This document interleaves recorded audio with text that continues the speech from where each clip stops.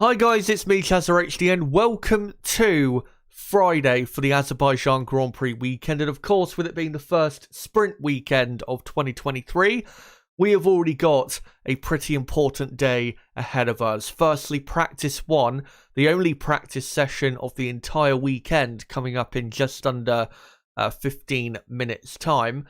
And then later on in, trying to think how, but just under 4 hours from now, we will be getting into Friday qualifying. Now, of course, previously on a sprint weekend, Friday qualifying would decide the grid for the sprint race on the Saturday. From now on, Friday qualifying decides the starting grid for Sunday's all-important race. So yeah, very important day ahead of us. And of course, I will be live throughout the day to cover practice one and to build up to qualifying in between this session finishing that we're going to be covering in a moment and qualifying beginning, of course. And then obviously later, after this stream finishes, I'll be doing a sprint race preview later this evening. But yeah, plenty of stuff coming your way today. Great to see you guys here. If this is the first time you guys are joining me after the Australian Grand Prix, great to see you again. And yeah, great for Formula One to finally be back. And this practice session coming up firstly should be pretty exciting because this is the only session the teams will get to get the setup of their cars right for the track. If they don't get it right, obviously, they'll be screwed for the rest of the weekend. So yeah, I'm expecting lots of running.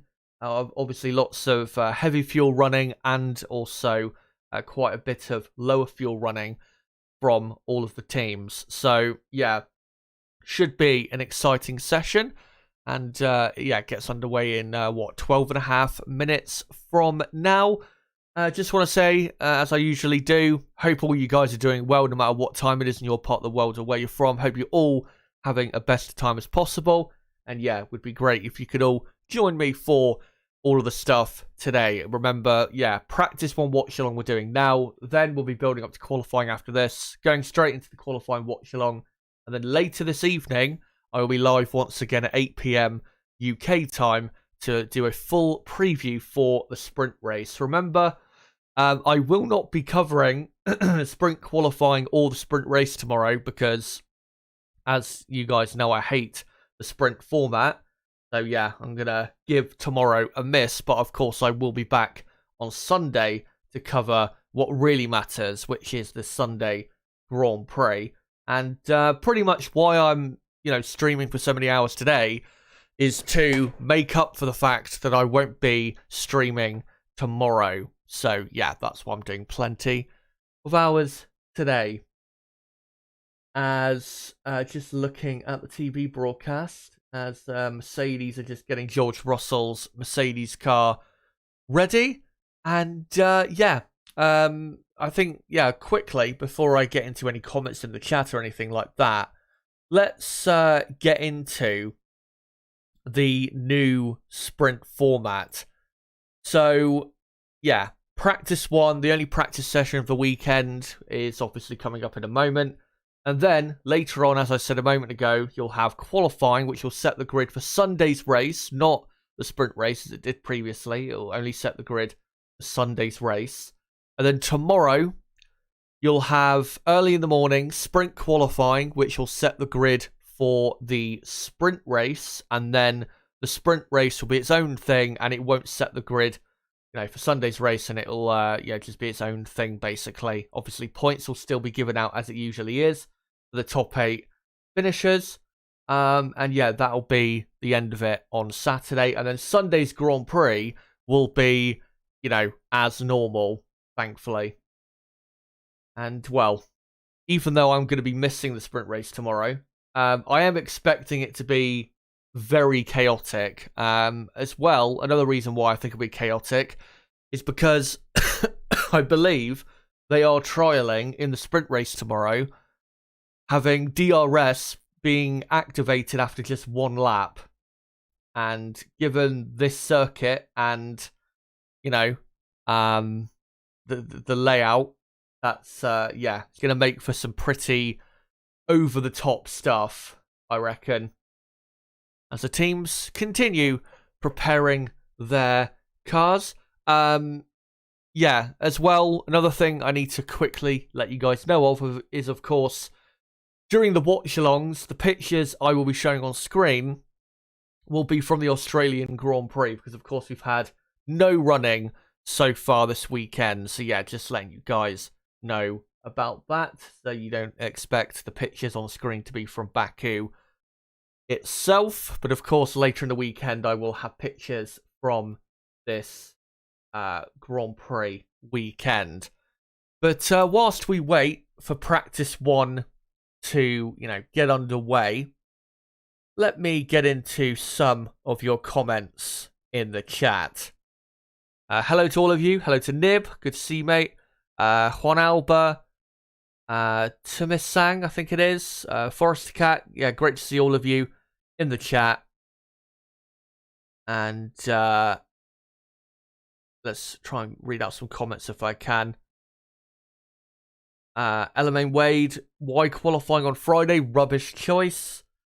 Yeah, I explained this in my preview last night, and it is absolutely true. What I said, that the reason they, still have the Friday qualifying on a Friday, and even though it now sets the grid for Sunday's race, the reason they still have it on a Friday where less people are going to be able to watch compared to obviously the sprint on a Saturday is because they want to attract the casuals or the new viewers with the sprint race, because it looks visually more appealing, with cars racing with each other and possible mayhem than qualifying does. And that's why they're keeping, qualifying on the Friday.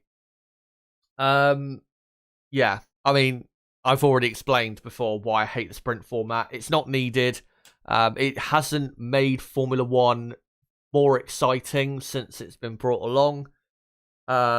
Maybe you could argue it's made a couple races that it has been at more exciting, but I don't think it's really added anything to the particular seasons of 2021 and 2022 where we've had the sprint. It hasn't really added that much for me. I mean, if you go look at 2021, for example, in 2021 we had 3 sprint races, and yeah, I mean, that season was very exciting, but those sprint races didn't really make a difference. I mean, maybe you could say, and I mean, it did make a difference in Brazil, where Lewis Hamilton was able to gain quite a few positions for the starting grid for Sunday's Sao Paulo Grand Prix that weekend. But yeah, it doesn't really make a difference to a weekend in my view. But yeah, we'll see what happens with the sprint tomorrow. Of course, even though I am not going to watch it live because I'll be busy doing other stuff, I will watch it back. I'm not going to completely ignore it and then just go into Sunday's race blind of what happened. So don't worry, I will make sure to watch at least the highlights on YouTube so I know, what happened and the key stuff that we need to know about. Yeah, just over 5 minutes away from the start of first practice. Nib says, but less meaningless laps, the better. More racing, the better. Yeah, exactly. Ashwin says, talk in town is removing Spa. Yeah, I mean, we heard that last year, didn't we? That there was a possibility for this year that Spa wouldn't be on the calendar. Thankfully, it was kept on, even though they've moved the date to the end of July. But yeah, for next year, it looks like Spa could be up for being dropped from the calendar. Not completely. I think they're talking maybe about it being on the calendar once every 2 years. But yeah, I mean, if Spa doesn't get dropped, eventually one of these really great classic racetracks are going to get dropped from the calendar eventually. It's inevitable. Whether it's Spa, Monza, Silverstone, it's going to happen at some point to make room for another race in America, a race in Asia or South Africa. yeah, it is inevitable. Steve asks, did you see the Friday qualifying sets the Sunday grid? Yes, it does. So, yeah, Friday qualifying will set the grid for Sunday, and that qualifying session is in 3.5 hours from now. So, if you can, make sure to stick around, and I'll obviously keep you up to date with what goes on in that session, and then you'll know, what the starting grid will be for Sundays. The F1 intro is now playing, and I can tell you that the weather very good in Baku. It's bright and sunny. Not probably the warmest temperatures it could be at this time of year in that part of the world, but weather is not an issue for this weekend's race.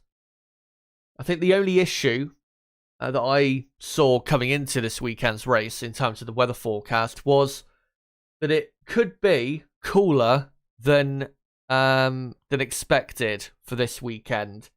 And of course, in sprint qualifying tomorrow, another thing I didn't tell you about that is new is in sprint qualifying they're going to be using, I think, is it the hard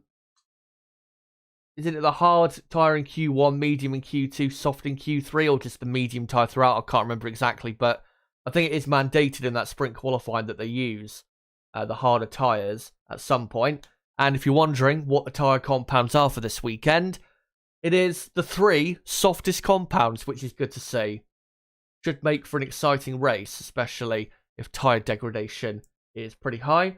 And it's clear sunshine, 20 degrees Celsius, and that's it's warm, but it's not roaring hot or anything. But let me try and read out a couple more comments, and then we will get into this session. Josiah says medium Q1, Q2, soft Q3. Yeah, that's it. I knew it was medium for one of the Q sessions. And I'll see you later, Nib. That's no problem. Steve, so what's the point of the sprint race? Well, it's because, I agree with you. Let me stress that. I do agree with you that, there is, if it's not setting the grid for anything, there is no point to it. But it's because they desperately want to have the sprint race in Formula 1, don't they? And, they've now created probably a better format if you're going to have a sprint format, for that to happen. But it doesn't have the importance for, Sunday's race that it obviously had previously. Frank Trigg says, I prefer they remove Monaco than Spa. No racing at Monaco, just a procession and meet up for millionaires. Miss Marquise, I'd be happy if they dumped China. The Shanghai track is not great. I don't mind the track. I think it's a decent track. Obviously there's plenty of other tracks on the calendar I enjoy quite a bit more, but in terms of racing in that country, I definitely wouldn't mind leaving. But let's get into this session now. Of course, it'll be an hour-long session, and I'll sync up the timer at the 59-minute mark. As we're just looking on the TV broadcast at the Ferrari of Charles Leclerc, who of course got a stunning pole position here last year, where he was on pole position by 0.3 or 0.4 of a second. I can't remember exactly how far he was on pole, but it was probably one of his best pole position laps of his entire career. And there is Fernando Alonso in the Aston Martin. And Alonso looking for his 4th consecutive race with a podium. The last time he had 4 races in a row in Formula 1 with a podium was got to be 2012. I think it was. I think it was the end of 2012 was the last time he had 4 podiums in a row. Or maybe end of 2012, start of 2013, something like that. Point is, it's been a long time. And yep, session now underway, and pretty much all the cars piling onto track. And remember, this is the only practice session, so this should be pretty eventful.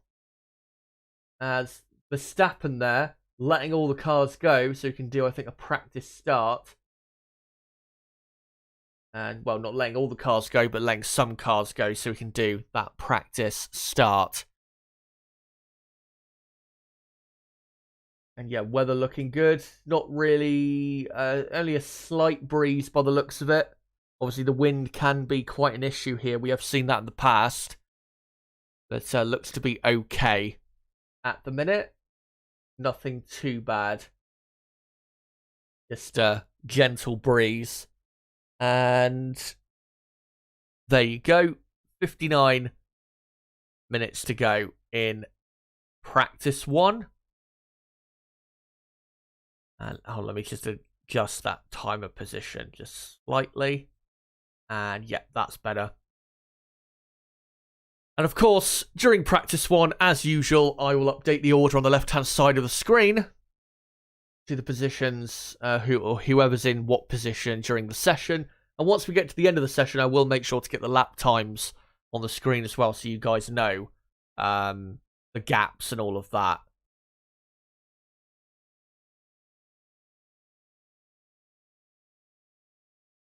As we are looking at the two, we were looking at the, I was going to say the 2 Red Bulls, but a Red Bull, as there's a Ferrari about to start its first lap of the Baku track. And an Aston Martin there trying to maybe overtake a Haas car. Of course, the first laps are going to do, they're not going to be going absolutely 100%. As the Ferrari here of Leclerc, I think it might be, just warming their tyres up. As here is Nick De Vries, I think it is. Yes, it is. On a first flying lap. Thankfully for De Vries, he has raced here before. Back in, 2019 and 2018, I think, possibly in F2. So he does have experience here. And maybe can use that to improve a bit on what's been a pretty bad start to the season as he comes up to the end of the first sector. And of course, these first flying laps not going to be super quick. And I think, if I remember, let me just quickly check actually what the pole position time was from last year. I think it was a 1:43, was it? Oh no, it wasn't. It was much quicker than that. It was a 1:41.3 by Charles Leclerc. So yeah, 41.3 is the best lap time with these cars, as Russell saying that the track is very slippery. So yeah, we'll keep an eye out for the lap times to see just how quick they genuinely are. These cars should be around this track, I would say, you know, once they're going at full pelt, at least half a second quicker. I'm not expecting them to be like a second or 2 seconds quicker or anything like that, but yeah, at least half a second, I would expect. As De Vries comes to the line, goes P1 on a 1:49.5, which of course is very slow. De Vries up to P1. AlphaTauri do have a good record in Baku. They finished 5th with Pierre Gasly here last year. And the year before that, in 2021, Pierre Gasly finished on the podium. As Max Verstappen goes quickest, as we have a yellow flag in Sector 1, quickly goes green. Probably someone going off at Turn 1. That's now Sergio Perez goes quickest. Perez quickest on a 1:47.4. Ocon goes up to 3rd. Let me just update that. And then it's Bottas 4th, De Vries 5th. Alonso is up to 6th place, with Zhou now up in 7th. Of course, Zhou Guanyu so far this season has had the edge over Valtteri Bottas. Alex Albon up to 8th. I'm expecting Albon to be very quick this weekend. Oscar Piastri is up in P9 as Charles Leclerc comes to the line and goes up to 3rd on the hard compound tyre. Yellow flag, still in sector 1. Now it goes green as Yuki Tsunoda goes 2nd on the soft compound tyre for AlphaTauri. Yeah, these lap times pretty slow at the moment. So Perez, Tsunoda, Verstappen, and then Leclerc is in 4th. With Ocon in 5th, and there's a replay of Carlos Sainz, I think, probably touching the inside barrier of turn... What turn is that? Yeah, he did. Very lucky he didn't hit it harder. The inside barrier, that was of turn 6, I think it was. And he's left a mark as well. Lance Stroll, now up to P5. In the second Aston Martin. Obviously, watch out for Stroll. He's always been really competitive in Baku. And Fernando Alonso, now quickest for Aston Martin. Only by half a tenth from Sergio Perez. As Oscar Piastri quickly goes up to 3rd. Very interesting to see what happens with McLaren this weekend. Of course, their big new upgrade, their first big upgrade, is here in Baku, and the upgrade is basically a new floor, a completely new floor design, as Lando Norris now goes quickest on the hard compound tyre. Yeah, completely new floor design, and yeah, if it really does work for them, gives them an extra, 0.3 to half a second or something, that would be fantastic.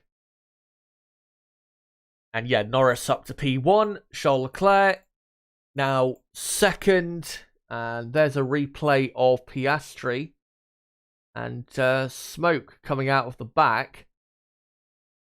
I don't know if that's Mercedes engine possibly causing that. Or if that's just maybe the car touching the ground too much. I don't know. As Sergio Perez on the medium compound tyre is on an improved lap and is probably going to go quickest again in a moment. As we've got Ocon in 6th, Bottas in 7th. Well, not anymore. Nick De Vries has gone P1 in the AlphaTauri. And yeah, Sergio Perez about to go quickest in just a moment. And then it's, Bottas 8th, Tsunoda 9th, Verstappen 10th, and then Albon in 11th, with Zhou in 12th, Gasly 13th, and Lance Stroll in 14th. Yellow flag in Sector 1 as Sergio Perez goes 2nd. And the reason he goes 2nd is because Max Verstappen now goes quickest. So it's a Red Bull 1-2, which it should be for the entire weekend. Here's a replay of Magnussen locking up into turn 16 and going deep. Very important you get that corner right because it affects your entire run all the way to the finish line. As Charles Leclerc now goes quickest for Ferrari. And yes, it is currently Leclerc, Verstappen, Perez, De Vries, Norris, Alonso, Piastri, Ocon, Bottas, Tsunoda. That's your top 10. And then it's Albon, Zhou, Sargent in 13th. And then Gasly, Stroll, Hülkenberg, and Russell. And someone just quickly jumped up the order, and it was Carlos Sainz, who has now gone up to 4th place. I think for practice 1, proper competitive lap time would be like a 1... I mean, competitive lap time for like the front-running teams would be like a 1:42, as that is an AlphaTauri of Yuki Tsunoda with a right rear puncture. Obviously, he's hit the wall somewhere. And now, on his way back to the pits. Hopefully he doesn't do too much damage to that car, because if he does, then he might not be able to get too much running in before the all-important qualifying session later. Obviously, we'll try to see a replay in a moment of how he actually did that, as Pierre Gasly is now up to P7. Let's just see this replay of what happened to Tsunoda. So coming into turn 3, somewhere he crashed a couple of years ago in qualifying, and oversteer, hit the wall, and yeah, that's why there was a yellow flag just a moment ago. As soon as he turned in, the car rear end just turned him round. Rear end grip quite poor on turn in. And yeah, that's why he hit the wall and got the puncture. And hopefully won't have too much damage to his car. As Tsunoda slowly coming back to the pits. Can't see that he's left any debris. But yeah, there's going to be quite a lot of work for sure going onto that car to fix the rear floor and the wheel after, you know, Tsunoda spent basically a lap on this punctured tyre. But new position changes. We've got Alex Albon up to 6th, Pierre Gasly up to 8th. And I think for the rest of the field, we've only got slight changes. Lance Stroll is 14th. And then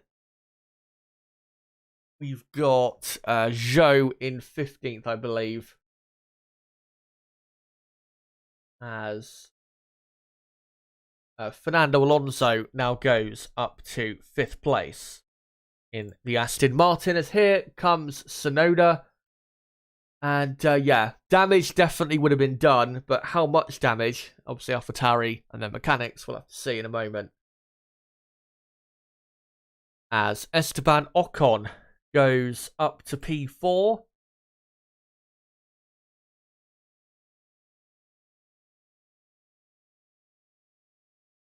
And Perez goes 2nd, and actually Red Bull go back to 1st and 2nd.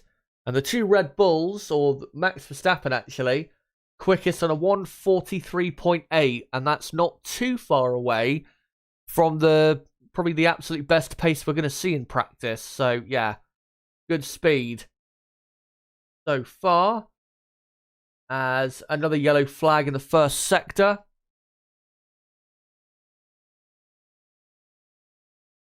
As Carlos Sainz is, well, is he on an improved lap? Yeah, but it's not a great lap.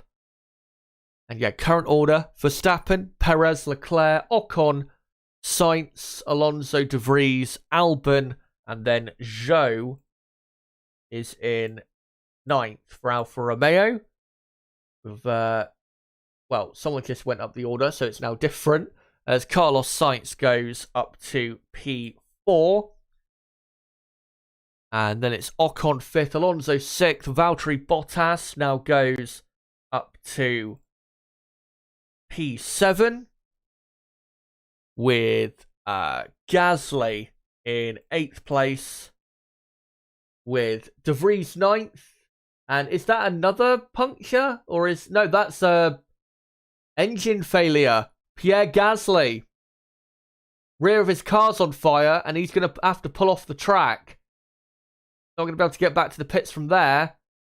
And no, he's continuing on, but the rear of his car is on fire. And looks to me like an engine failure or an engine fire or something like that.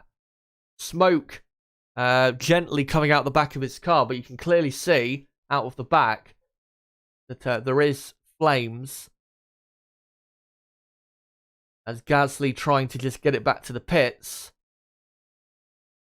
As Gasly currently in P9, as Lando Norris goes up to 8th place.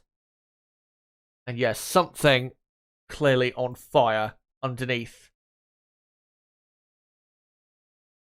the engine cover of the Alpine. As Gasly tries to struggle back to the pits, and we now have a red flag. Why? Oh, that's why. Because Pierre Gasly has now stopped on the track in his car, quite visibly now on fire. And that is a proper engine failure.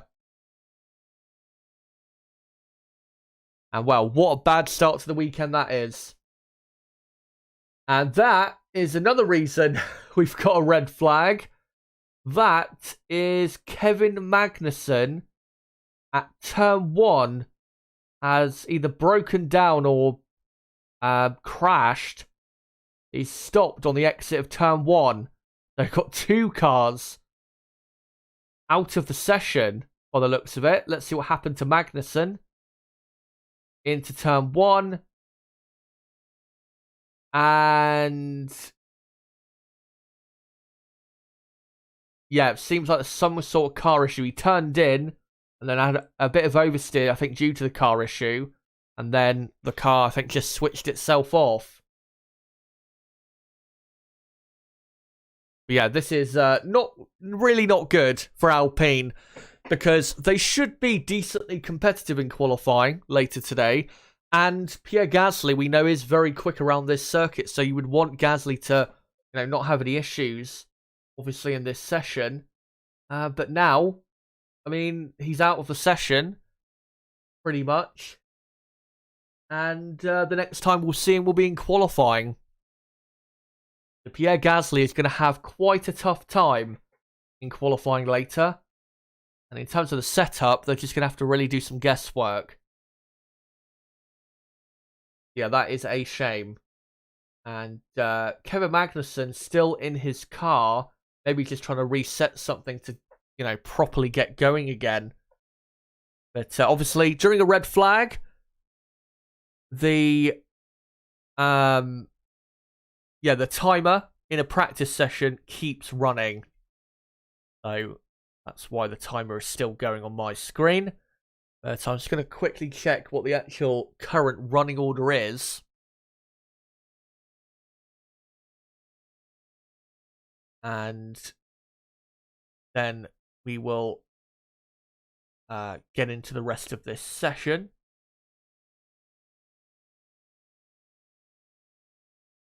And hopefully the order will show for me. And no, for some reason it's not. For some reason on the Formula 1 website, for me, the leaderboard is not working properly. Don't know why.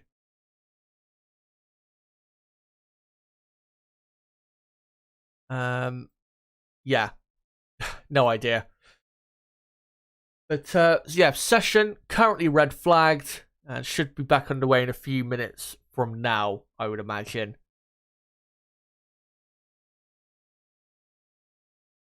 Talk about a crapshoot for qualifying in a few hours. Yeah, going to be pretty weird session in terms of who finishes where.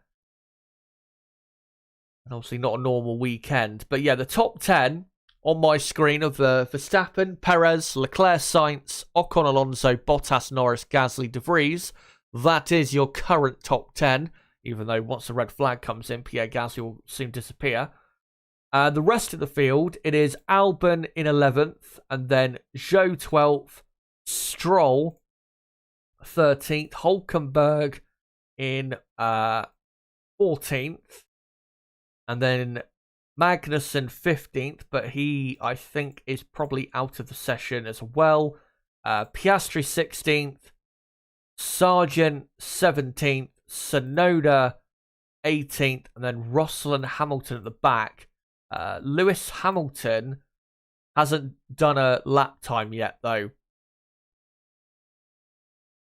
Gasly's car became a bong.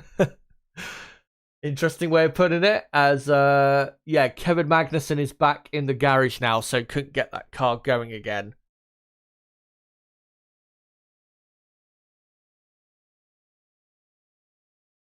But yeah, don't quite understand. I'm assuming they're waiting for the pickup truck to come and take Gasly's car away, but there doesn't seem to be much of a rush, which is annoying. Of course, you know, we've only got 39 and a half minutes, and then we're straight into qualifying later. So it'd be great if they could get this all over and done with. The car is still smoking away, but yeah. But yeah, whilst we're waiting, guys, you know, if you want to post any comments in the chat regarding F1 or this weekend's race, whatever, then, you know, go and post it in the chat. And if you want to ask me a question in relation to all that stuff, then yeah, post it in the chat whilst we wait for the red flag to finish as Sky F1 go for an ad break. But I just want to say quickly, as a reminder, if you are new to the channel, don't forget to subscribe for more content like this, because of course I'll be doing a qualifying watch along for the qualifying session later, and a full race watch along on Sunday as well. And a reminder quickly of the plan for today. So I'm going to be obviously covering the rest of this session, and then from 11:30 a.m. my time, UK time, up until the start of qualifying at 2 p.m, I will be building up to qualifying, and then obviously covering the session, the qualifying session, with a watch along, and then doing a quick reaction with you guys to that session. And then later tonight at 8 p.m. UK time, there will be a sprint race preview. And whilst we're waiting as well, we're currently, on 14 likes. Let's try and get that up to 20 likes if we could, or 25 likes. Yeah, if you haven't hit the like button yet, then make sure to do so. Just having a look on Twitter to see if there's any news. And no, I can't really see any news on Twitter. Nothing new that really you guys need to know about. But yeah, there you go. Where are the Mercedes boys? Yeah, they just haven't done that many laps. I mean, Russell was complaining on the radio a couple of times about how yeah, the track didn't feel great. And I think he was also complaining about the brakes on the car not feeling too special either. My expectation, though, for Mercedes is that they're not going to be that great this weekend. I don't think they'll be anywhere near as quick as they were in Melbourne.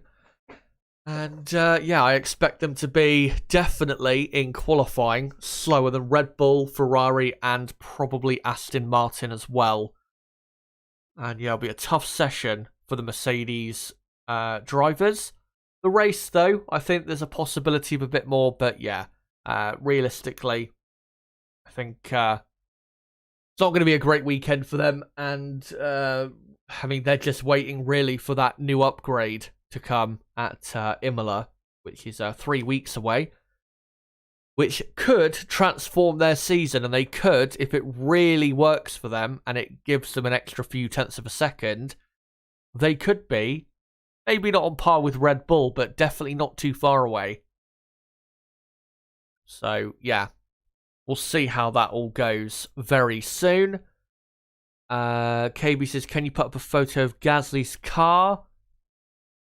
No, I can't do so at the moment, unfortunately.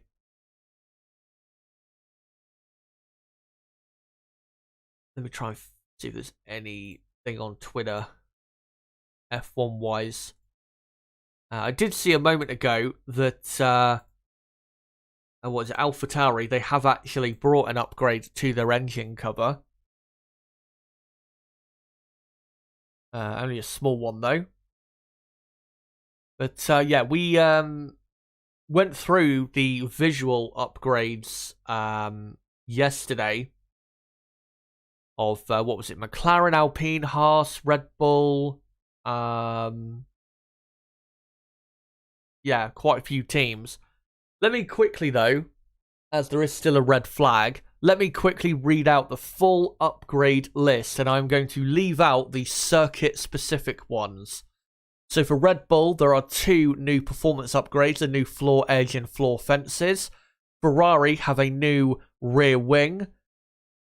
Mercedes have a new part on the front suspension, new rear corner, and new rear wing end plate. Of course, their proper big upgrade won't be coming till Imola. Alpine have a new floor, front suspension, and rear suspension. McLaren have a new floor body, and we showed that on screen yesterday. That was the big upgrade, really, was a complete redesign of the floor area. And then the rest of the upgrades for all the other teams, except for AlphaTauri and Williams, are circuit specific. For AlphaTauri, they have a new rear corner, and Williams have a new nose on their front wing. So there you go. Those are the upgrades at the moment. Selvin, I think it is, says rumours in the paddock of a cost cap breaches again. I haven't heard of any, to be honest.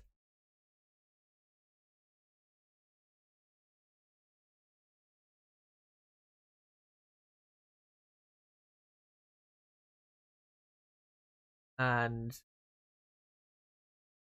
trying to see if there's any other news I can quickly bring you whilst we wait for this red flag to come in. And no, can't see anything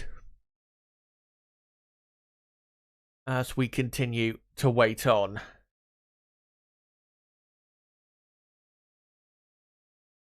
And well, once the red flag does come in, I think Pierre Gasly's car, by the way, is now being transported back to the paddock, or back to the pits, as red flag has now come in, so Pierre Gasly now back into the pits, and now the session will get going again. But what I was going to say was, we've only got now 32 minutes to go. So what do the teams do? Because, you know, we've got qualifying later, a sprint qualifying tomorrow, and then the sprint race. These teams haven't had the time to really do a proper longer fueled run to really get a feeling, or, you know, to know how quick they are. So what will they do? Will they continue doing shorter runs, or will they go for the longer run stuff? We'll have to see. As Red Bull there of Verstappen, I think it is. Yeah, it is. Doing what he did before. Doing a practice start from the, I think, allocated area that you are allowed to on the exit of the pit lane. And yeah, we are back underway with 31.5 minutes remaining.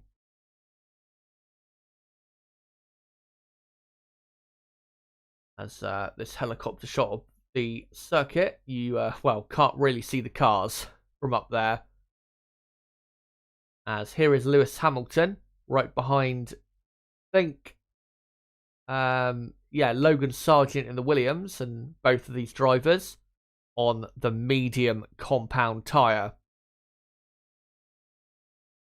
As Hamilton gets past, and hopefully will now set in a moment his first proper lap time of the weekend so far. Hamilton now comes through the final 2 or 3 corners of the middle sector. Yeah, he should do a proper lap this time around, as we've got most cars on the track now, except for, obviously, Gasly and Magnussen, who are, well, pretty much out of this session. Alonso and Ocon are in the pits, and Tsunoda in the pits, obviously, because of his puncture. And yeah, everybody else is on the track, as Lewis Hamilton about to start a flying lap. And there you go, opens the DRS.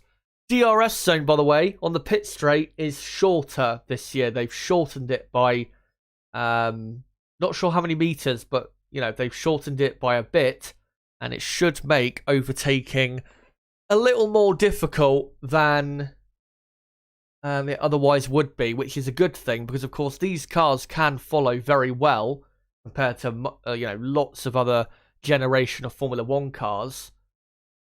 And overtaking, I think, would be too easy.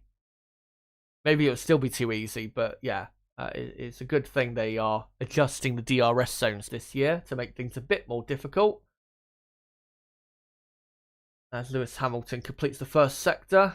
A very slow first sector, I must say.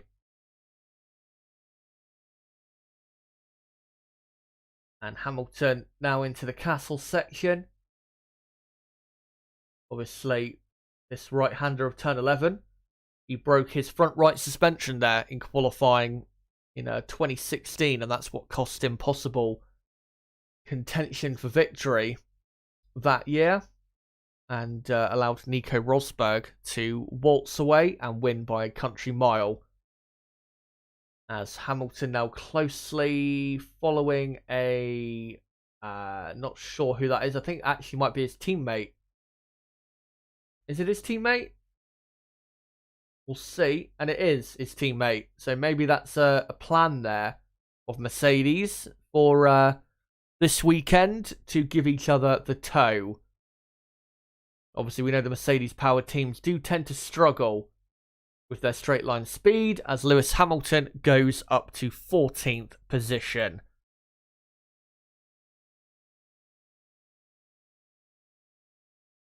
And Lando Norris, currently in 8th place, is on an improved lap. We'll see what he's done for the middle sector soon, as Lance Stroll goes up to 4th place. And Aston Martin now, 4th and 7th. As Hulkenberg goes up to P7. We'll just quickly do that. There you go. And Lando Norris coming through the kinks of 18 and 19. And he's about to complete yet another lap on the hard compound tyre, is he? Looks as though he's coming into the pits. No, he's taking just a slightly different line down the pit straight. And comes to the line and goes up to 6th place, I think. So, decent effort there. As now Hamilton is ahead of Russell on the track, and I presume Lewis Hamilton will be helping give a tow to his teammate.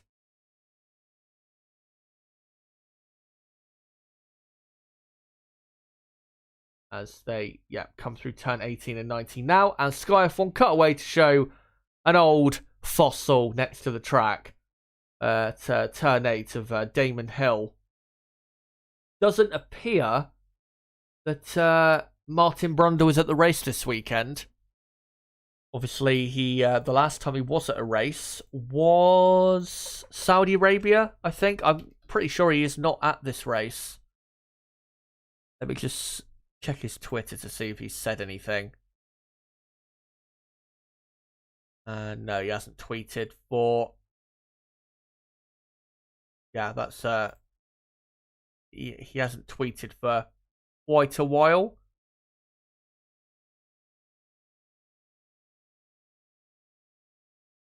And let me just see, whilst we wait for them to cut away from that, let me just see if there's any new news.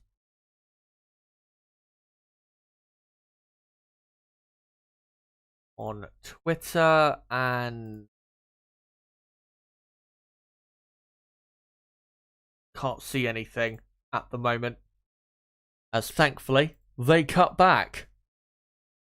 And Martin Brundle should be back on the Sky F1 coverage, I'd imagine, for Miami. It is a bit, I mean, it's not even a bit, it's just very weird that you would have a double header of Baku and then Miami on the F1 calendar, when supposedly they're trying to couple the races, in a region together to limit, air travel. But yeah, it's still pretty stupid. I mean, if they're actually going to pursue that, as what do you call it? Alex Albon goes up to 6th place. Let me just update that that's happened. Yeah, if they're actually going to pursue that, then I'd imagine that Canada and Miami would be a back-to-back maybe next year or in the future, which would be certainly interesting. Talking of the calendar though for next year, guys, obviously there has been talk about the South African Grand Prix maybe being on the calendar. I still have my doubts, though, that it will be on the calendar. I mean, we've heard so much talk over the years about South Africa being back on the calendar. Yeah. Maybe it will, maybe it won't. I'm not really sure at the minute. I wouldn't be surprised, put it that way, if it was not on the calendar next year.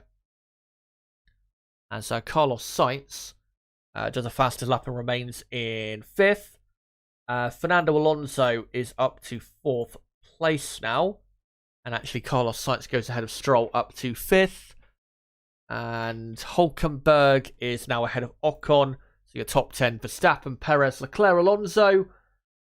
Well, not anymore, because Nick De Vries goes 4th for AlphaTauri. But, yeah, for next year's calendar, again, South Africa might be on the calendar, might not. But the rumour is that next year we will have pre-season testing in Bahrain at the end of February, like we had this year. And then the first race on the calendar will be Saudi Arabia. And then, the rumour is, there'll be a 2-week break and then a triple header of Australia, China and Japan for the rest of March. Or, going into April. I mean, that is quite a change to the calendar compared to what we're used to, but I wouldn't be against it necessarily. I mean, I think it is better to couple the races in a region of the world together, but yeah. As Fernando Alonso there, just overtaking a Ferrari, trying to desperately get out of Fernando's way. As George Russell goes up to 6th place now for the Mercedes team. As here's a replay of Lance Stroll, actually, at turn 6 and 7, I think that is, and him saying, "Fuck Zhou, he's in the way." And yeah, Zhou blocking him a bit, but I mean, Zhou's not necessarily doing anything wrong. I think there, as talking of Lance Stroll, he now goes up to 4th place. And yeah, top 10 with 21.5 minutes to go. Verstappen, Perez, Leclerc, Stroll, De Vries, Alonso, Russell, Sainz, Albon, Norris. And then the rest of the order, it is Lewis Hamilton in 11th, Hülkenberg is 12th as they go to an ad break. Let me just quickly do the rest of the order. And let me just get the live timing up on my other screen so I can let you know who is in what position quick. Yeah, Hamilton 11th, Hülkenberg 12th, Ocon 13th, Bottas 14th, and then Gasly 15th. Sargent 16th, Zhou 17th, Piastri 18th, and then Magnussen 19th, and Tsunoda in 20th. So that is your field currently with 20 minutes to go in first practice. And yeah, quickest time so far, 1:43.8. Still not quite that quick compared to, I think, to what we'll see in qualifying, which should be, I would imagine, pole position will be in the low 1:41s or late 1:40s, I would imagine. So yeah, we are quite still a bit off the pace. But as we're currently on an ad break, let me read out what you guys are saying in the chat. Paul Phillipson says Gasly will be lucky to enter the sprint, never mind quali. Tsunoda fixed with gaffer tape. How long will that last? They'll be drilling and securing wings with cable ties next, drift style. Peter Waters 100 meters, I think, for the change in the DRS zone. Selvin Hunter says, so good the entire sport conspired to dethrone him once he retires. F1 is finished, LeMayo, and we all know it. And yeah, we've not got long left until the end of this session, which has been slightly eventful. Also, breaking news, guys, even worse for Alpine. Esteban Ocon is out of the session. So both cars are out. And the reason is because Alpine are working on his car. So yeah, really bad start to the weekend for Alpine. And it probably isn't going to get that much better from here for the team.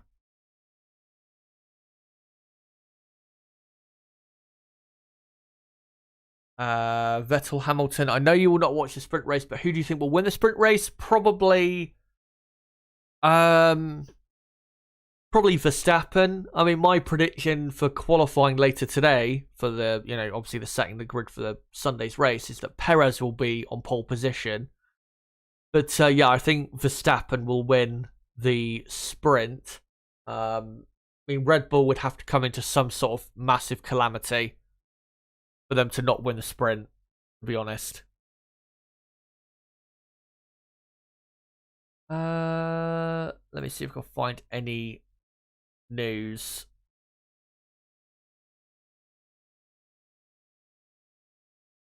And no, can't see anything at the moment, as Sky should be about to come back from their ad break.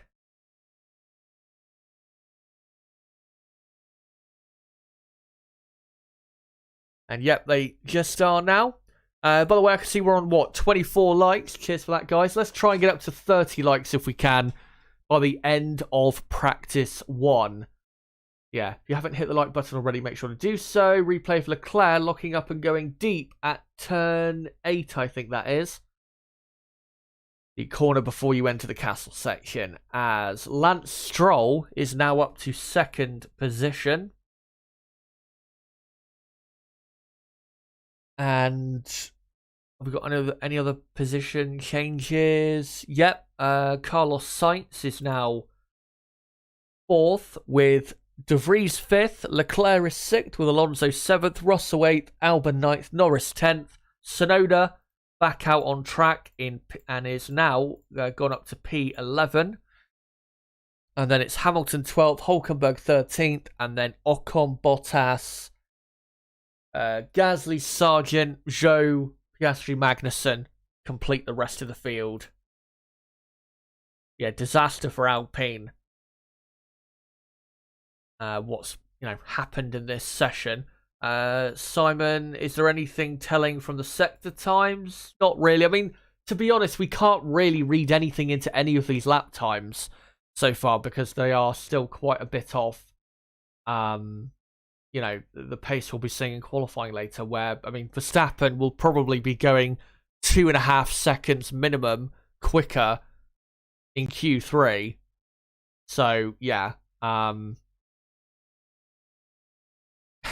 There's not much you can read into this session, to be honest. And at the end of the day, maybe that's what Liberty Media intended this session to be. It's just, not much to see here type of thing, because I mean the teams, their concentration will be on getting the car set up in the best way they can for 2 qualifying sessions and 2 races pretty much. As Alonso, I think that was, coming back into the pits,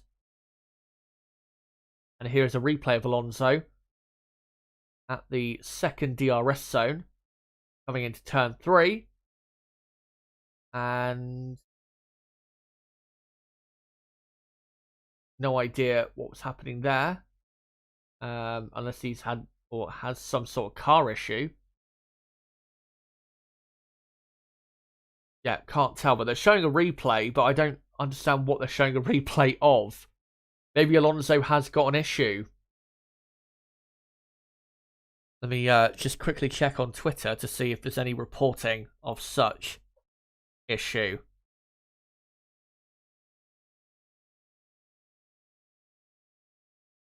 And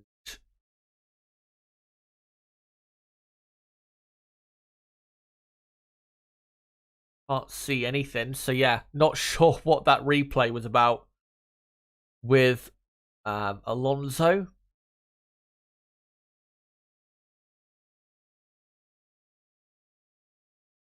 And now we're looking at on the screen. Who is that? I think that is Oscar Piastri, is it? On an outlap. Yeah, it is. On the I'm not sure what tyres actually he was on. I think it might have been the medium compound tyre. As here is Lewis Hamilton in P12 on a set of mediums. And yeah, Mercedes haven't done that many laps. And their car hasn't looked particularly special on the laps that it has done. On a glorious day in Baku. As Hamilton braking hard now for turn 15. And now comes into the first and only real corner of the final sector. Much better lap for Hamilton. He's only 0.6 of a second off of Verstappen in the first two sectors. So this will improve his lap time quite a bit. As Hamilton now onto the pit straight. And down to the finish line he comes. And Lewis Hamilton only goes up to 9th. So, yeah, without the toe. And does not do as well a personal best final sector. And, yeah, without that toe, Hamilton quite slow in the final sector compared to the Red Bull. About 0.7 of a second slower on that occasion. Vettel Hamilton asks, since you said Max Verstappen is the best driver right now, who is the second best driver right now, Hamilton or Alonso?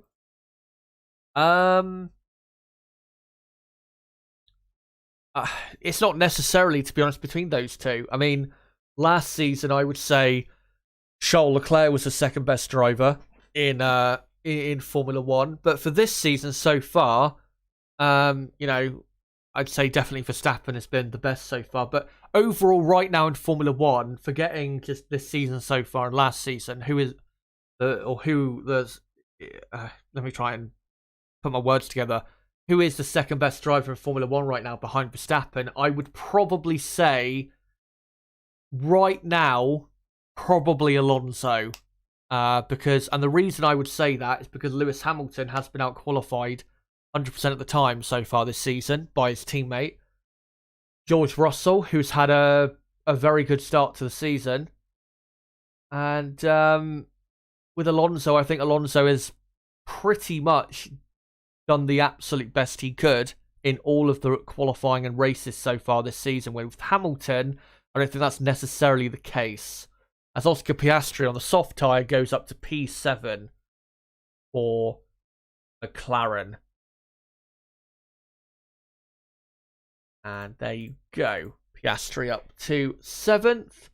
Don't worry, McLaren fans. I know 7th on the soft tyre might not seem great, as here comes Max Verstappen on the soft tyre. But yeah, the lap time's still quite away from what we're going to see in qualifying. So don't worry about that lap necessarily. As Verstappen on the soft compound tyre does a purple first sector. Let's see what his middle sector will look like. And yeah, car balance wise looks pretty good. Not perfect, but pretty good. As now Sergio Perez does a purple first sector. Of course, Perez, we know, incredibly quick in Baku. And Verstappen, 0.6 of a second up on his personal best so far after the first two sectors. So Max is probably going to do a low 1:43 with this lap, which is, again, still quite a bit away from what we'll see on this soft compound tyre later in qualifying. as Alex Albon goes quickest for Williams on a 1:43.6. Very good lap there from Albon. And yet, Verstappen does a 1:43.0 and goes quickest, but Perez 4.5 tenths quicker than Verstappen so far. So this, if he keeps this up, well, he really should, given that the final sector is pretty simple, this will be a mid 1:42, which is definitely not too far away from some real good pace. And Perez does a 42.6. So yeah, that is a good lap time for Red Bull to do in practice one. As there's a yellow flag, and it's for Charles Leclerc. Soft compound tyres on, and he's gone deep at turn 2. Don't worry though, Ferrari fans, he's not crashed. He's just reversed out and got himself going again. No damage done except to the tyres, I'd imagine. But yeah, Perez quickest by 4 tenths of a second. So very impressive lap time there from Perez. My prediction, of course, for this weekend is that Perez will get pole position for Sunday's race and win. So yeah, he's looking good for that so far. But there is still quite a bit to go.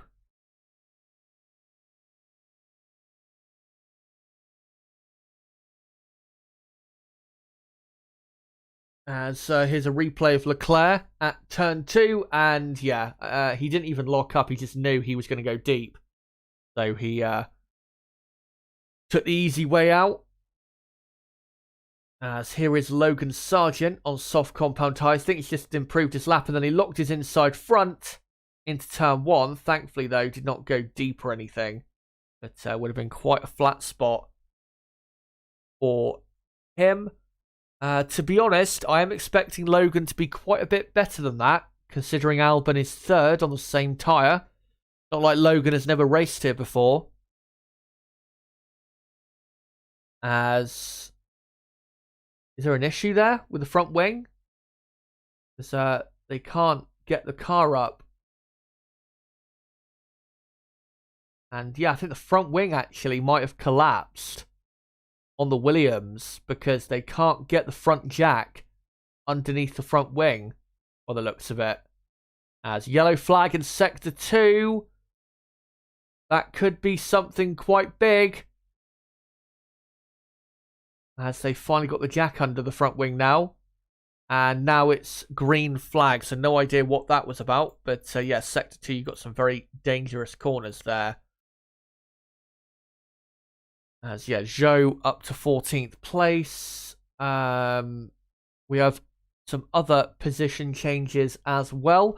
Lewis Hamilton on the medium compound tyre has gone up to 4th place.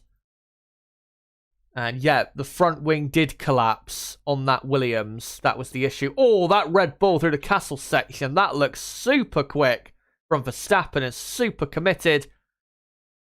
And yeah, that looks really, really good. Hamilton, by the way, 1.1 seconds off Perez on the medium. I can't remember, though, what the difference between the soft, or between the C5 and the C4 is. I'm pretty sure I've got it written down on this notepad here. I'll have to look back in a moment just to, understand how good that lap is. Yeah, Verstappen on an improved lap. As yeah, we've got Hamilton in 4th, Stroll 5th, De Vries is up to P6. And then it's Sainz 7th, Leclerc 8th, Tsunoda is up to P9 as Max Verstappen comes to the line, improves his lap time but stays in 2nd on a 1:42.8. As Leclerc looks as though, as Carlos Sainz goes 3rd, Leclerc has done a purple middle sector. Oh no, not a purple middle sector. He did a purple first sector, but he has done a very good middle sector. But can he keep up the speed to the line? Ferrari starting to show their real pace now.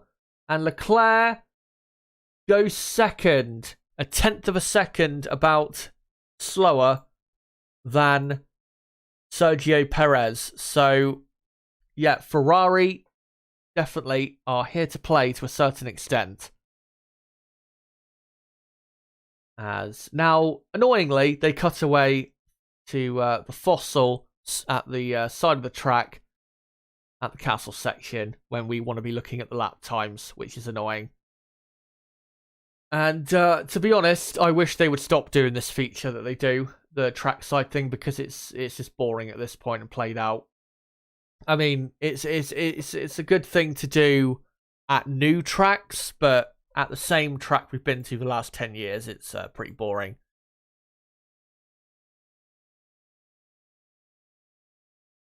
As here is Lance Stroll on an improved lap. Not a great lap, though, got to be honest. Lando Norris is up to 5th place now on the soft compound tyre, with De Vries in 6th, with Albon 7th, Hamilton 8th. Well, not anymore, because Lance Stroll goes 7th. And then, yeah, you got Albon 8th, Hamilton 9th, Tsunoda 10th, and then Piastri 11th, Alonso 12th. Bottas is 13th, with Sargent in 14th, Zhou 15th, Hulkenberg 16th, and then Russell, Ocon, Gasly, Magnussen. The rest of the field. As here comes Piastri to the line, what can he do? He stays in 11th. Not a great lap there. Zhou Guanyu replaces him in P11. But, yeah, let me just get out my notepad quickly, and because I've got it written down somewhere here from testing the, the lap time difference between the compounds. I've got it written down somewhere. Just need to try and find it if I can. Oh, there you go. Found it now. So, yeah, the difference between the C4 and the C5, which this weekend, the C4 is the medium, the C5 is soft, is half a second, and the difference from the C3 to the C4 is 0.4 of a second. So, Lewis Hamilton's lap on the medium in P9 is, it's okay. It's nothing to brag about, but it's a decent lap at best, I would say. As Sergio Perez slightly improves his lap time and is up. Well, he's not up anywhere. He's still in 1st place, but you get my point. He's, now a bit quicker in 1st place by, I think, a few hundredths of a second or something like that. And is quickest on a 1:42.6 exactly. As we've now got 2 minutes to go in the only practice session of the weekend. And, well, Red Bull and Ferrari look to be the 2 quickest teams, as I expected. But who is the 3rd best team? Not necessarily clear right now. Alonso, currently on the lap, on the medium, so we're not going to necessarily see what his true pace is until qualifying. As Leclerc is improving on the soft and a very good middle sector, but can he keep that up to the line to just about go quickest? We will see. Here he is, and yeah, Ferrari looking a lot more alive as he opens the DRS now. And Leclerc to the line, does go quickest. Brilliant final sector, and goes quickest on a 1:42.3, which is exactly 1 second slower than he went with his pole position last year. So we are, at a good pace now for this session. Alonso on the medium, by the way, went up to 8th place. That's a good lap from Alonso on that tyre. And, well, he's probably not going to be on the pace, and Aston Martin probably won't be on the pace of Ferrari in qualifying, but they should be quicker than Mercedes for sure. As Max Verstappen, in 3rd place, is on an improved lap as we're about to come to the checkered flag. And just trying to make sure the order on my screen is correct. Valtteri Bottas is up to P11 as the checkered flag now falls. Bottas 11th, Tsunoda 12th. And Joe Hulkenberg is up to 14th now. And rest of the field as it is. Let's see, though, whether Verstappen can improve on P3. As he comes to the line now. And he does go P1 by 3, almost 400ths of a second. So Max Verstappen quickest in first practice. 1:42.315. As Joe goes up to 10th. Piastri goes up to P12. With Carlos Sainz now in the Ferrari bouncing his way to the line. And staying in 4th, even though he does an improved lap. Sergio Perez on a final lap. Can he go P1? Oh, not sure. He's about just under 1/10 of a second off Verstappen after the first 2 sectors. Has he had a good run, though, through this final sector to end up P1 going into qualifying. As here he comes. DRS opens now. And Perez, no, misses out. He does improve his lap time, but he misses out by 1/10.5 from Verstappen. And Sergio Perez ends up in 3rd place. And I think, we'll just make sure, I'll just try and wait to see the other cars finish their laps of Albon and Tsunoda, who haven't met the checkered flag yet. But I'm pretty sure that is the end of the session. And Max Verstappen has ended practice 1, quickest, just about from Charles Leclerc on 1:42.3. Leclerc in 2nd. Yeah, Ferrari, I think, are definitely the 2nd quickest team. But they're not that far away from Red Bull. That is for sure. Red Bull, I think, will still have the best pace. But, yeah, Ferrari are not a million miles away. As they're now going to do a load of the cars, a practice start. Yeah, your final finishing order, guys. For practice 1, it is Max Verstappen P1 from Leclerc, Perez, Sainz, Norris, De Vries, Stroll, Alonso, Albon and Zhou. That's your top 10. And then the rest of the field, Lewis Hamilton, Oscar Piastri, Valtteri Bottas, Yuki Tsunoda, Nico Hulkenberg, Logan Sargent, George Russell, Esteban Ocon, Pierre Gasly, and Kevin Magnussen. And quickly, before I move on to anything else, I am going to get up the lap times and the gaps on the screen so you guys can, see that quickly on my screen. And by the way, I can see we're on 31 likes. Cheers for that, guys. Let's try and get up to 40 likes if we can in the next half an hour or so. So yeah, if you haven't hit the like button yet, make sure to do so. One thing I do need to do quickly is change the title of the stream. I'll just quickly do that. And there you go.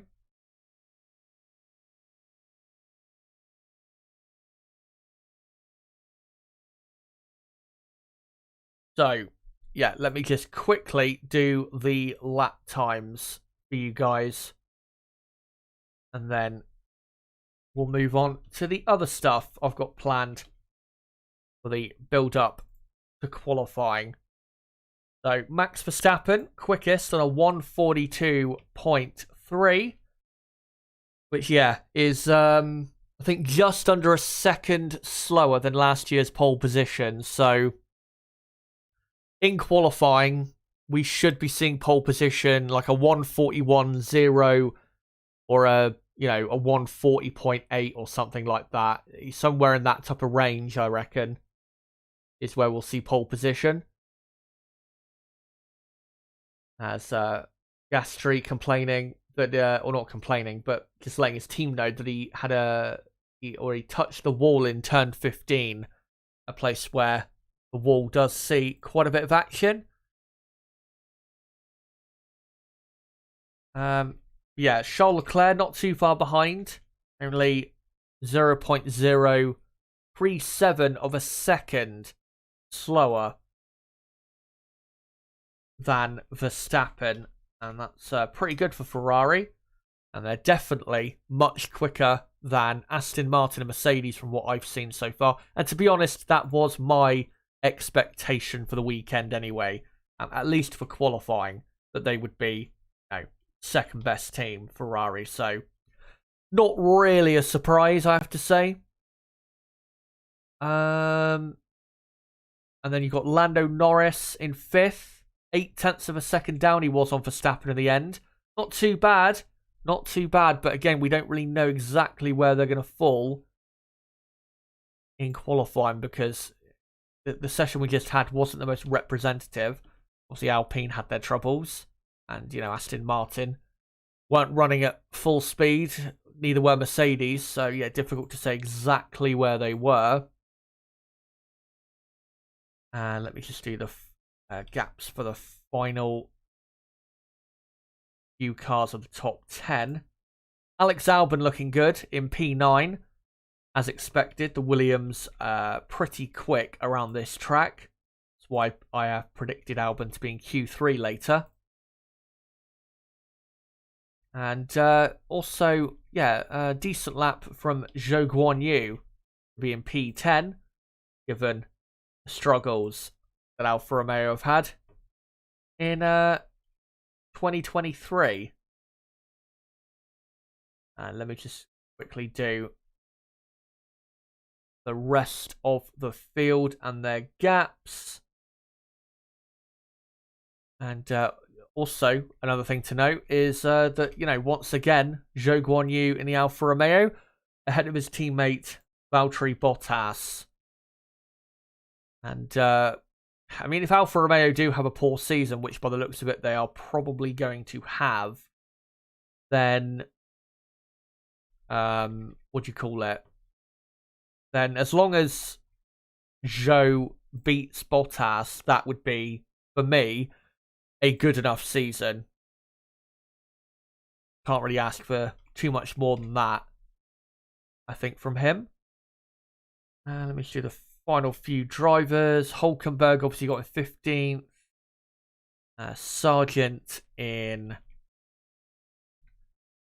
16th place. Sargent will be a bit disappointed he wasn't a bit quicker, to be honest, in practice, given that Albon was over a second quicker than him. Yeah, that'll be a bit disappointing for him. And I am expecting quite a bit more from him because, he has raced here before. He doesn't have that excuse of, I've never, driven around here. I'm still learning the ropes type of thing. So, yeah, got to improve on that ahead of qualifying. And let me just do the final couple gaps and then I'll show it on the screen.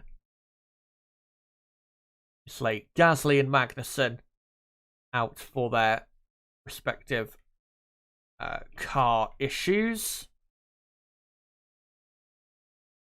There you go. And I'll just quickly show it on the screen. There you go. So Max Verstappen, quickest, 142.3. Leclerc just behind. Perez just behind. Sainz quite far behind. Very similar, that gap of Sainz to his teammate of what we saw last year, really, where Sainz was just nowhere near the pace of... nowhere near the pace of Charles Leclerc. By the way, was it Louis Beer Review says Lewis is P4? Nope, Lewis is all finished, rather, in P11. He was P4, I think, for like a couple minutes or so, but yeah, he has finished up in P11 as Lewis Hamilton. And obviously was on the medium compound tyre, so we'll see much better pace from him in qualifying. But yeah, Red Bull and Ferrari, two best teams. After that, it's difficult to say really what the rest of the pecking order is. McLaren looked pretty decent. Aston Martin and Mercedes look still like they're going to be competitive to a certain extent. Aston Martin, to me, look better than Mercedes. Williams look good. McLaren, yeah, pretty decent. Obviously with Alpine and Haas, it's difficult to say because they didn't have the greatest sessions. But yeah, that's practice one, guys, over and done with. And quickly, before I move on to anything else, let me quickly post the link of the stream back out a couple times. And then, what do you call it? Then we'll get into the stuff that we're going to get into in this build-up. Come join us here for build-up to qualifying for the Azerbaijan GP, and I'll just quickly post it out on Twitter, and then we'll get into the stuff I want to get into.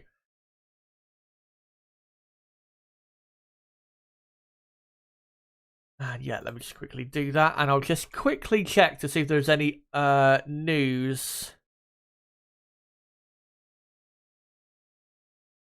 Right, so that issue, by the way, earlier for Alonso, it was a DRS problem. DRS probably wasn't opening correctly. That's my that's what I imagine was the issue. Hold on. No, don't want to do that.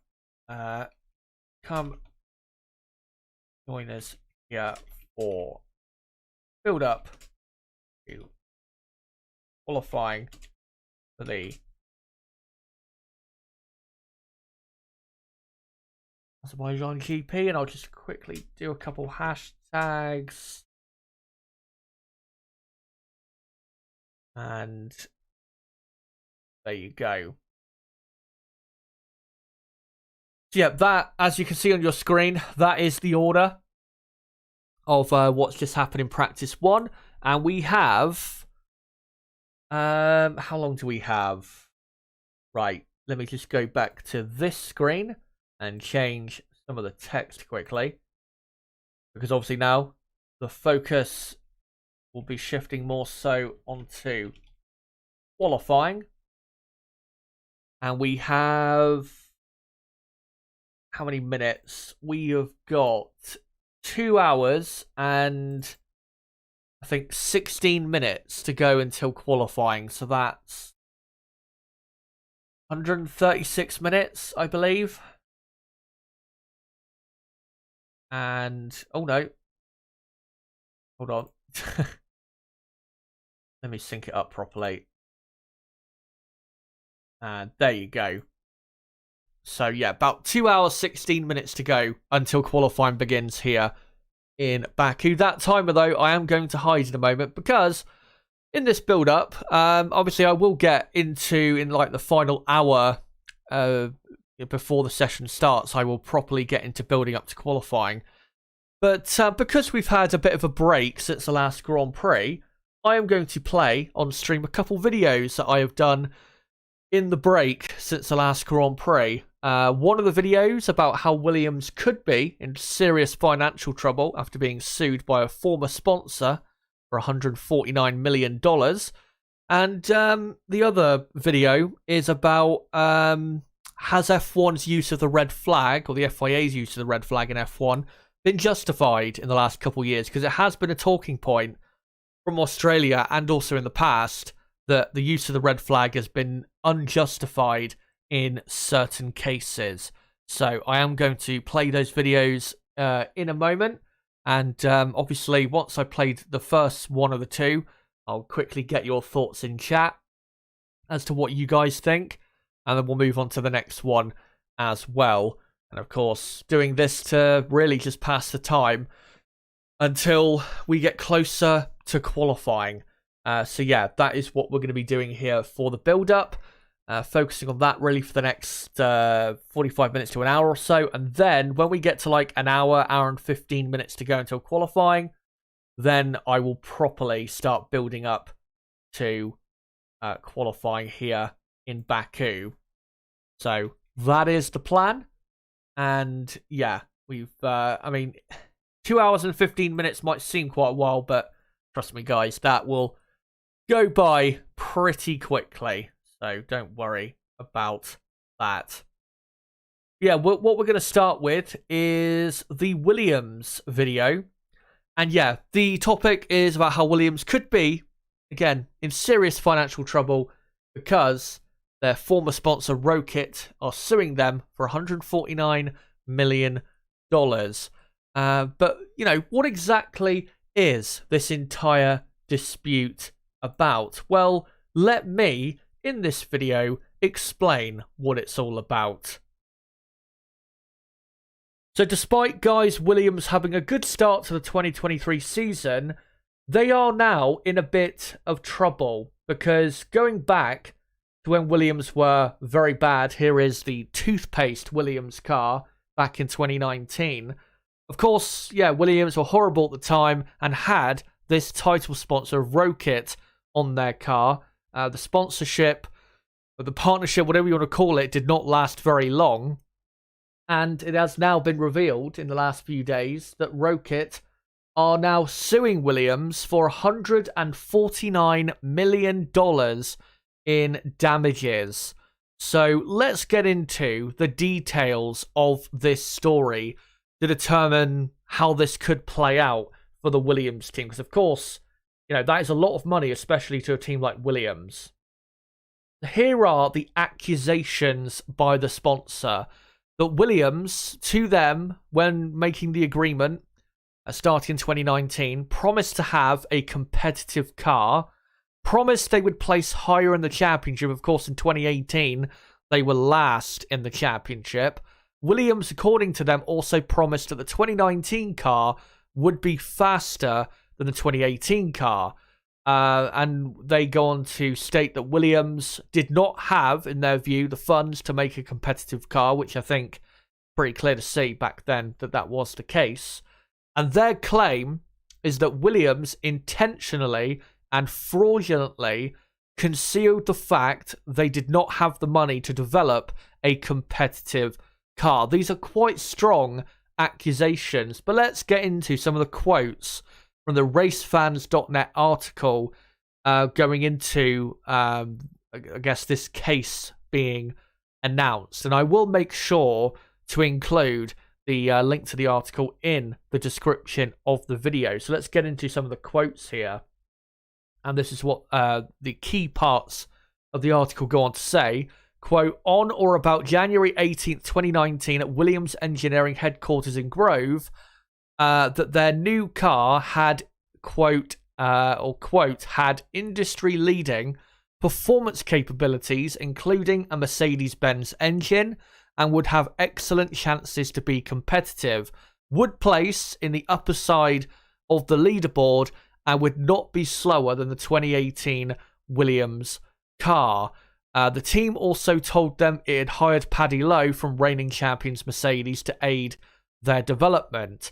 And then it goes on to say, quote, it claims the defendants intentionally and fraudulently concealed the fact that Williams Engineering simply did not have enough money to develop the F1 car, which would be subject to the sponsorship agreements to an industry-leading standard, and therefore defendants knew that the F1 car, which would be subject to the sponsorship agreements, had no chance to be competitive, or at the least place in the upper side of the leaderboard, and actively concealed this fact from the plaintiff's subsidiaries. Not sure I've said that word right.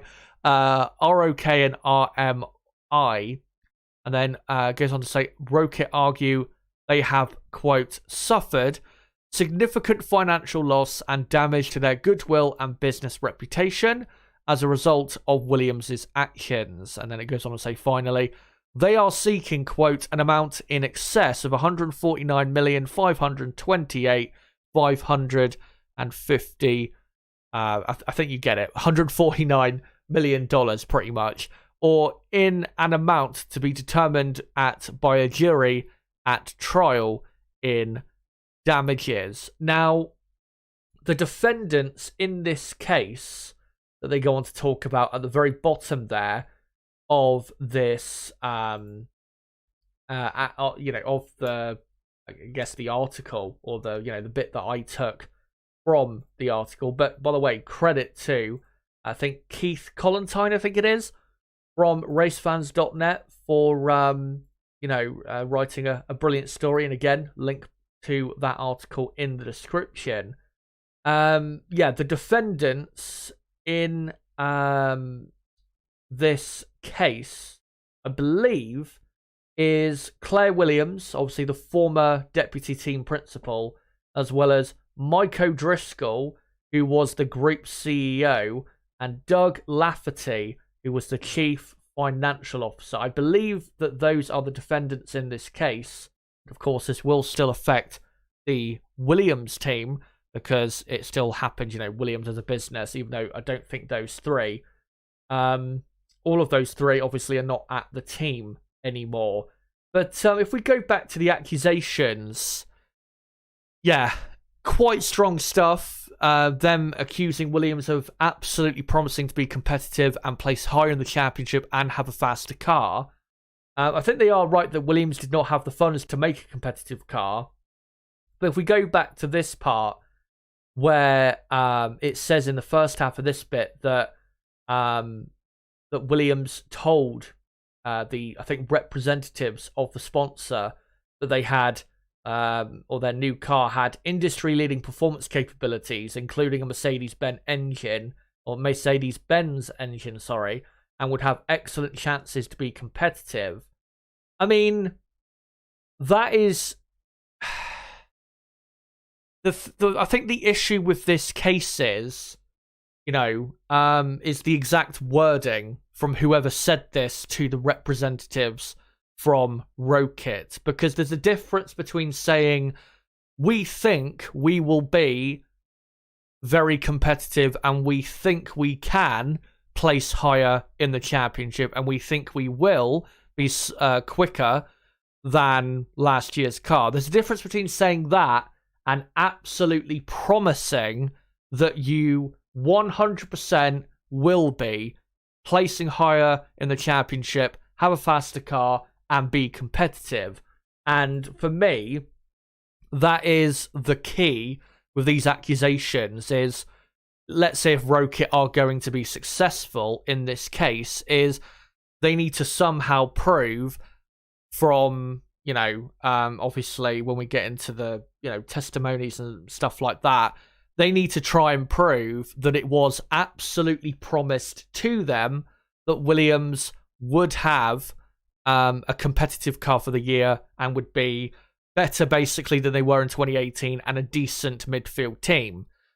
But again, it all comes down to what was the wording that was, given to those representatives on or around, as it said, January 18th, 2019. Because again, like I just said, there is a big difference between saying we think we'll be more competitive and absolutely promising that will be the situation.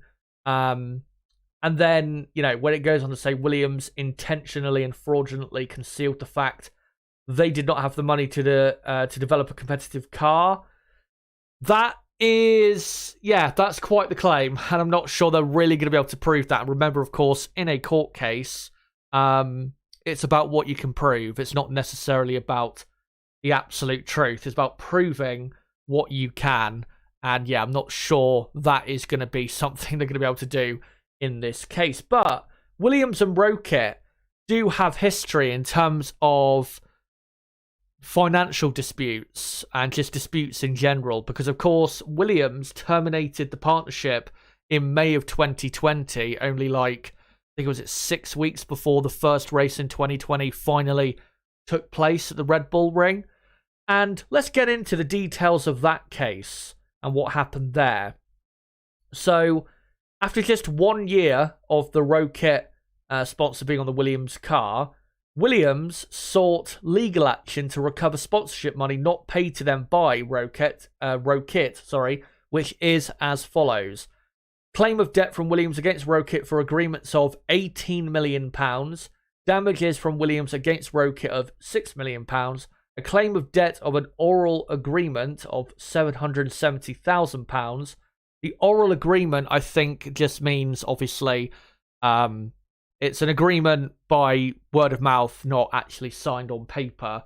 But, yeah, if you go, and I'll supply as well the article going into this dispute from racefans.net as well, so you guys can look at it in more detail. But yeah, basically after the first season, pretty much, that these two were in partnership, Rocket didn't exactly fulfill on their obligations when it came to the deal itself. Maybe that's because they were upset that Williams, according to them, deliberately concealed the fact they could not make a competitive car and just straight up lied to them. But yeah, that I whether that actually happened or not, I'm not sure, and I don't think any of us can say that for sure. But that is indeed what happened after the first season pretty much had been completed. Rocket were not forthcoming with finances. And also, damages of replacing Rocket as a sponsor, £126,000.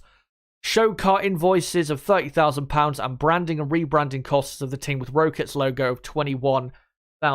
And eventually, in that case, Williams were awarded, I think, £26.2 million.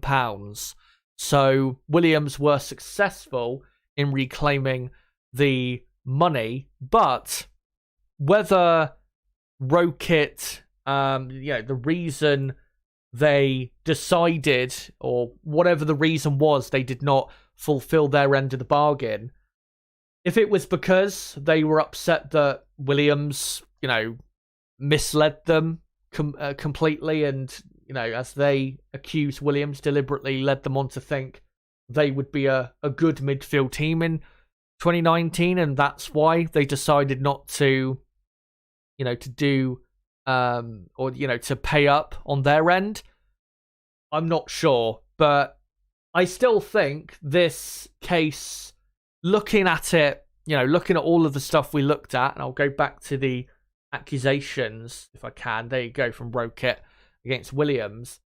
I wouldn't say this case necessarily has legs, but I don't think this is going to be a slam dunk, thrown out of court type situation. I think this will probably go to court, but I don't think Rocket are going to be probably that successful at all, because again, in a court of law, it's about what you can prove.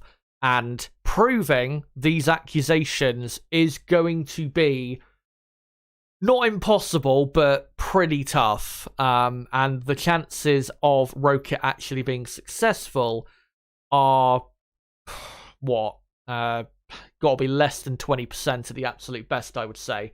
But let me know, guys, in the comments section, what do you think of all of this? What do you think the result will be?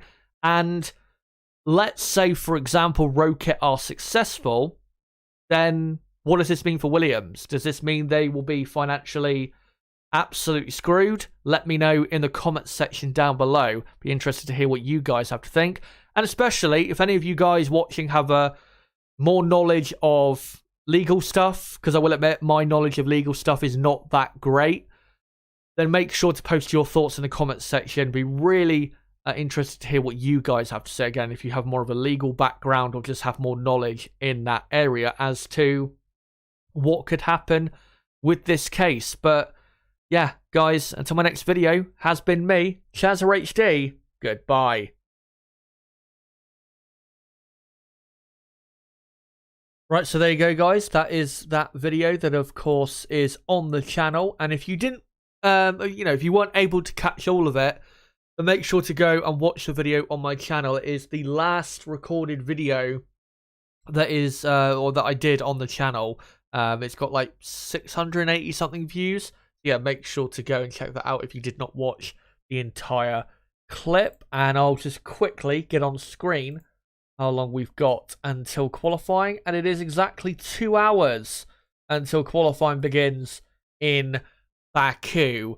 Of course, so from what you just saw there, let me know, what do you think of that situation? What do you think is going to happen? And as well, if you do have a legal background or better knowledge than me as to legal stuff and stuff like this, then make sure to share your thoughts. I'll be very curious to hear what you guys have to say.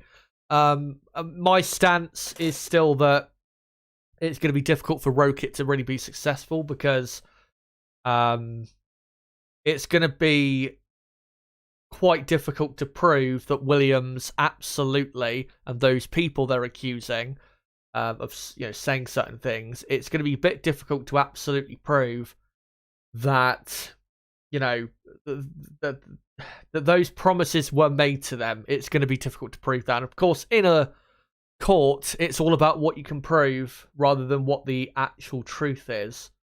So yeah, I think Williams, most likely, yeah, they do come out looking okay, but who knows what could happen. Maybe things could turn Rocket's way if they can somehow prove that Williams and the certain personnel Williams had at the time, or still have, did promise to them that that they would have a competitive car for 2019. They'd be higher in the championship than they were the previous year.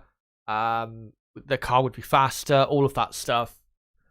We'll see. But let me read what you guys are saying in the chat. By the way, Prosecutor Darth, thank you for reminding me that my description said it was the third race of the season. I did quickly change that whilst that video was playing, so thank you very much for reminding me of that. Phonebox Chicken says sounds a bit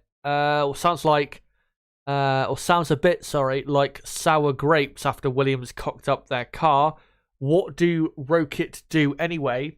Aren't they I think they're an energy drinks company, aren't they?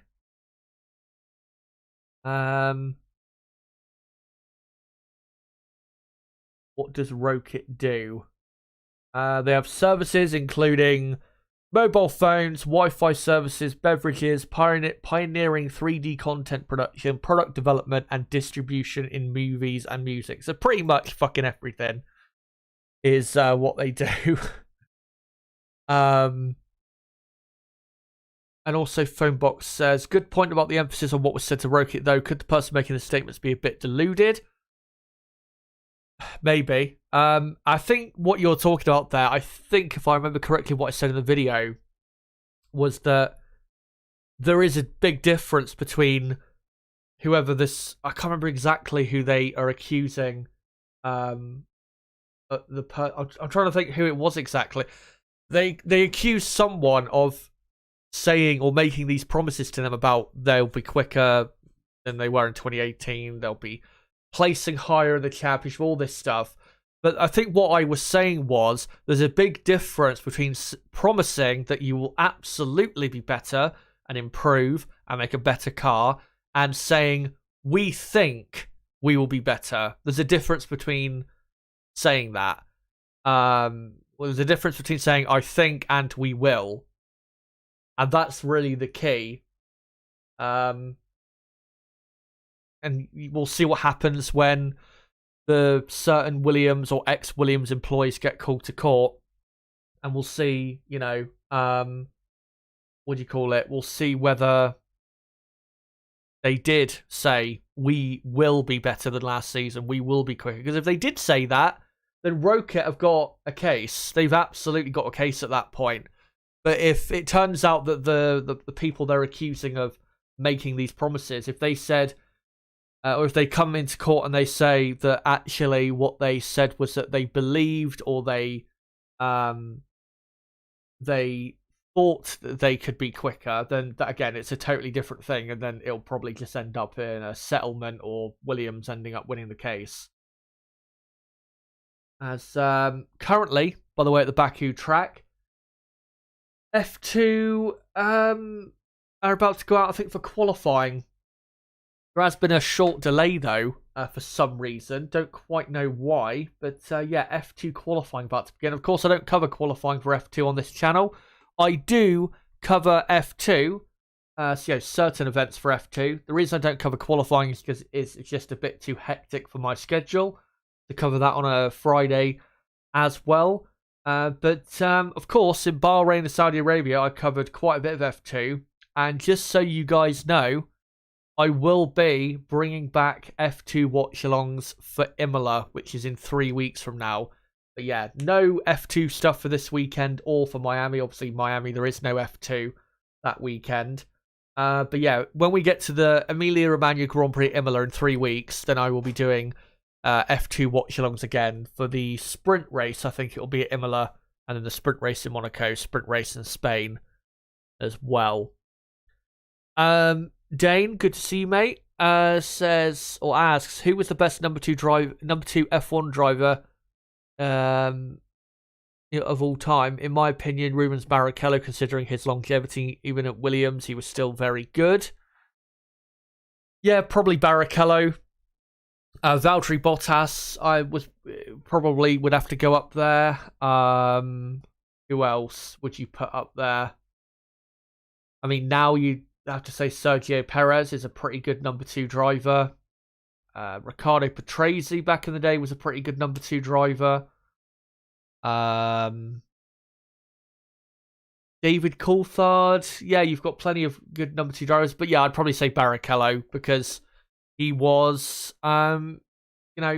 consistently, I'd say, getting the best out of what he could get out of the Ferrari car and getting great points all the time for the Ferrari team.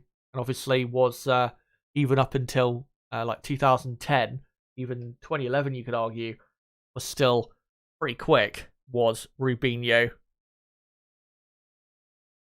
Nib saying in chat, some would say not bad for a number 2 driver. Indeed. I wouldn't, I definitely, though, would not class a driver like Mark Webber as a number 2 driver. Just trying to look on Twitter quickly, see if there's any new news. And, well, can't see anything at the moment.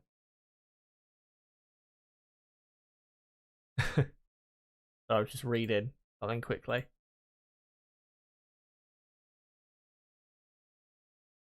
And, yeah, can't see any new news other than what's been going down at Alpine, which obviously not good at all. Alpine, Pierre Gasly having an engine failure, whatever you want to call it, and then Esteban Ocon not being able to go out either, which obviously not very good. But in a moment, I am going to get to my second video I'm going to be playing in this break in between practice 1 and qualifying. And this second video is about the FIA's use of the red flag in F1 races ever since really 2020. And what I'll be getting into in that video is, has the use of the red flag, and the red flag has been used quite a lot since 2020. What I'll be getting into is, has it been justified, since Michael Massey took over from Charlie Whiting as FIA race director. Obviously, Michael Massey no longer the race director, but really since then, the red flag use has been up for debate, really, in the last couple years. So yeah, we'll be getting into that in just a moment. As F2 qualifying, by the way, is going to start in a minute.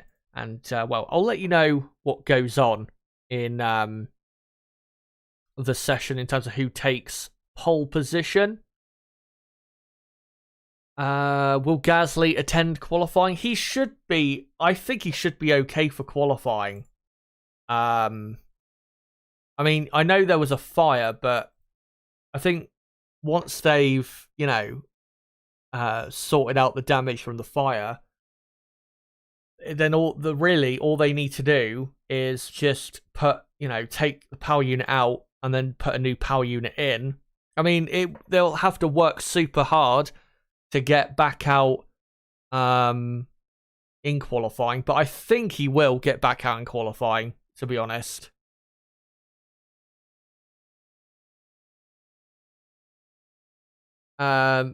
Uncanny Manny says, take him off your fantasy teams just in case.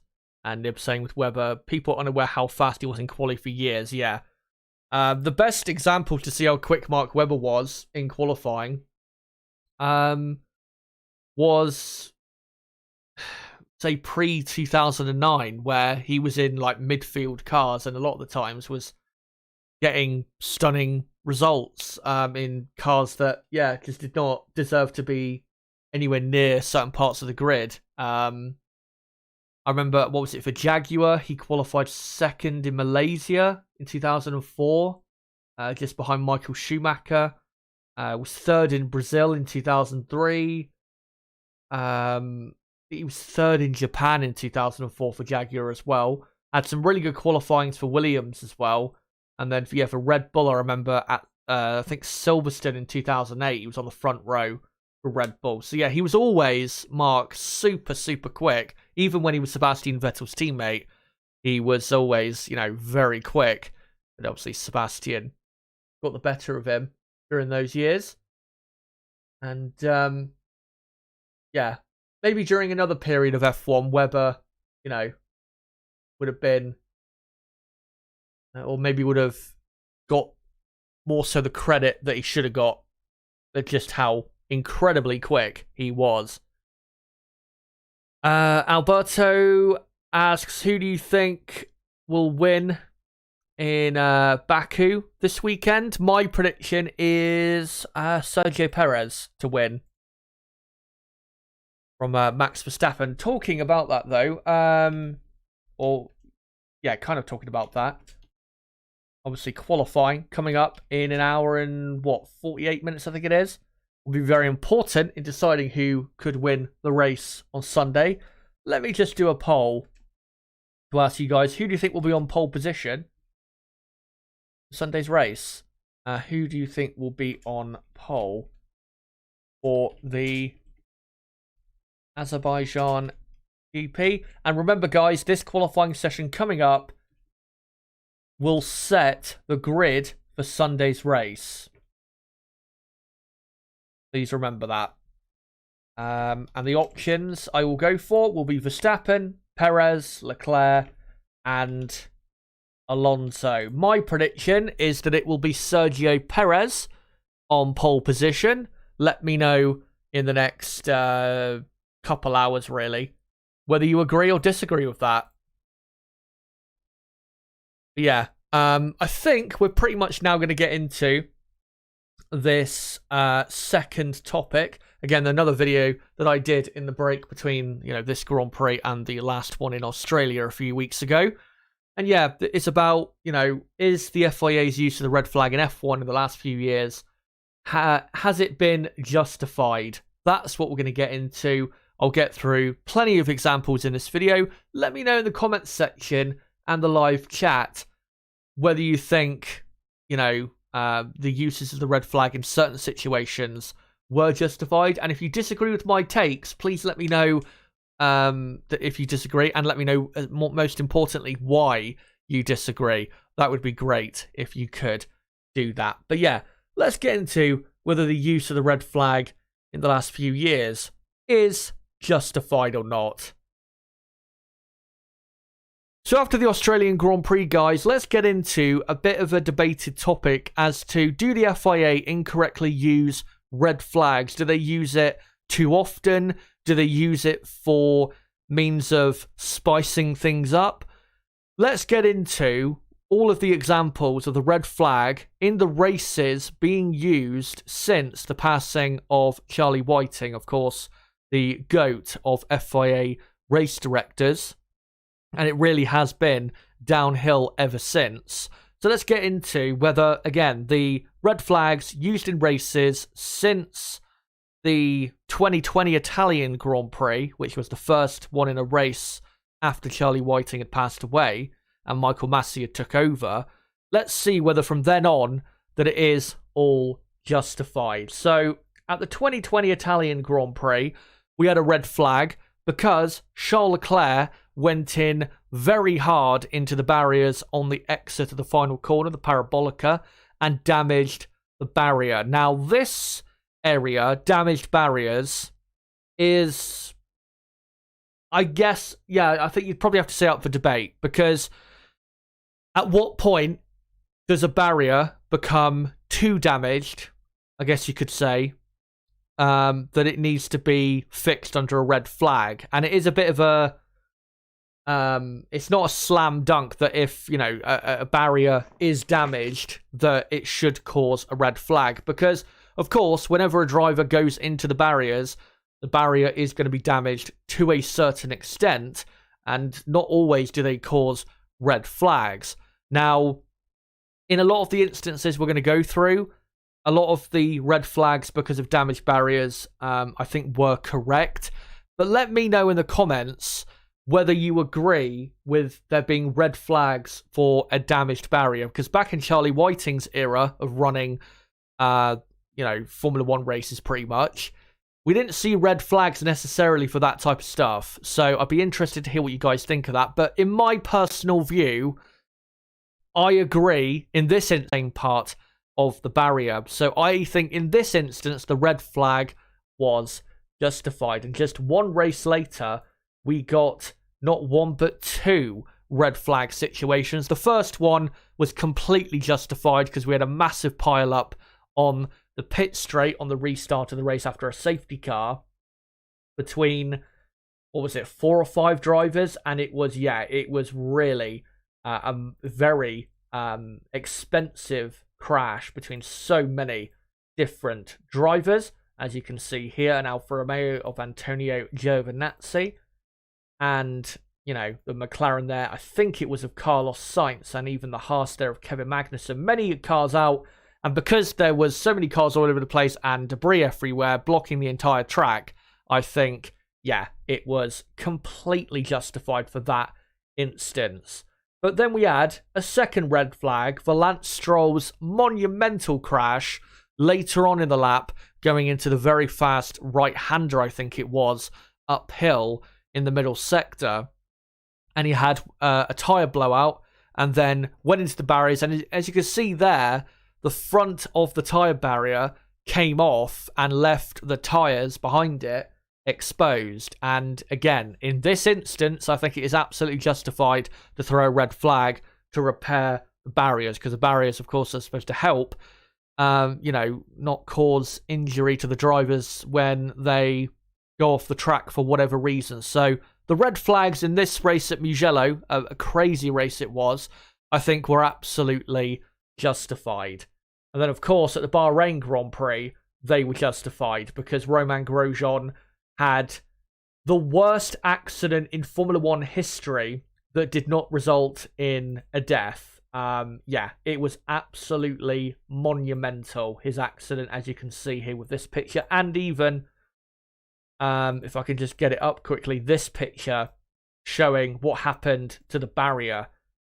I still cannot believe that he is still on this planet after this crash. But the red flag, absolutely justified for incredible damage done to the barrier and very nearly a fatal accident for Romain Grosjean. But then we get to the Emilia-Romagna Grand Prix with Valtteri Bottas and George Russell having an absolutely massive crash on the entry to turn 1. Both drivers out, and there was, as you can see here, lots of debris on the circuit. Now, I do remember at the time people being a bit miffed that this caused eventually a red flag. Initially, the safety car came out, but eventually it was red flagged. I can see why, to a certain extent, why people think that this wasn't quite red flaggable, but with the amount of debris on the track going into turn 1, there was simply no chance for the drivers to negotiate, even behind the safety car, turn 1, without, picking up debris that would have probably caused punctures on the restart of the race. So, it was absolutely justified in my view because of not really the cars off the track, but the debris, all across the track that made it impossible for the drivers still out there to actually, get through it all without picking up a puncture or some sort of damage to their car, which of course would make things very unsafe. So justified that red flag in my view. But then we go on to the Baku Grand Prix in 2021. Max Verstappen, of course, was leading with, 3 or 4 laps to go, and then had a massive tyre blowout at the end of the pit straight almost, went into the wall and was out of the race. Now, I do not think this red flag was justified. And the reason is because, and this is a great picture to show really, the debris on the track, there was debris on the track, there is no doubt about it, but it was not strewn all across the pit straight to the point where drivers could not find their way past without picking up punctures and serious damage to their cars. And obviously it was red flagged. I believe also another reason was not just because of debris, but also to protect against the risk of further tyre failures. If they had just thrown the safety car out, because there was only, I think, 3 laps of racing left, or 4 laps of racing left, before we got, the restart. If they had just thrown the safety car out, then there wouldn't have been a risk of tyre failures anyway, because behind the safety car, the drivers are not going quick enough that if they suffer a tyre failure, that they're going to have a crash that could result in injury or even worse. So in my view, the red flag in Baku was not justified. And I know people may say, well, it led to a very exciting finish to the race. Of course, we got an amazing end with Lewis Hamilton going for the lead, locking up, and then ended up finishing in like 14th place or something like that in the end. But as I think some of you out there will agree, and here is that iconic picture, I would say, Hamilton getting into the lead and then going deep. As some of you may agree, I do not think that safety cars and red flags should be used to spice things up or make things more entertaining. That is not what they are there for. The red flag is there for if, we have had a massively serious accident, too much debris on the track, damaged barriers, tractors having to come onto the track to recover cars, stuff like that. That's what red flags should be used for. The debris, as you saw from Verstappen's car, it was not strewn across the track to the point where, as you saw with the Bottas and Russell incident, the drivers could not find their way through without picking up damage. They should have just finished it under the safety car. Yes, we got a classic ending to the race. I get that. It was brilliant. But from a sporting perspective, it was not the right thing to do. They should have just ended it under a safety car and left it at that. And, of course, the 2021 Abu Dhabi Grand Prix, Lewis Hamilton fans really don't want to, think back to that race when it comes to poor decision-making from the FIA race director. But I think we can also look at Baku when it comes to poor decision-making from Michael Masi, because, again, it should not have been a red flag. It was not red flag worthy, in my view. And the argument of, well, it was to have a green flag racing at the end of the race, or to have an exciting end, that is not a justified sporting reason to finish the race, with green flag racing. So, yeah, in my view, Lewis Hamilton definitely was cost, quite a lot of points by not ending the race under the safety car, which I think would have been the right thing to do. And, of course, that would have turned things in the championship quite a lot, not just what Masi decided to do in the final race, which is why I'm making that point about how, let's not just pay attention to what Masi did at the final race of 2021, but also what he did at this race, which I think was the wrong thing to do. And, of course, I think it was Red Bull's Jonathan Wheatley who told Michael Masi on the radio that he should red flag it, red flag the race. I don't think, if he did take his advice on board and that's what caused him to, red flag the race, of course, we're not going to know, whether that did have an effect. It's impossible to tell whether that's the reason why he decided to red flag things. But, yeah, I just think the red flag was not justified at all for the Azerbaijan Grand Prix. And I think it should not have been used to spice things up, maybe in the way that you could argue it was. Next up, we have the British Grand Prix, red flag at that race at the end of lap 1 for the accident between Lewis Hamilton and Max Verstappen. this was justified because Verstappen, I think, was injured. I think he was. Not massively, but was injured to a certain extent. And also, as you can see, the barrier was damaged as well. So, red flag there was absolutely justified. Then, at the Hungarian Grand Prix, it's a bit difficult to say with this one whether the red flag here was justified because, yeah, we had lots of cars out of the race on the first lap. We had a lot of debris out there, but I don't think it was enough debris to like make things or make the track impossible to drive and, you know, possible to avoid the debris out there for the drivers who were still in the race. Yeah, it's difficult with this race to say whether the red flag was justified because thinking back, I can't remember whether there were cars that were dangerously parked in certain places that had to be recovered by a recovery vehicle or a tractor, something like that, that, you know, maybe you could argue could cause the red flag to come out. So yeah, it's hard to say with this one. I'm kind of leaning no, it was not justified. But again, I'd probably have to go back and watch that race on the first lap or two more intently to know, you know, were the cars that retired, were they at parts of the track where you would not want a tractor or a recovery vehicle coming back or coming onto the track to recover that broken down car. So, yeah, maybe a bit of a 50-50 that one. Let me know in the comments whether you think it was justified or not. Of course, for Spa, it was just too wet. There's nothing I think anyone could have done that day. Yeah, it was very disappointing. It was a very long wait, but I don't think we could have gone racing that day. It was just way too wet to go racing. And, yeah, very sad we didn't get a race that day, because who knows what exciting action we could have got. And then the final red flag situations of the season were in Saudi Arabia. The second one was here with the accident on the restart of the race after the first red flag, where we had Perez out of the race, Mazepin out of the race as well, George Russell out of the race for an accident on the exit of Turn 2 going into Turn 3.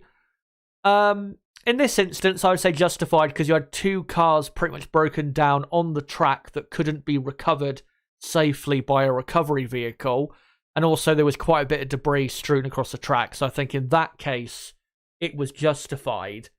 But if we go to this one, this was the first, what caused the first red flag, Mick Schumacher's car in the barrier at turn 20 or 22. I can't remember exactly the corner at the Jeddah circuit. If you look at the barrier, which is what caused the race to be red flagged for a damaged barrier, was it really that damaged? Not sure it was. And I think I remember at the time, because I did a race watch along for that Grand Prix, I'm pretty sure at the time I said it wasn't justified and that the barrier did not look bad enough for it to be a red flag situation. So yeah, not sure it was quite justified in this case, but yeah, the second one, go back to that, absolutely was justified in that case. Now, let's move on to 2022, the post-Michael Massey era. The first one of 2022, Mick Schumacher here in the barriers in Monaco absolutely justified his car. As you can see, fallen apart after a massive crash, and the barriers quite a bit more damage than it was when he crashed. Mick in Saudi Arabia at the end of 2021.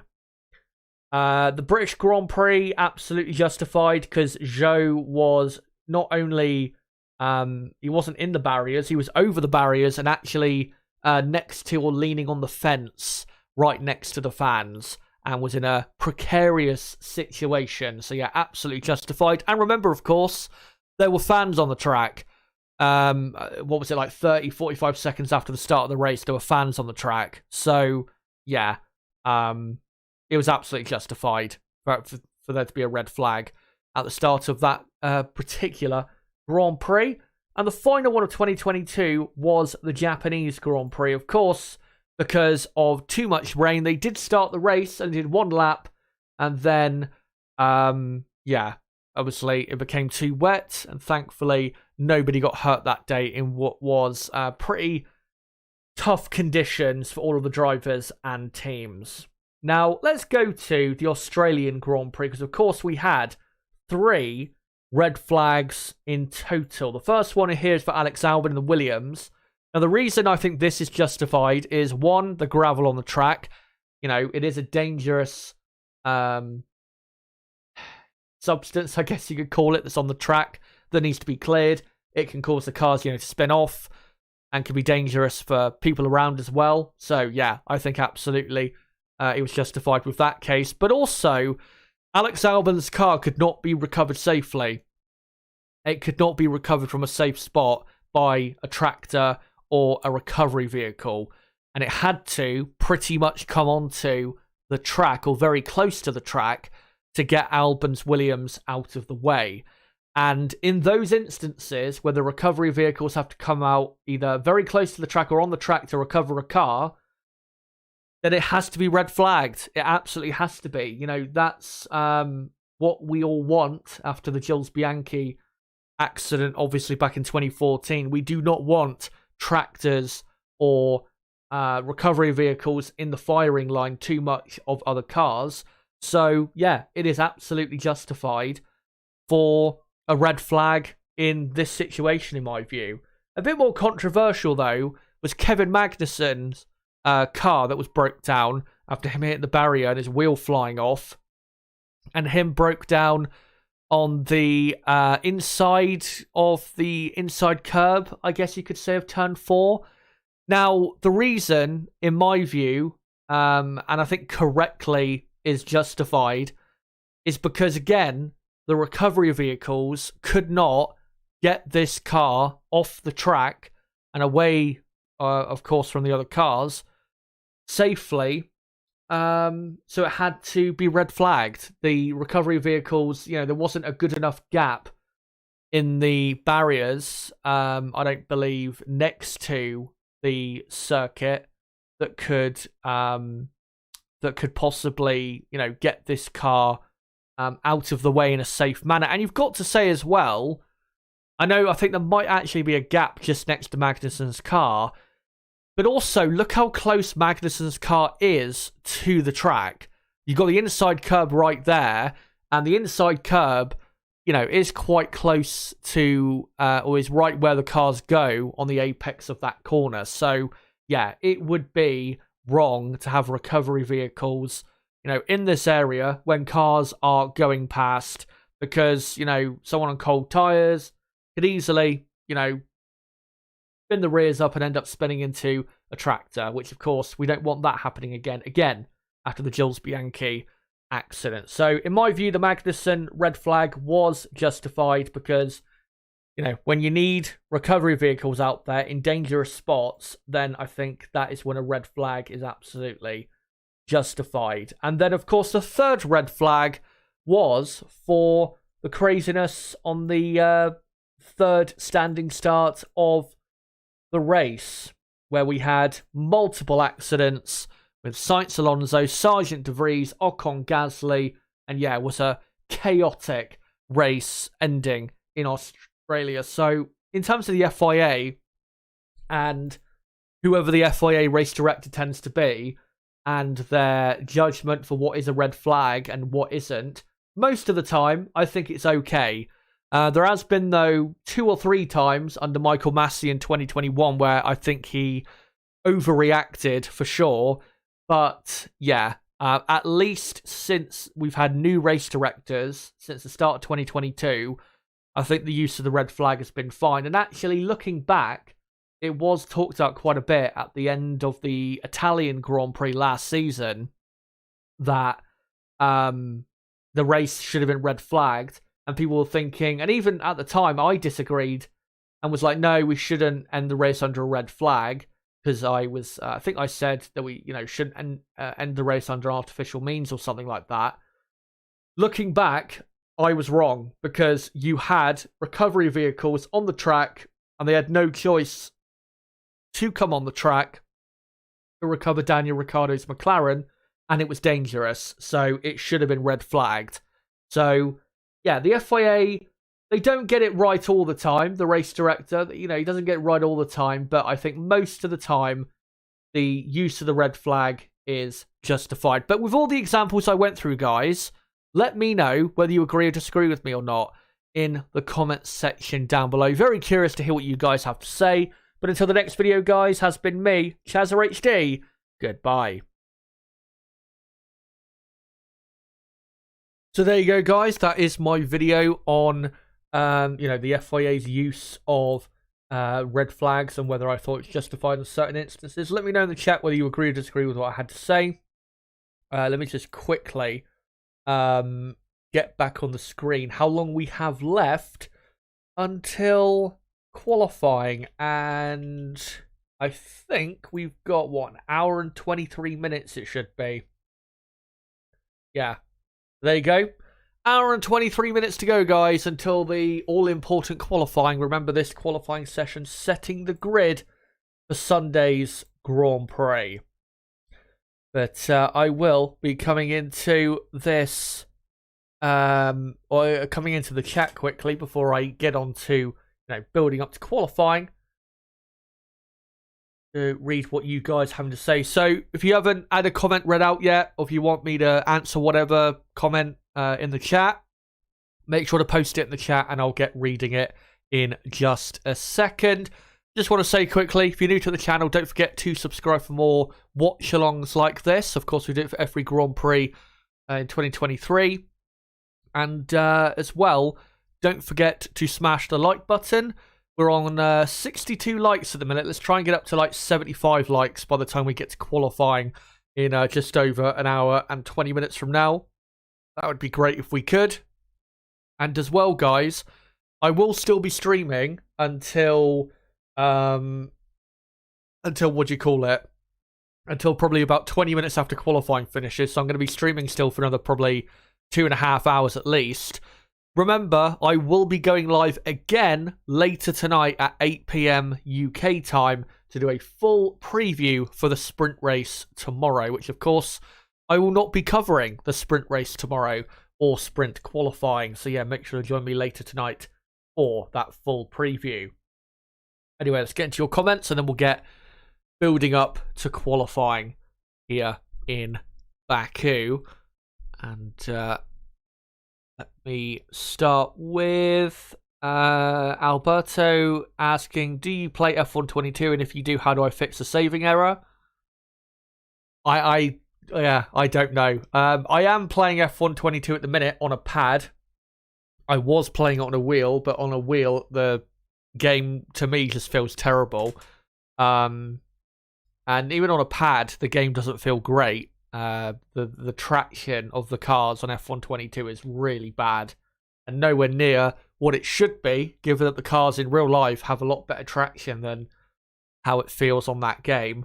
Yeah, I don't know how to fix it, to be honest. It's probably best Googling how to fix that issue. Merc updates, sucks. Well, they haven't come yet properly. I mean, they have brought a couple small things here, but they haven't actually brought their proper upgrades yet. So, yeah, we'll see about that. Uncanny Manny says, I'm more curious about the Alpine. Big upgrade, but we barely saw anything for it. Oh, well. They had quite a troubling first practice, didn't they? With quite bad reliability issues. So we haven't really seen from them what they can actually do. McLaren finally looking like a P5 team, possibly. I hope they are, because would be great to have McLaren also up there. Alberto asks, what do you think Max Verstappen's future career will be? Will he be breaking world champion title record, or at least get to 7 like Michael and Lewis? What are your predictions? I did actually do, I think, a video, didn't I, at the end of last year where I predicted, I think, not just for Verstappen, but for the rest of the teams and drivers for the rest of the decade, how I thought the rest of the 2020s decade would go.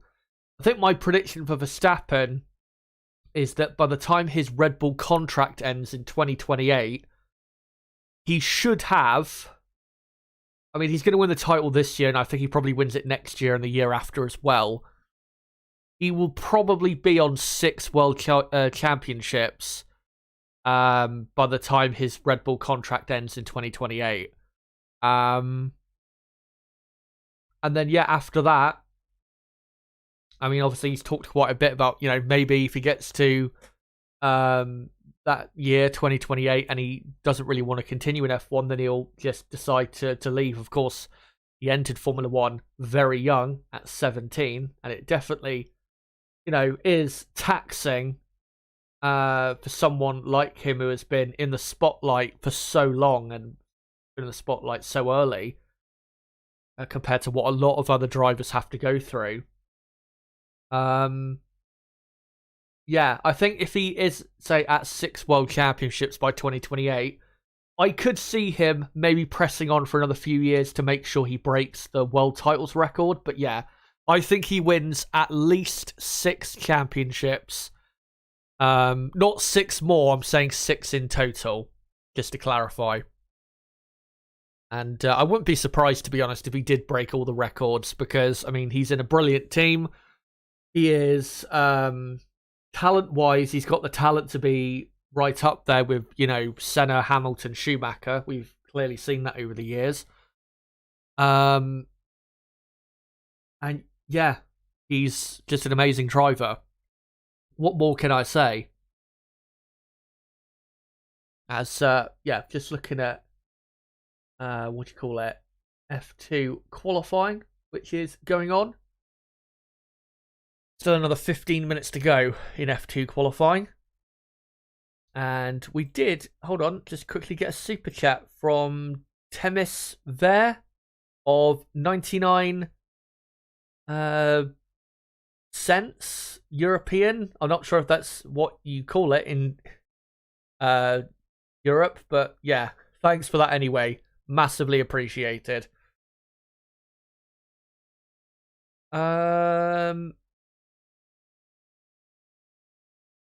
Hope Albon has a solid race and scores some points. He's looking great in the Williams this year. Yeah, I think he's got a good chance this weekend. That Williams has looked already pretty quick, and I thought really coming into the weekend they'd be pretty quick here. So yeah, they should be pretty strong. Hello to Brabham. Good to see you, mate.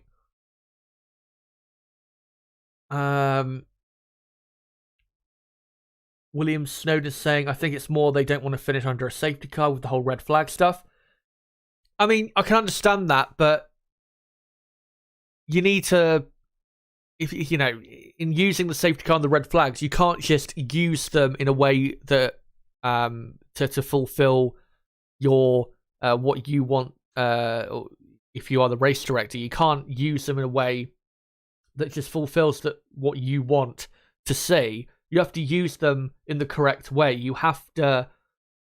If you're going to red flag a race, there has to be absolutely good reason to. Same with a safety car, virtual safety car, vice versa. And I don't think we should be throwing out red flags late in races just so we finish under a safety car, because that's artificial. In the same way that in Abu Dhabi 2021, we should have ended under a safety car, but we ended with green flag racing because they wanted to have one last flying lap in 2021 for the championship and all that stuff. So, yeah, I don't think we should be using the safety cars and red flags and all that in those types of ways just so we can have exciting stuff happening, because that's when Formula One becomes farcical, in my view. William also saying the Mick Schumacher red flag in Saudi Arabia was justified because of the barrier that needed to be repaired. The barrier, though, it wasn't under serious damage. I've seen a lot worse damaged barriers, I have to say. Has the McLaren is there big differences for McLaren? Asks Temis. Maybe you could argue there has already, you can see a difference already, but I don't think really so far we can sit here and say for sure that McLaren have improved a lot with this upgrade to their floor. We'll wait and see in qualifying. if they end up getting, say, both cars into Q3, then I think that is absolute confirmation that McLaren and their upgrades have clearly worked. But until we see something like that, or maybe Lando Norris having a really good, high position in qualifying, until we see that, I can't really say whether McLaren's upgrades have properly worked or not. I really hope they have. Because, we saw in Australia, Alpine were pretty much right there with Ferrari, Aston Martin, Mercedes. If McLaren make their improvements, they can be right there. If not, actually fighting with your Aston Martins and Mercedes and Ferraris to a certain degree. So, yeah, really hope that is the case. Hello to Exyal, I think it is, in the chat. Hello to you. And Tem is saying thank you, no problem. Yeah, really hope McLaren's upgrade works, because even though, Red Bull are going to dominate the championship, I think everyone agrees with that. If we get really close fighting for the rest of the positions in the points between Ferrari, Aston Martin, Mercedes, McLaren, Alpine, I think people will accept that. Of course, in an ideal world, we would have a really close championship battle. And, we would have literally it really close throughout the entire field, kind of like we had in 2021. But you can't expect that in, every F1 season, unfortunately. But if we were to get multiple teams fighting for, the rest of the points-paying positions outside of first and second, and a really close field after Red Bull, again, I think people would accept that, because that is, it's a lot better than what we had last year, where we had 3 pretty clearly quick teams, and then the midfield, and then the lower midfield. But this year, definitely the field got a bit closer. And also, another team to mention is Williams. They are also not too far away, if not really, in that battle as well, with McLaren and Alpine. So, yeah, watch out for Williams, even though their hopes really are all pinned on Alex Albon for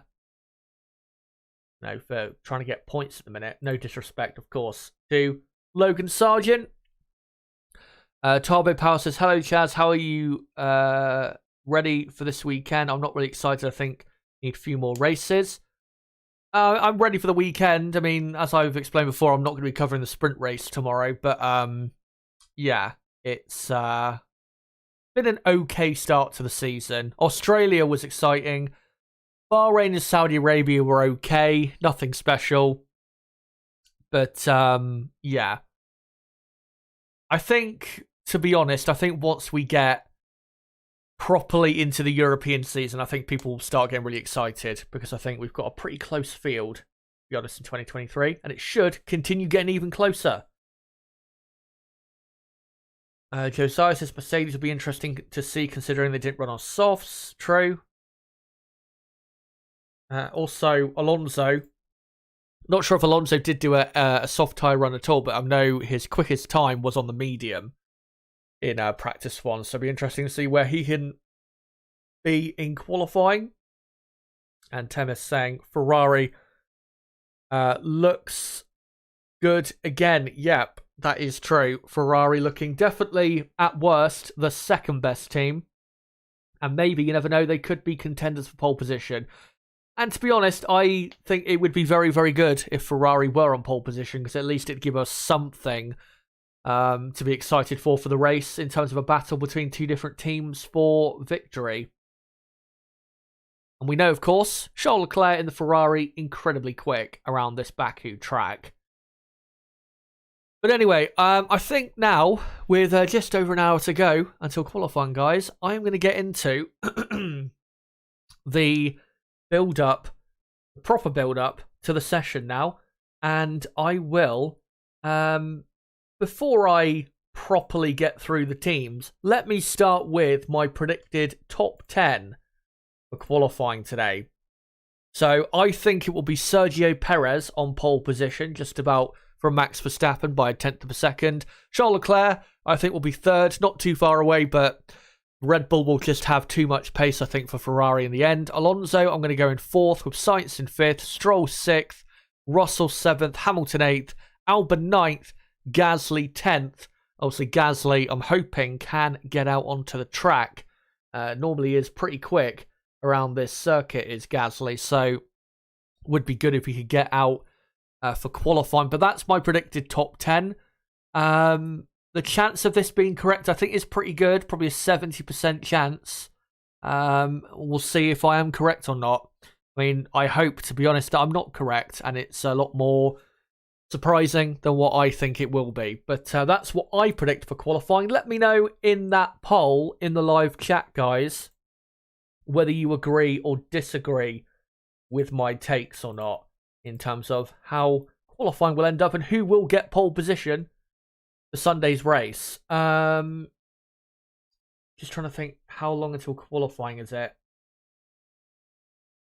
And there you go. Hour and 8 minutes, I think it is, until qualifying begins. So yeah, let's now go through the teams and get into how they're all going to get on. Actually, before I do that quickly, let me just answer a couple more comments.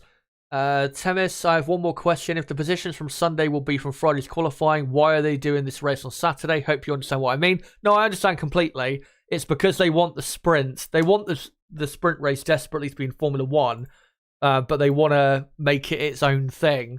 And that's why you have sprint qualifying as well, which will be taking place early tomorrow morning, because they want to make the sprint its own thing, separate from the race, but still mattering.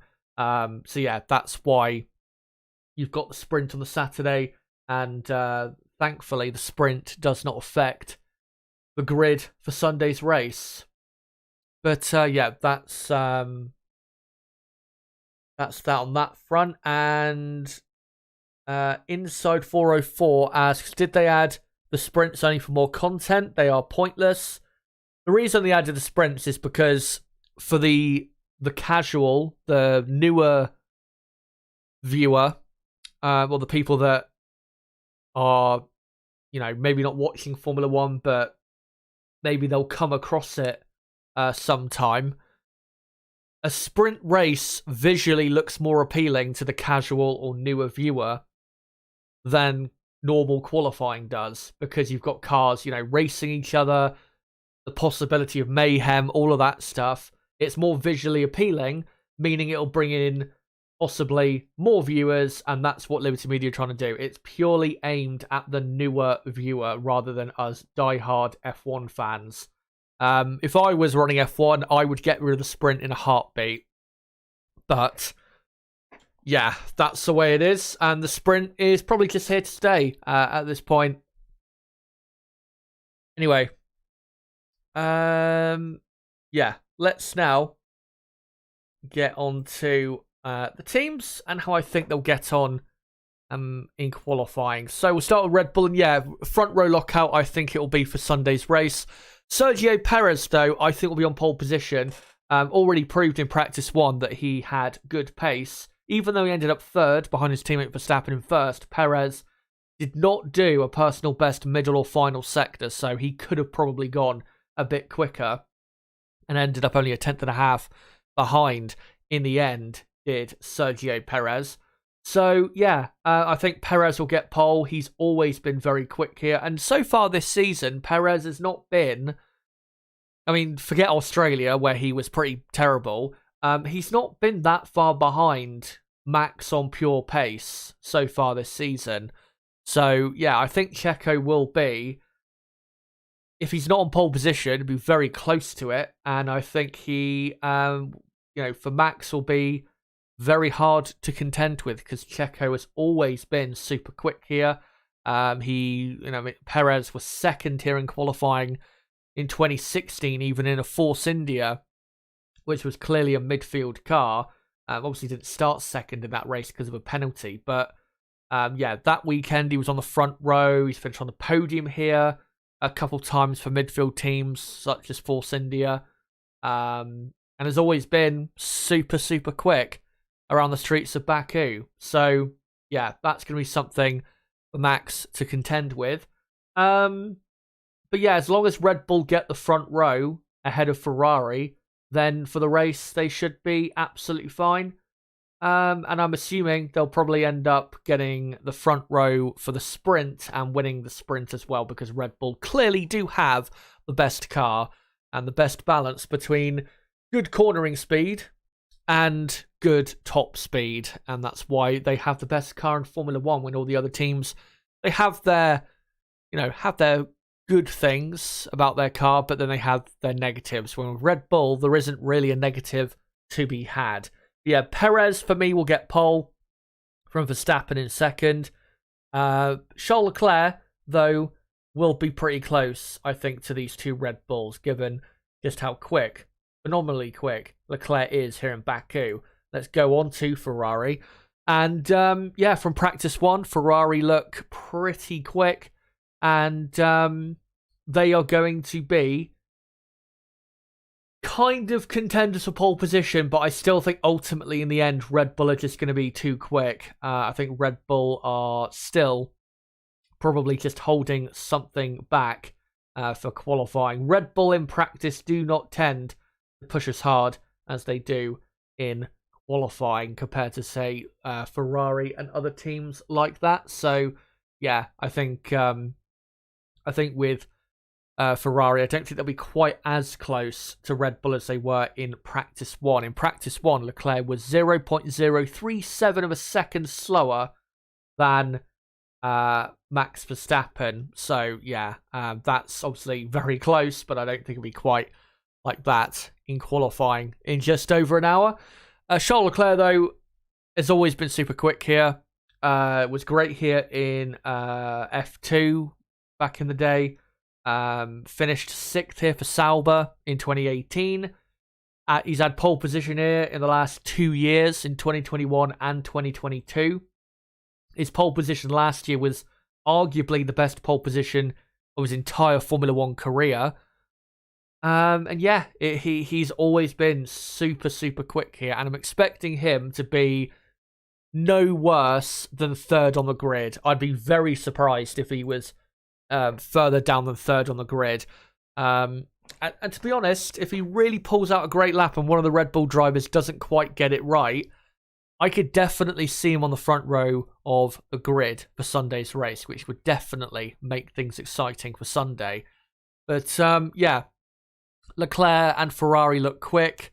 Their race pace is probably going to suffer, though, on Sunday. So if they are going to win, or at least try their best to win, then yeah, pole position they absolutely must get, because they'll be struggling quite a bit to keep up with Red Bull in the race if they, are third and fourth on the grid or something like that. But for me, it'll be third and fifth on the grid. The reason I've gone Carlos Sainz in fifth is because Carlos, normally around this track, compared to Leclerc in the last couple of years, has been quite a bit slower than Leclerc. So I think he'll continue in that vein of form and will be beaten in the end to P4 by Fernando Alonso, who will produce a brilliant lap, brilliant effort to just about, get into P4, which will be a good position for Aston Martin. By the way, F2 qualifying has just finished, and Ollie Behrman has got pole position for the feature race from Enzo Fittipaldi in second, and then Teo Porcher and Frederick Vesti third and fourth. I think Vesti is in the lead of the championship, so yeah, decent looking grid there. A bit surprised that Victor Martins has ended up in eighth. And yeah, interesting grid there for F2. Anyway, yeah, Carlos Sainz I think will end up in fifth. Leclerc third and fifth, though. That's, pretty good for the race. I mean, considering where they've been on the grid in the last couple races in Saudi Arabia, in Australia, where they've been, in quite a poor position, that would be a pretty good result for them. And I hope for a bit of an upturn in form from them today. And I don't obviously dislike Red Bull, but I would prefer Ferrari to be on pole position for Sunday's race, purely because we'll get more of an exciting race that way. Yeah, let's hope Ferrari have got the pace and Leclerc can produce a lap like he did a year ago to get pole position. The Mercedes-Benz, a couple small upgrades they brought to this weekend. Not the big upgrade, though, that is going to be coming at Imola. And we haven't seen anything yet really to suggest that they're going to be that quick. Hamilton ended up in 11th, 1.2 seconds off the pace on the medium tyre. Tyre corrected, that would have been, or Hamilton would be 0.7 of a second off Max Verstappen in P1, which is about what I expect the gap to be between Mercedes and Red Bull in qualifying. So, yeah, not really a surprise, their pace so far that they've shown us. They should be around third, fourth best team. I don't see them really getting anywhere near close to Red Bull and Ferrari around this track. And, I think they'll be fighting, really, with Aston Martin and maybe a McLaren or Alpine if they're really quick, or even a Williams if they're really quick in qualifying, coming up in now just under 1 hour from now. Mercedes not looking anywhere near as quick as they were in Melbourne. The Melbourne track just suits their car a lot better than it does, or the Baku track does for their car. And thankfully for them, this double header of, this race, Baku, and next weekend in Miami is the last two races of this no zero, or the zero pod design concept. And then from Imola on, it should be quite a different car, and we hope Mercedes will be in a much better position. But yeah, for this weekend, it's going to be quite a struggle for the Mercedes team. And if you are a Mercedes fan, don't be expecting really anything because, the pace really does not look very good at all. And the final front-running team we'll go on to for the moment, Aston Martin. Aston Martin looked decent, I would say, in practice one. Alonso looked pretty quick on the medium. He was only slightly slower than Stroll, who did his best time on the soft compound tyres. So Alonso quite clearly having good pace in the Aston Martin. And I think Alonso will be, at worst, today in 5th place on the grid. I can't see him 6th, 7th, or anything like that. That would be, I think, quite a surprise.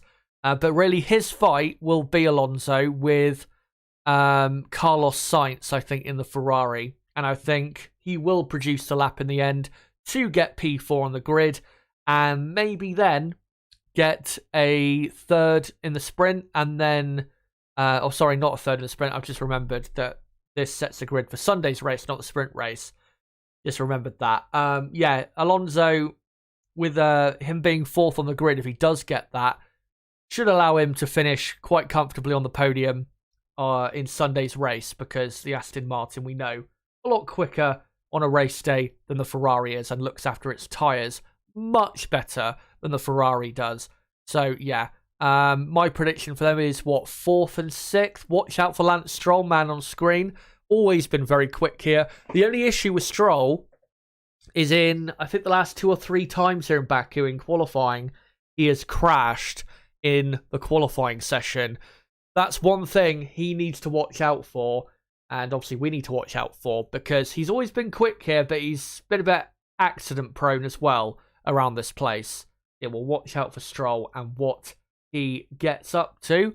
But Aston Martin, I think, will be quicker than Mercedes. Their lower downforce rear wing clearly working for them and giving them about the pace you would expect around this track. And looking good. I mean, he's not looking amazing. They're not going to be challenging Red Bull or be fighting for pole position or victory this weekend, but it's looking about as expected given they've got this lower downforce rear wing as well. So Aston Martin in a good position, and I think Alonso, will be 4th on the grid. And now we'll whiz through the rest of the teams. Let's go on to Alpine. Disastrous practice one. Pierre Gasly having a massive engine fire and having to get out of his car pronto. And that Alpine team and their mechanics now having a mad rush to get his car ready for qualifying in 54 minutes from now, and hopefully he can get out there. And Esteban Ocon also had to end his session early because Alpine began working on his car and some sort of issue. So yeah, a disastrous practice one. And it's a shame for Alpine because I'm pretty sure they're going to have a good weekend this weekend in terms of performance. They've got a pretty decent car, I think, for this type of track. They're not going to be amazing or anything like that, but I think they've got a decent enough car for this type of track. So yes, it is a shame that they're having the reliability trouble that they're having, but it's their own fault. It's their power unit. They are still pretty much a works team, the Alpine team. So yeah, all their fault, and they need to get on top of that, not just for this qualifying coming up, but for the rest of the weekend, because there are points to be had for that team who are sixth in the championship and need to desperately get back into fifth as soon as they can. Because really, they should be, at this point of the season, clearly in fifth, and McLaren really should not be ahead of them, but Alpine have not really capitalised on the decent pace they've had so far this season. So, yeah, it's not looking great for Alpine. I'm just trying to see what Gasly's issue was exactly. So Alpine's saying a couple hours ago on their Twitter that Pierre was forced to stop on track due to a loss of hydraulic pressure on his car. And the issue for Ocon, it was an issue at the rear of his car. Maybe a similar issue with him. So, yeah. Need to get that all sorted, and they need to make sure that they can stay reliable, like I said, for the rest of the weekend, because there is absolutely points on offer this weekend, especially if there is mayhem. Anyway, let's go on to the rest of the teams. McLaren, obviously a big new upgrade to the floor. The floor basically has been redesigned, and maybe we've already seen so far those improvements really starting to show itself, because Lando Norris was 5th in practice 1, only 0.8 of a second away from Verstappen in P1. If he ends up only 0.8 of a second off pole position, then yeah, definitely McLaren have improved quite a bit. But we need to wait and see what actually happens in qualifying in just under an hour, because we've seen it plenty of times where in a practice session right before qualifying, a team will look really quick, and then suddenly they'll be nowhere in qualifying. So yeah, let's hold our horses, and let's not go over the top, because it would be silly to start predicting McLaren, to be fighting with Mercedes and be 7th, 8th, 6th on the grid, something like that. It really would be silly to start talking about stuff like that, but it would be great. There's no doubt about that. It would be absolutely fantastic if that was the case. And we need McLaren up there. We want McLaren up there to make things more exciting than it already is. But yeah, so far from what I've seen, they look okay. Norris looking quicker than Piastri. Bit of a surprise. I thought Piastri would be right on Norris's pace, to be honest. But yeah, Piastri didn't have the greatest session. Touched the wall at turn 15 right at the end of practice 1. So yeah, it wasn't the greatest session for him. But if McLaren are truly, say, the 5th best team now with this upgrade, let's say that clearly presents itself in this qualifying session coming up, then really Norris and Piastri should be very strong contenders to get into the top 10. And if they prove to be, say, 9th and 10th, 10th and 11th, 8th and 10th, something like that on the grid, that is a really good omen going forward, because if they've still got these drag issues, and if their strength is still clearly grip over, top speed, that's really going to help them going forward, because obviously next weekend in Miami, very important that you have good downforce. And then we're going obviously to Imola, Monaco, Spain, and they could really show some special things there, could the McLaren team.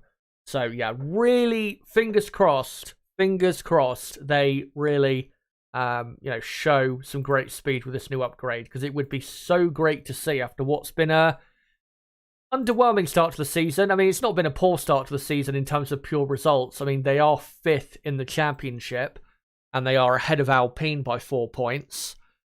I don't think they expected that at all, to be honest, after the first 3 races, but that's where they are.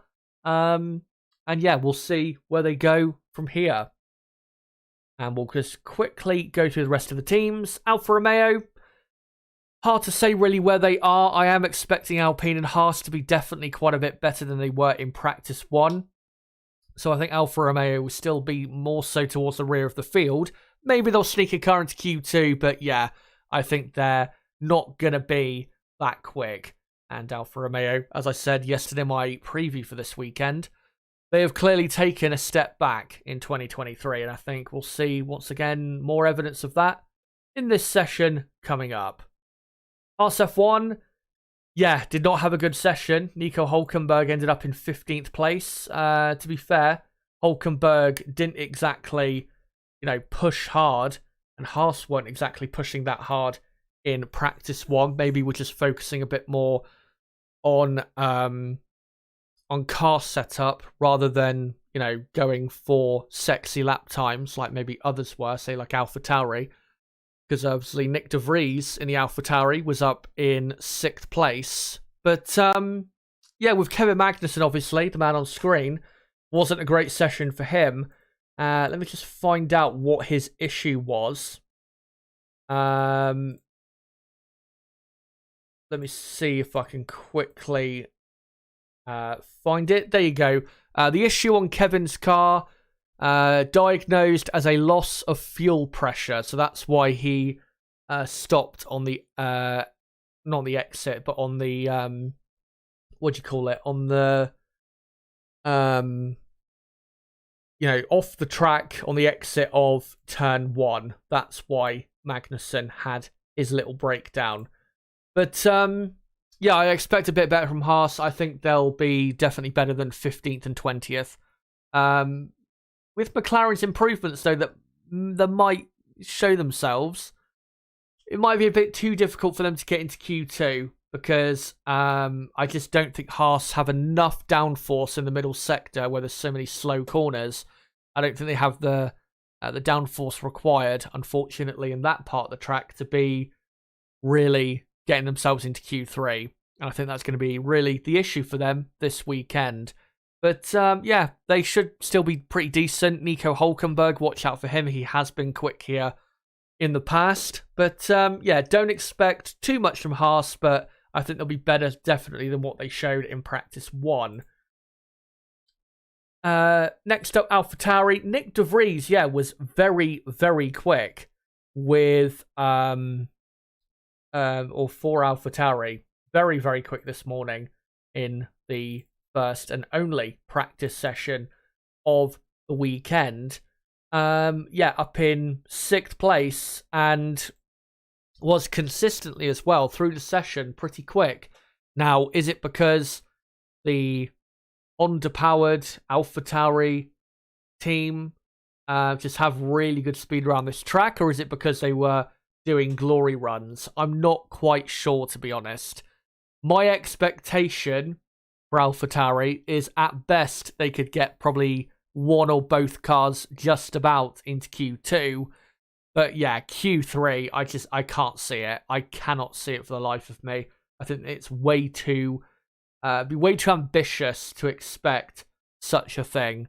So yeah, I don't think you can expect De Vries to be doing what he was doing in practice 1. Yuki Tsunoda, of course, had a bit of a disastrous practice 1. Had a puncture after hitting the barrier on the exit of turn 3. And yeah, had to obviously tore back to the pits. Probably had some damage to his car, to be honest. Luckily, though, it was fixed, and he was able to get back out on track, do some decent times. But yeah, not a great start to the weekend. And Tsunoda has been known to have some accidents here in the past. So yeah, not great at all from Tsunoda. But AlphaTauri, I think they'll definitely be faster than Alfa Romeo, but yeah, might struggle to be faster than anyone else after that. And finally, we'll go on to the dark horse of the midfield, Williams F1. Alex Albon, of course, has been very quick so far this season, and in practice 1 was just about in the top 10, and I think will be in Q3. The Williams, we know, very quick in the first and final sector, where it is really about top speed, and it really does help the Williams be as quick as it has been so far this weekend, with the track being the way it is, especially the final sector, which is pretty much flat out. And Albon himself, pretty quick around this track anyway. He has had some success here in the past, such as, I think, victory in F2. So, yeah, Albon, watch out for him. He is the man to watch out for, I would say, in qualifying. So, yeah, definitely keep your eyes on him, and keep your eyes on Williams overall, because they've got, I think, definitely a good car for this track, certainly for qualifying. Logan Sargent, I am expecting to be a lot quicker than he was in practice 1. Practice 1, he was 1.2 seconds slower than his teammate Alex Albon. That is not good enough. He has to be better than that. So, yeah, watch out for Logan Sargent. Yeah, he should definitely be better. I mean, he's raced here before. It's not like he has the example, or not the example, the excuse of, well, I've never raced here before. He should absolutely be better than what he was in practice 1.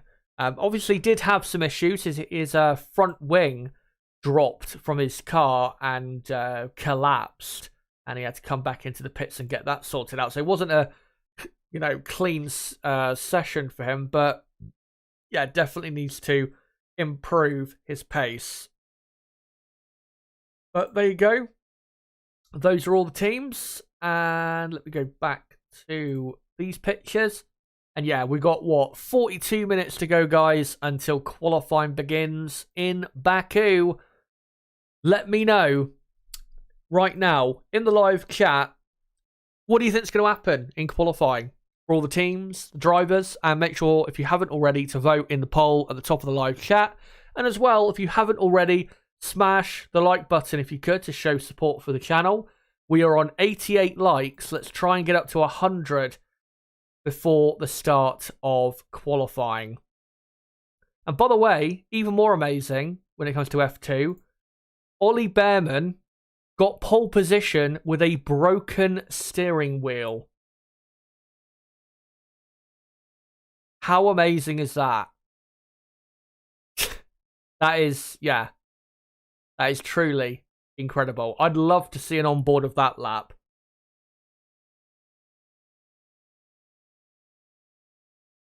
But yeah, be interesting to see what he can do now going forward. Obviously, he's a highly rated driver. Whether he will get to Formula 1 or not, who knows?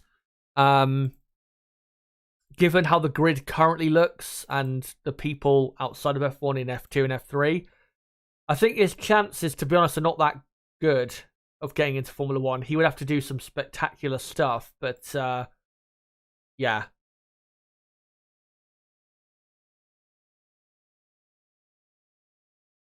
Anyway, for the next 40 minutes or so, I'm going to come to you guys in the chat and read out what you guys have to say.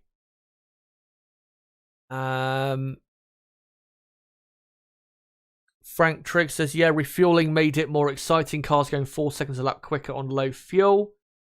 I know some people, they say with refueling that, oh, it was boring because it was just teams playing out their strategy. But for someone like me who really enjoys the strategic side of Formula 1, I always go back and watch those races, and they are really exciting to me because I really enjoy the strategic differences you had back then of people going longer with fuel, some going shorter, some people doing one less stop, some people doing one more stop.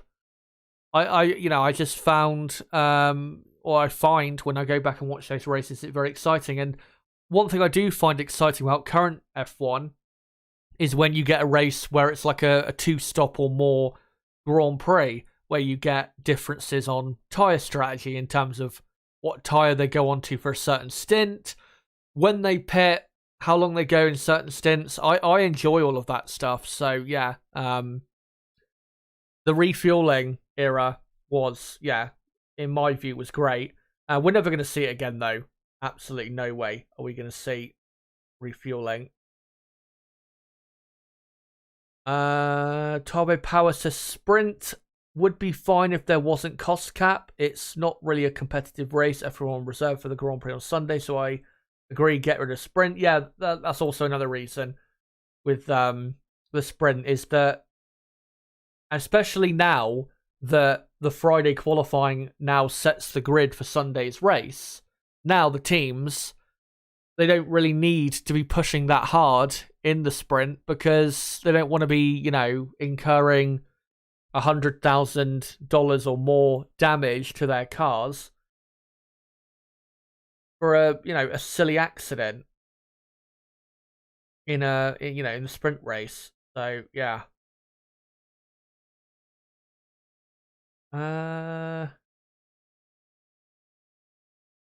Dane says, well, I never thought you predict Mercedes only 7th and 8th. Yeah, I just don't think they'll be that competitive here. I mean, remember, this car of theirs, it's the same car pretty much as last year, just more developed. Remember, though, how poor they were at this track last year, where they were probably the third best team, but they were really miles off Ferrari and Red Bull. I think, if I remember correctly, I think George Russell was like a second and a half off of pole position. It was mental how slow Mercedes were. And again, I say they were probably the third best team. If you go back and look, they probably weren't. I think you could probably make the argument they weren't the third fastest team in qualifying, at least. You could probably say AlphaTauri or even maybe to a degree Alpine. Maybe not Alpine. I'm just looking at the results now. Yeah, you could probably say AlphaTauri were probably the quicker or had the better car. Mercedes having the advantage, though, that weekend of having, obviously, much better drivers. But, yeah. Last year, they just were way too slow here. And I don't see it being much different this weekend. Dane asks, Chaz, do you think Mercedes and Ferrari can challenge Red Bull in 2024? I mean, with this, with the sliding scale of aero testing, where the lower down teams in the championship get more wind tunnel time, it's absolutely possible. I mean, until the 30th of June, Mercedes and Ferrari get more development time.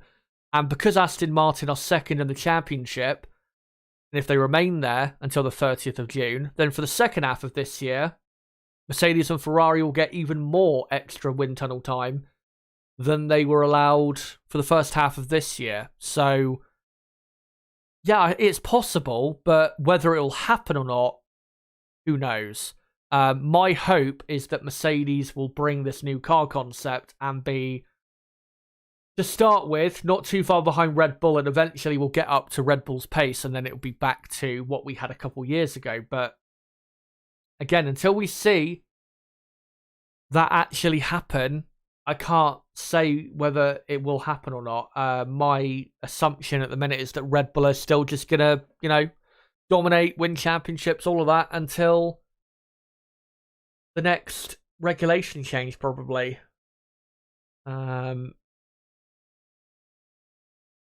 Astro Stevo, good to see you, mate. Have McLaren's upgrades made much difference? Thoughts? I did a miss earlier, just turned on here. Hard to say because of certain teams not quite pushing that hard or, being able to show their proper pace in practice one, such as Alpine, because of the reliability issue. So yeah, it's hard to say. Maybe they have, maybe they haven't worked for McLaren.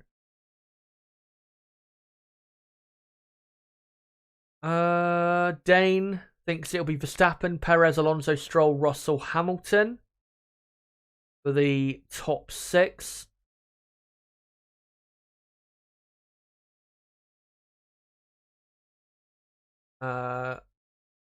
Astro Stevo's saying, imagine a massive sprint crash takes out most of the front runners, no spare cars these days. What then? Well, they'd obviously be out the sprint, and then it'd be a very expensive rebuild for the Sunday race. And, you know, that's just another reason why having the sprint is a bad thing, because it's just not needed. But, I mean, the teams, they voted for it. So, if you're going to blame anyone, blame the teams. They voted for it. And at the end of the day, just like with politics, you get what you vote for. Well, let me rephrase that. In politics, you don't always get what you vote for, but the majority get what they vote for, if you know what I mean. Selvin says, Hamilton winner MaxiPad will bin it in a wall. Perez will be stitched up by his team, and Stroll will be on the podium ahead of has-been Alonso. That's their prediction for the, I guess, the race. Maybe the sprint race. I'm not sure. But, yeah, there you go. And we have got, 33 minutes to go until qualifying begins. And I think, at this point, what I will do is hold on, breaking news. Pierre Gasly, his chassis is intact and the mechanics are working to replace the gearbox and the power unit. Timing will be tight for qualifying. So just an update there on Gasly. So yeah, I mean, Q1 is 18-minute long session, so I mean they've got another like 40 minutes really to get that car ready. So yeah, they should be okay, I reckon. The mechanics for Formula One teams are pretty quick. Saw that at Red Bull back in Hungary a couple of years ago, where they were able on the grid to replace or fix Max's front left suspension, was it? That he broke on the formation lap or the way to the grid. So yeah. I'm sure they can get it fixed.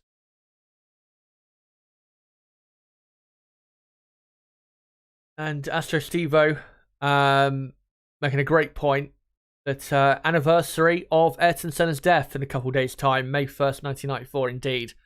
Let's not forget, though, and let's make sure on Sunday to also, remember that anniversary on April the 30th of Roland Ratzenberger, who, by a lot of people, still sadly gets forgotten in what happened that weekend at Imola. Of course, next year will be the 30-year anniversary of the Imola weekend in 1994.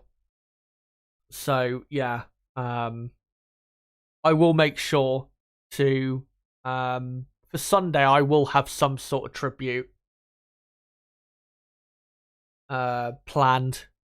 Even if it's a quick one, I will have some sort of tribute planned, given that it, will be the 29-year anniversary of Ratzenberger's death. And of course, the plan is to stream on Monday night, if there is enough, stuff from the race weekend to talk about.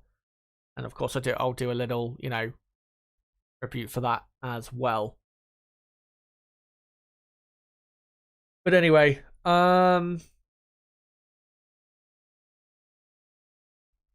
Jane asks, what are your thoughts on the Losail Qatar track on this year's calendar?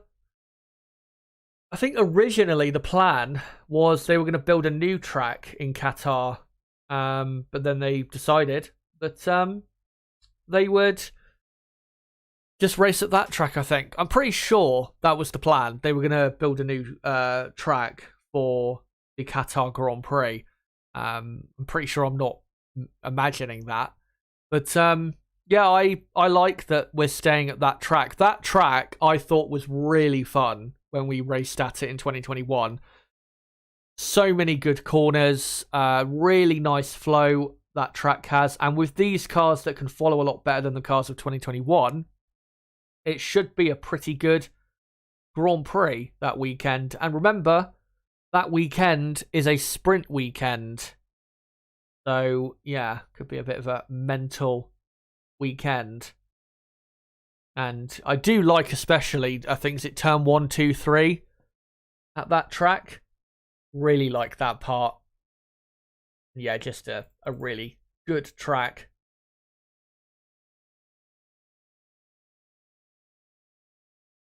Let me find some other comments here if I can. Vinster, good morning. All this break was, or good morning all. This break was way too long. Indeed, it was way too long. It was so long, in fact, that the F1 community, or well, just certain people, started rumours that Fernando Alonso and Taylor Swift are dating, apparently.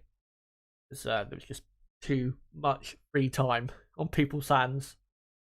Anyway, I'm just going to quickly post a link of the stream out a couple more times, and then we'll get into more comments from you guys as we continue counting down to the start of qualifying.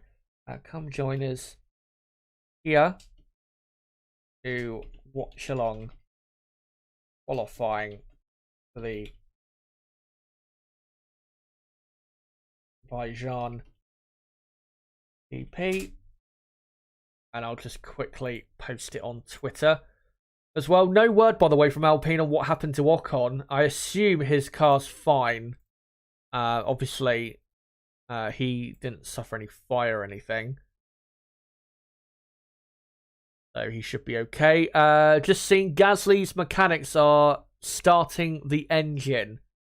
So if no problem occurs, he should be ready for qualifying, says Albert Fabrega. Yeah, looking good on the Gasly and Alpine front. Yeah, let's do a tweet quickly. Come join us here to watch along qualifying.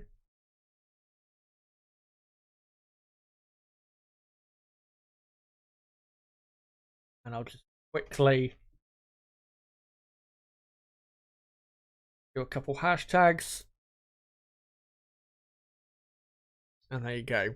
So, let's get into more of your comments. Make sure to keep smashing the like button if you haven't already. We're not too far away in terms of likes from 100. So let's try and get to that if we can before the start of the session. And remember, of course, this Friday qualifying does not set the grid for the sprint race. It sets the grid for the race on Sunday. Please do remember that.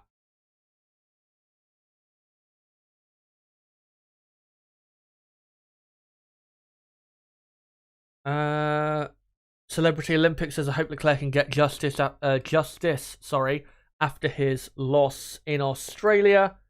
And hello, by the way, to Celebrity Olympic, who says hello everyone. Nice to be back here after 4 weeks.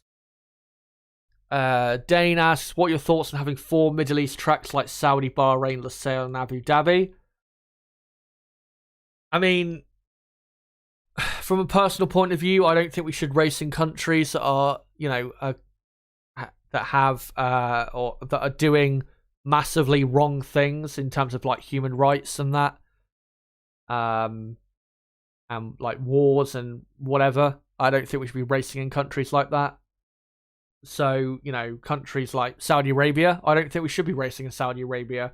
I mean, the Saudi Arabia track I like, but I don't think we should be racing in that country. Same with Qatar, Bahrain, and Abu Dhabi, really.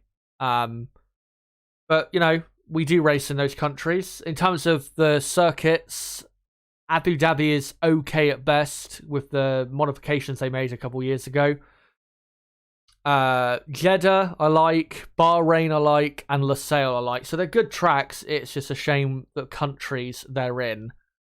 But, Formula One has proven, and this is way before Liberty Media came along, that, morals shall not get in the way of the all-important dollar. And that's why Formula One is racing, well, wherever the fuck it wants to race.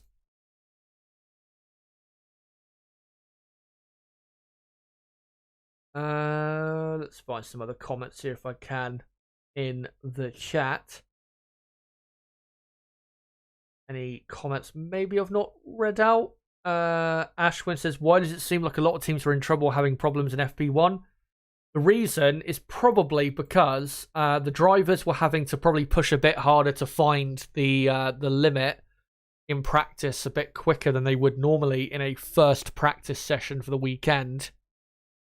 And for the teams, they were having to run probably their cars in a more aggressive way, with the engine mode, fuel, all of that, than they ideally would want. And obviously, they were desperately all trying to get their setups, correct in that practice session, because it's the only practice session of the weekend, and it's obviously already over and done with. Now we have, qualifying here, and then a sprint qualifying, and then sprint race, and then a race. So yeah, it's there's not much, or wasn't much time for car setup and stuff like that.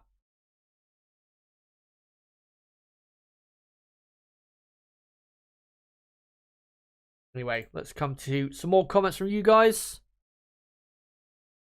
Astro Steve saying Arab sports washing exploiting F1 to hide their human rights abuses really gives me the... Yeah. I agree. I think most people agree. But, as I explained last night in my preview for this weekend, Liberty Media, their job is to enrich themselves as much as they can, and to increase the value of Formula One as much as they can, so they can sell it for a much higher price than they bought it for. And of course, with countries like Saudi Arabia and Qatar that are doing sports washing and are offering sports organizations lots of money, way more money than other venues are offering them for to host, say, an F1 race. That's why they're on the calendar. It's purely for money reasons. It's not because Liberty Media love Saudi Arabia. It's because they love the money that Saudi Arabia and Qatar, Bahrain, and these places provide. Got nothing to do with the venue. As long as the money's there, they don't give a fuck. That's pretty much the simple, the simple way of putting it. Is it's all about money for Liberty Media, which, their business practice of just, trying to enrich themselves and increase the value as much as they can to, sell it for a much higher price than they bought it for. There's nothing wrong with that. The issue is when you start ditching your morality in trying to do that, and obviously a lot of people do that, unfortunately, especially in the sports world. But that's reality, that's life, and there's nothing you can do about it. Selvin Hunter says, haven't Red Bull got a bit of a gearbox design problem according to the tech expert on Peter Winds's channel? Hence Max is comments about downshifting. Yeah, I think they've compromised on maybe the size of the gearbox, I think it might have been. Yeah, they've compromised on the design or the size, and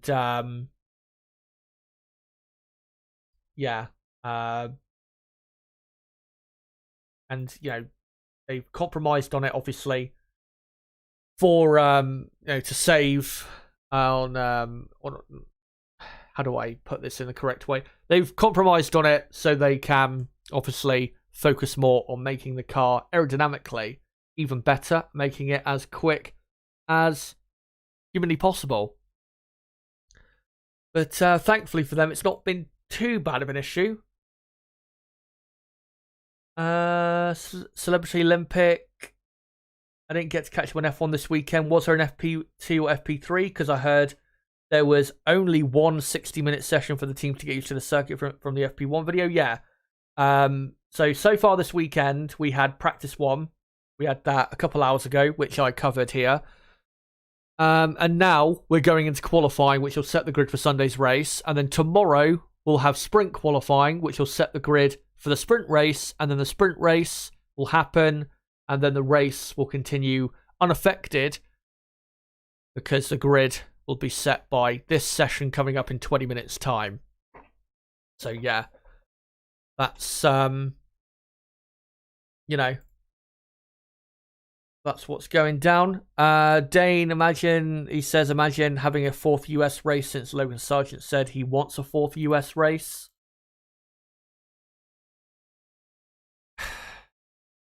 My opinion is, yeah, we should not have more than 3 races in a single country on the F1 calendar. I mean, in the past, I think we have had like 2 or 3 American races on the calendar, so it's not a new thing. I think in the early 80s we had, was it the US Grand Prix and then Long Beach and even Caesars Palace on the calendar. So it's not a new thing having, and remember we had Dallas as well. Not sure if they were all on at the same time, but you get my point. But yeah, I think 3 is the maximum amount of races you should have on the calendar. I don't think you should have 4, 5, 6 races in a single country. It's too much. I mean, I know Liberty Media, they're desperate to have probably an F1 race on the streets of LA, New York. Where else? Maybe on the streets somewhere in Canada, even though we do have technically a street circuit. Yeah, I know they're desperate for more races in America, but I don't think we should have any more. I think the amount we've got at the minute is absolutely fine. I don't think we need any more than that.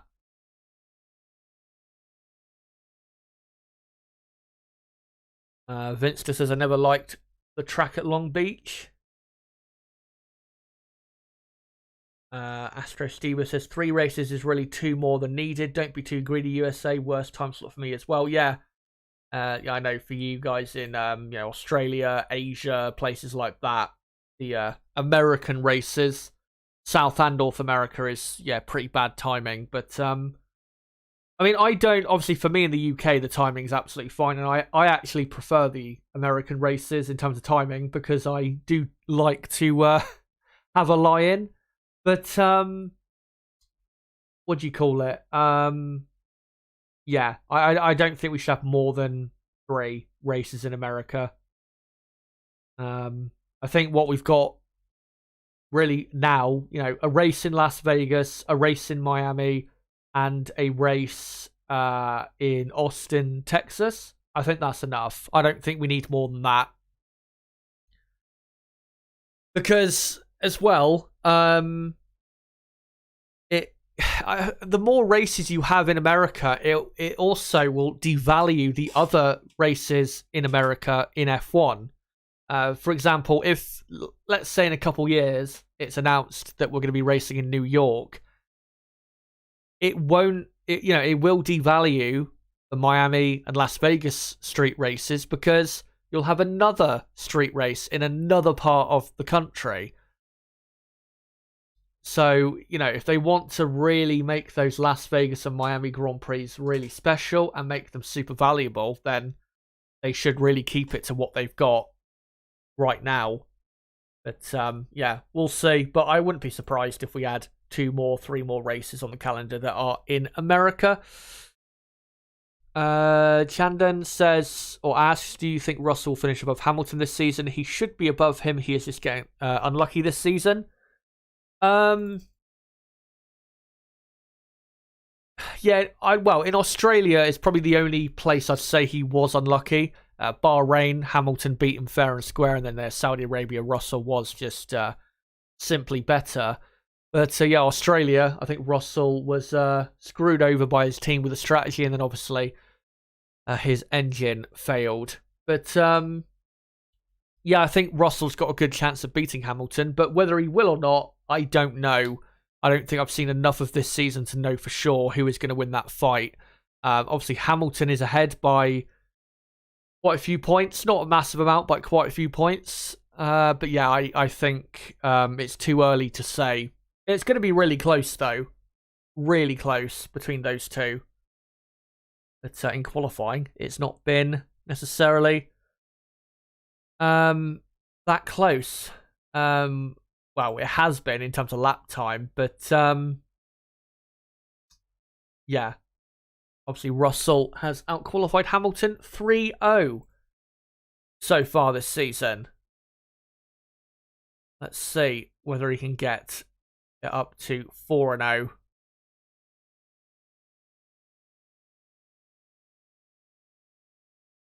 Dane, why is there so many street circuit? Because that's where Liberty Media want to do their advertising to the cities where there's loads of people. That's what they want to do. I mean, I was thinking about this, I think even last year, that it's amazing. If you look from the first race of the season up until like the Canadian Grand Prix, 80% of the calendar up until the Canadian Grand Prix is street races. I mean, look at this year. You've got Bahrain, normal track, and then street race in Saudi Arabia, street race in Australia, street race in Baku, street race in Miami, normal track in Imola, street race in Monaco, normal track in Spain, street race in Canada. It's too much.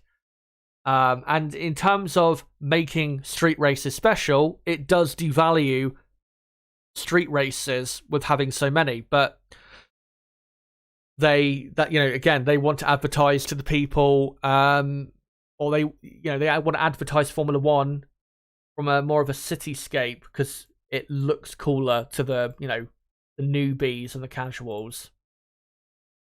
And just to be clear, I have no problem with new people to Formula One or casuals or anything like that. But yeah, it's pretty clear how Liberty Media targets their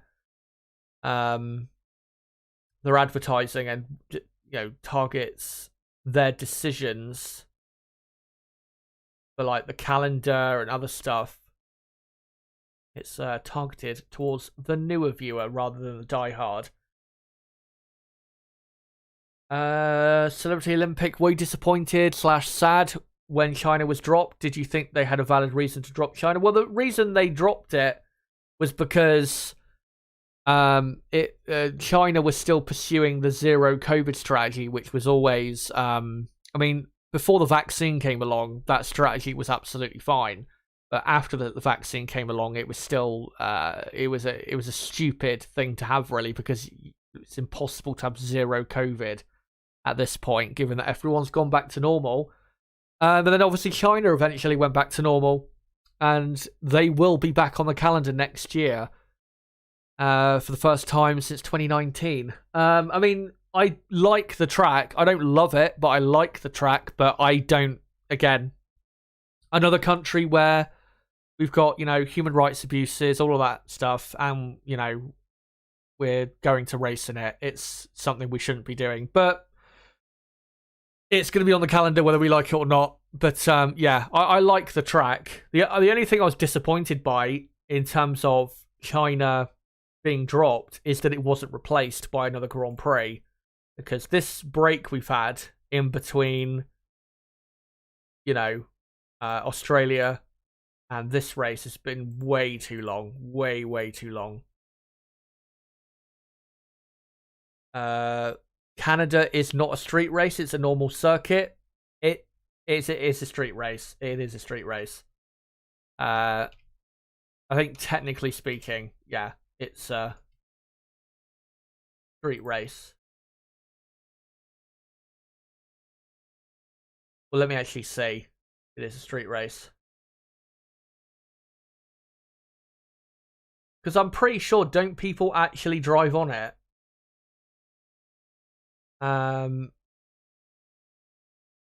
Or is it closed off to the public?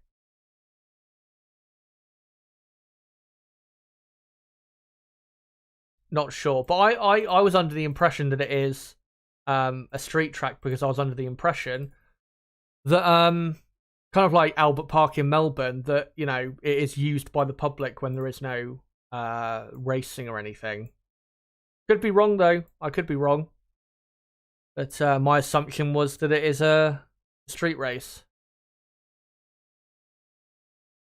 Anyway, we are 10 minutes away from qualifying, and yeah, make sure, guys, if you haven't already, let me know in the poll at the top of the live chat, or just in the chat in general. Let me know, who do you think will be on pole position today? My prediction is Sergio Perez in the Red Bull, just ahead of Verstappen and the Ferrari of Leclerc. Let me know whether you agree or disagree or not.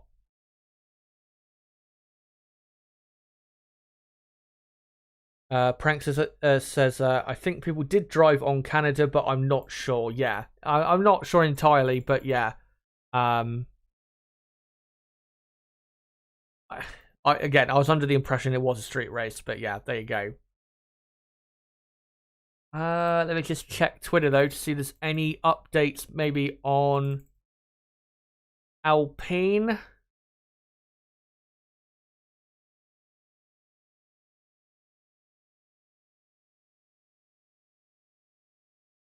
And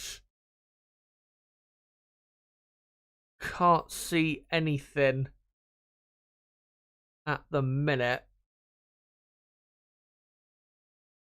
No, can't see any news, updates or anything like that in regards to the situation at Alpine. What I'm going to do, though, is I'm just going to quickly wait a couple more minutes for you guys to keep voting in that poll at the top of the chat so I can read off the results quickly before the stream. So Fernando Alonso is taking a couple pictures with fans and now getting into his garage. Alonso, of course, this is the first weekend in his career where he's come to Baku and had a car that could be on the podium this weekend. Obviously, he's had good performances in the past. Yeah, amazing race in 2018 where he was 7th with a severely damaged car. Just an incredible performance that was. 5 years ago. And got some fans in the grandstand as well as Fernando, who has been one of the stars of 2023. Selvin says Perez pole, Leclerc second, Max third. Interesting. Interesting prediction there.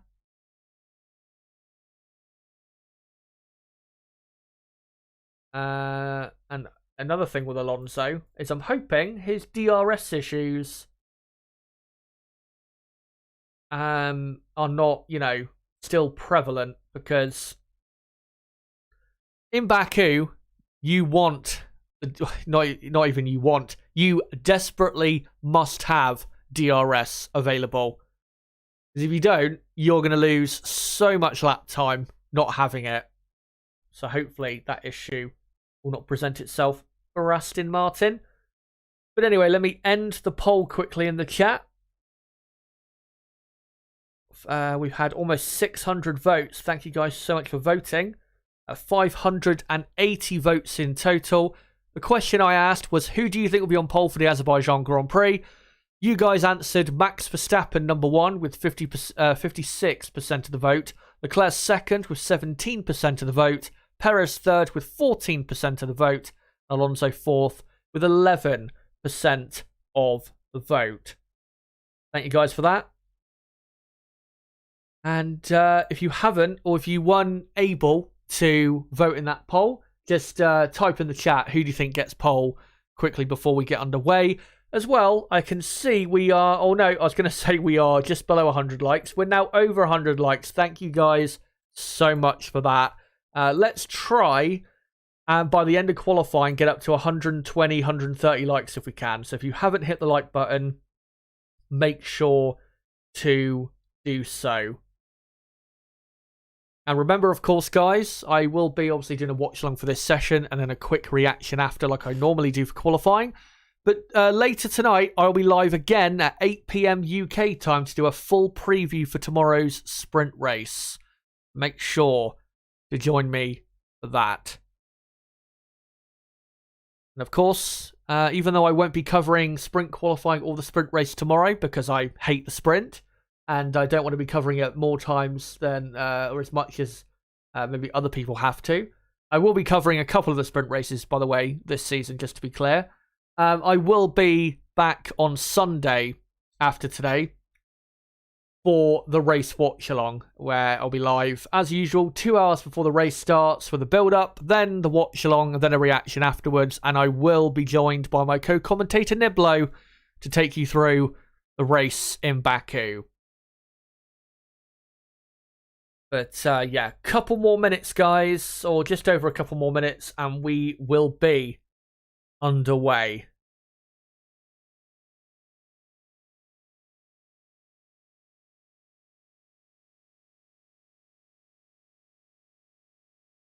Let me see if I can find any predictions quickly in the chat. Can't see yet. If there's any new ones, I'm talking.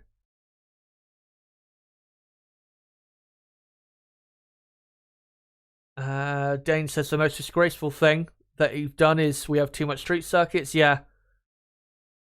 Celebrity Olympics says Baku is probably one of the best street circuits in F1, if not the best F1 street circuits.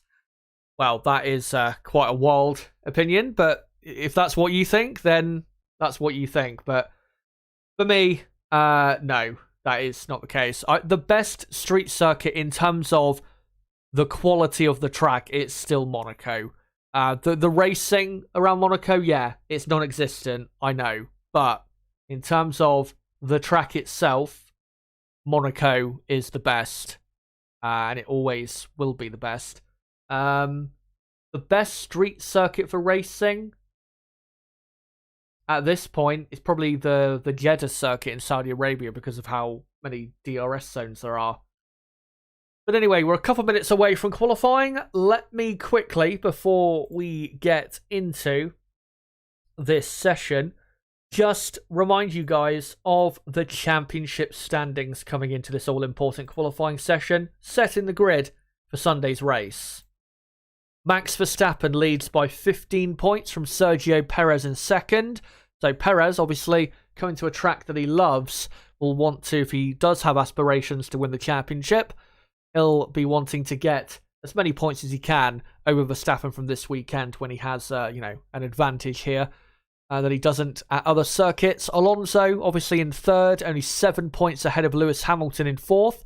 Carlos Sainz is fifth, level on points with Lance Stroll in sixth, with Russell seventh, Norris 8th, Hülkenberg 9th, and Charles Leclerc all the way down in P10.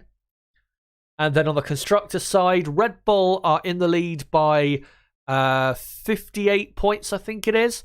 And then Aston Martin are second, 9 points clear of Mercedes, and third. Ferrari need a big weekend to get back into that fight for second in the championship because they are already lagging behind quite a bit. They're almost 40 points behind Aston Martin after just 3 races. McLaren are in fifth, only 14 points behind Ferrari, with Alpine 6th, Haas 7th, Alfa Romeo 8th, AlphaTauri 9th, and Williams in P10. And let's now get into this session. So I will just quickly get that changed and get everything ready. Of course, Q1, an 18-minute long session. And, well, given we've had not much running so far this weekend, it should be an exciting session. And Pierre Gasly, by the way, is waiting on the exit of the pit lane. So he is all good to go, which is great to see. And yeah, for Q1, I will sync up the timer at the 17-minute mark, and I'll just quickly get the dotted line put on the left-hand side of the screen so you guys can clearly see where the cutoff zone is. So there you go, the dotted line there. Let me just actually increase the size of it a bit more. Yeah, there you go. So, of course, anyone below 15th and below the dotted line at the end of Q1 will be out of the session. As qualifying about to begin, and everyone looks as though they're going to be trying to pile out to track as soon as possible. As yeah, just everyone waiting. Couple cars Not quite in the fast lane of the pit lane, but they are preparing to get out there. And a glorious day in Baku. Not massively hot or anything. Quite misty as well. Been quite a misty day. But yeah, the weather is perfect. And there you go. The session is underway. Qualifying begins in Baku. Normally qualifying in Baku is pretty exciting. I remember we've had some great qualifying sessions here in the past. So this should be, if it lives up to the past, it should be another exciting one on the streets of Baku. As everyone immediately piles out onto the circuit to firstly develop tyre temperature and then have a go at setting some good laps. As there's Williams there following an Alpine, and then Lewis Hamilton, I think, in the Mercedes. Is it Hamilton? No, I think it's actually Russell. And there you go. Timer on screen now. And we've got 17 minutes to go in Q1. Let me know, guys, in the chat whether you think, or who you think, will get knocked out in Q1. Most likely, I would say Logan Sargent, Bottas, Zhou, Tsunoda, De Vries, probably, you'd have to say, are the likely contenders to be knocked out in Q1. But we do, sometimes get some surprises. So let's see what happens. Of course, last time out in Melbourne, another street circuit, Sergio Perez was out of the session almost immediately. As here is Lewis Hamilton on a set of soft tyres. And he starts his first flying lap. The car not bouncing anywhere near as badly as it was a year ago, where he could barely walk after getting out of the car. As he brakes hard for turn 1.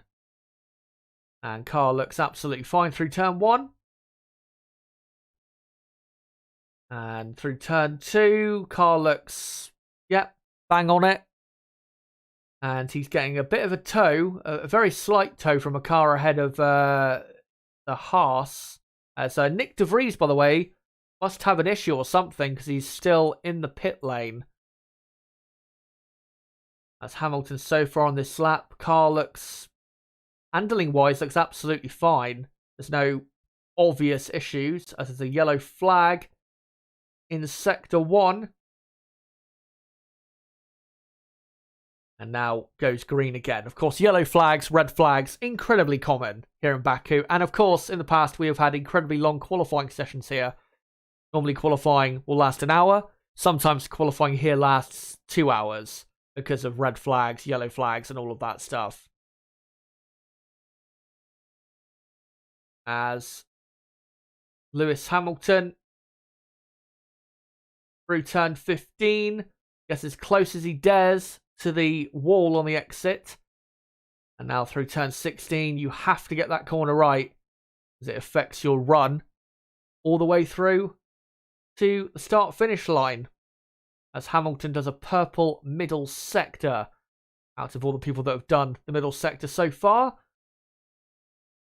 And let's see what Lewis Hamilton does for his first lap time. As Nico Hülkenberg goes quickest, but now Lewis Hamilton goes quickest on a 1:43.6, which is not quick at all. Esteban Ocon goes up to second. Let me just update that. As Alex Albon goes quicker than Lewis Hamilton by just over a tenth of a second. And Mercedes, if they are struggling today, they do have to watch out for Williams because they are looking very quick around here. Albon is P1, not anymore. Valtteri Bottas goes P1 by a tenth and a half. Much better pace there from the Alfa Romeo. And there you go, Bottas P1. Lance Stroll is up to second. And then Well, Oscar Piastri now goes quickest by a 10.5 over Valtteri Bottas. Let me just update that. And, well, not quicker or quickest anymore, as they've got a yellow flag in Sector 2. Lando Norris goes half a second quicker. And now Charles Leclerc goes almost 0.7 of a second quicker. And now Max Verstappen comes to the line and does a 1:41.8. That is a very good time in Q1 for him to be doing. That's only half a second slower than last year's pole position. That's a very good time. Also, pretty good time from Leclerc for Q1. So Verstappen first, Leclerc second, Norris is third, with Piastri in fourth, and then Perez is only in fifth place, with Bottas sixth, Stroll seventh, Albon eighth, Hamilton ninth, Sargent is in 10th, a lot better from him. And then it's Russell in 11th with Ocon 12th, and then Magnussen in 13th. Hulkenberg is 14th, with then Tsunoda in P15 as Fernando Alonso sets his first lap time of the session and goes third. 0.75 of a second, though, slower than Max Verstappen in P1. So Aston Martin definitely not on the pace of Red Bull around this track. And there you go. Alonso up to third. That was what happened for Zhou. Very silly spin in turn one. And lucky not to meet the barrier with his rear wing. And then here's a replay of, is it Zhou again? Looks to be. Having a slight moment on the exit of turn 15. And yeah, just about keeping the rear in check. But as we know, the Alfa Romeo pretty poor with its downforce level this season. So in the drop zone at the minute, well, actually, hold on. Let me just see what the order actually is. So Zhou is up to 11th now. So in the drop zone, it is Hulkenberg, Tsunoda as... Oh, that's an AlphaTauri. And is it Tsunoda? I think it is. Oh, there's a McLaren that's gone deep. And no, it's Nick de Vries. And that is going to be a red flag. And yeah, there you go. Red flag. And de Vries at turn 3 has clearly gone too deep and gone straight into the barriers. What a shame. It was looking pretty good up until qualifying and then goes and bins it. Not good.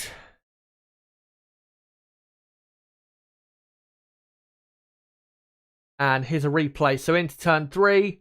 And yeah, it's not like he locked up or anything. He just he carried too much speed into turn 3 for what the car could cope with, and went straight into the barrier. Just way too aggressive. Expected there to be a lot more grip than there actually was.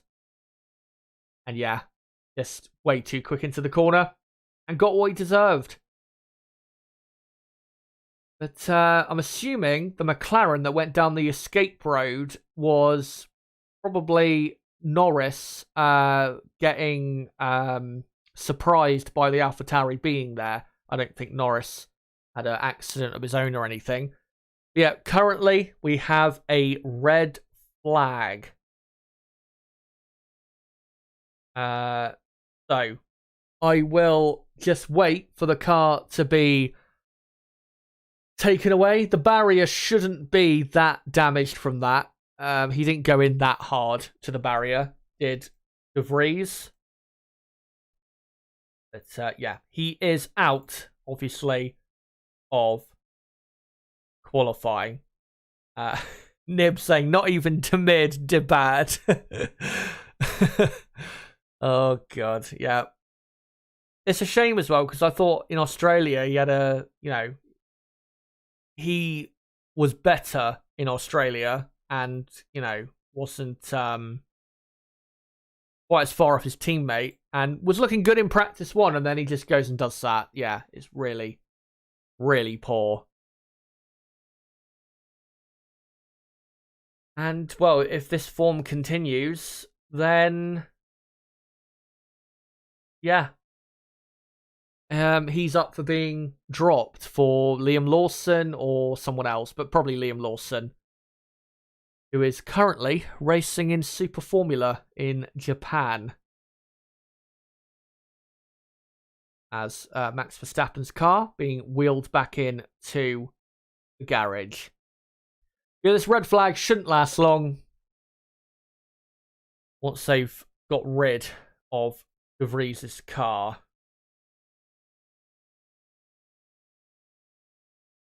But as well, Kevin Magnussen has reported another issue with his engine. And yeah, we're now currently seeing Kevin Magnussen in the garage. Don't know if there is work going on to the rear of that car, but yeah, that's what I've just seen on Twitter, is that he's reported another issue, which obviously is not good. But when we get going again, we've got 10 minutes and 17 seconds remaining. And in the drop zone, obviously Nick De Vries is out of the session because he's crashed. The other drivers in the drop zone, Carlos Sainz, but Carlos has not done a lap yet. He was on a lap until Nick De Vries put it in the barriers. But also in the drop zone, Pierre Gasly, Yuki Tsunoda, and Nico Hülkenberg. Actually, no, not Hülkenberg. Hülkenberg's improved. And Magnussen has as well. Let me just update that. Scrap what I just said. Hülkenberg now all the way up to 6th. And Magnussen, despite whatever issue he's got, is in P9. So your top 10 is Verstappen, Leclerc, Alonso, Norris, and then Hamilton is 5th for Mercedes,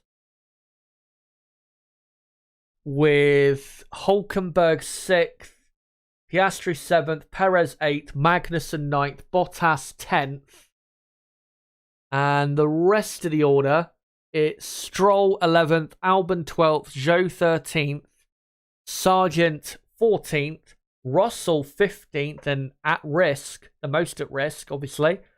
So in the drop zone, Ocon, Tsunoda, Gasly, Sainz, and obviously De Vries is already out. Surely Alpine are not going to get both cars knocked out in Q1. That would be unbelievably bad.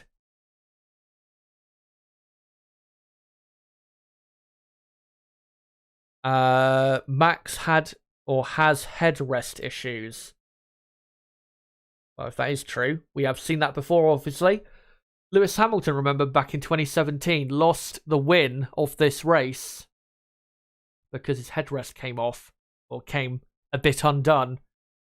Whether that was because Sebastian Vettel hit him on purpose, like he did after the little thing they had that weekend or in that race. I don't think we know for sure. At least I haven't seen anything to suggest that that's what did it. But yeah, as De Vries' car, by the way, they've only just been able to remove it, or they're just about removing it from the barrier. Literally stuck in the barrier is De Vries' car. The barrier, though, the barrier seems to be fine. The problem is it's stuck to De Vries' car. Clearly, De Vries' car belongs to the barriers. And yeah, just went way too deep. And in that situation, should have bailed out and gone down the escape road. We've seen many do it. There's nothing wrong with doing it. If you carry too much speed in, you'd rather do that than cost your team money and no, end your session. But there you go. That's what he did.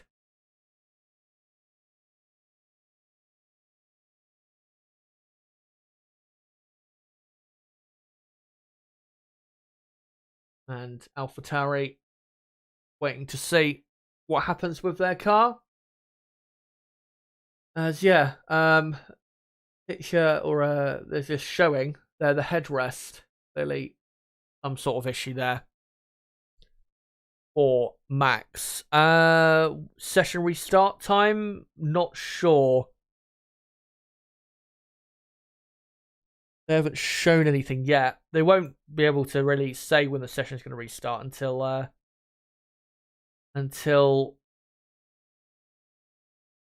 the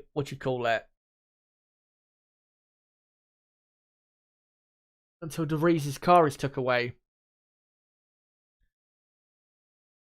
As they show by the helicopter on the TV broadcast, the Baku city, and some low clouds, some mist in the air, but a glorious day in Baku, and no chance of rain. I think the only issue for the teams is that the temperatures might not be too warm this weekend or too hot. Might be a bit on the cooler side for maybe what they expect, as race control have noted Max Verstappen for being released in an unsafe condition. It says, incident involving car 1, Verstappen noted, released in an unsafe condition. Interesting.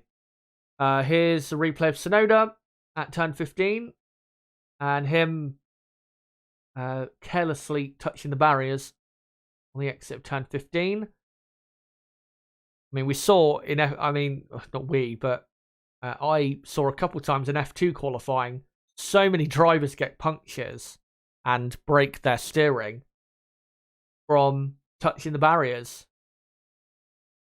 It's very easy to do at a street circuit.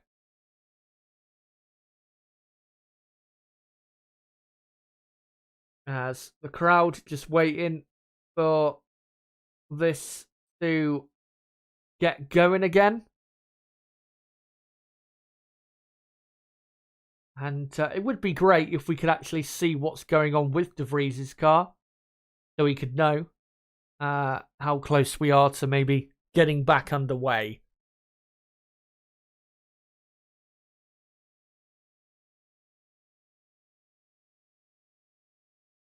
Let me just quickly look on Twitter to see if there's any news.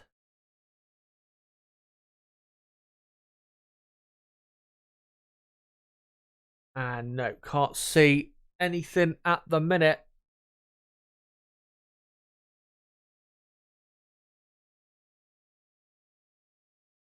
And we're just waiting, really, to see when the session will be restarted. What happened to Sainz? Sainz has not set. He hasn't set a lap yet. We're 10 minutes and 17 seconds to go in the session, and we're obviously under a red flag because Nick De Vries has put it in the barriers, and we're just waiting for his car to be removed and for the barrier to be put back together.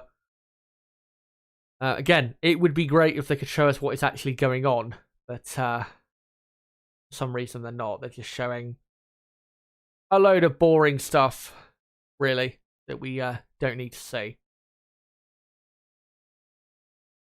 That's Alex Albon there in the Williams pit. Both Williams at the minute are on their way to Q2. But obviously, we're only just under halfway through Q1. So there's still probably 2 more runs for all the teams in Q1. It could end up being much different yet, the current order.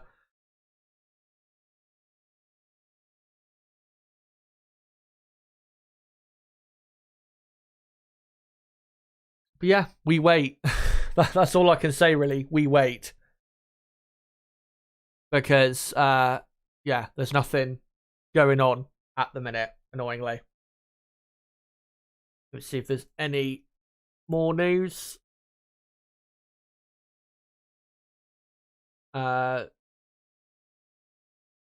According to, by the way, with that unsafe release that was noted by the FIA, according to Sky Germany, there will be no further investigation.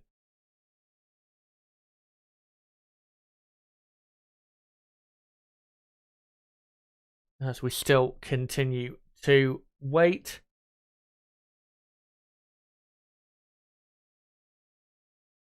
And I'll just see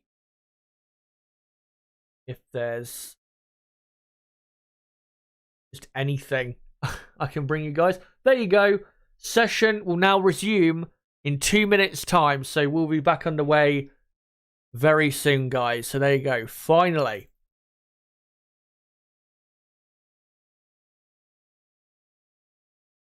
But just to clear up, yeah, with Max, he's not under investigation, but they did note it.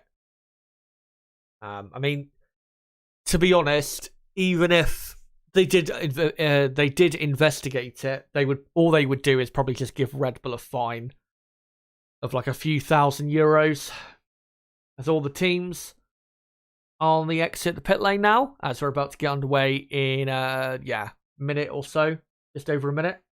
Whilst we wait, I'll have a quick drink. Obviously been going for a while. 4 hours in I am now to this stream.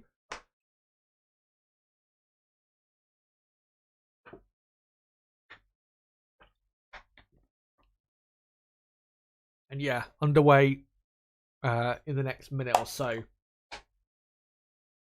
And from what we've seen so far, we haven't really seen I think much of what the teams are truly capable of. I mean, Max Verstappen, obviously, and Charles Leclerc have done brilliant laps so far. Max only half a second slower than last year's pole position with his Q1 lap. But, yeah, with a lot of the teams, I don't think they've quite got their best laps for Q1 in so far. So I don't think we can really look at what's happened so far and be like, yeah, these are the people that are definitely at risk in Q1. I mean, obviously, at the minute, Alpine and AlphaTauri not looking great, but that can change very quickly. We've still got 10 minutes and 17 seconds to go. This is what happened for De Vries at the start of Q1. It says, alarm is still there. I still have brake-by-wire off. What do I do? And then they say, okay, Nick, we have an issue. P1, back to P1. We'll try to solve it in the garage. If that was a brake issue, then maybe that's why he crashed. But, yeah, I'm sure we'll find out later whether it was just driver error or maybe that. I'm not sure. Looked like driver error to me. Anyway, session restarting very soon.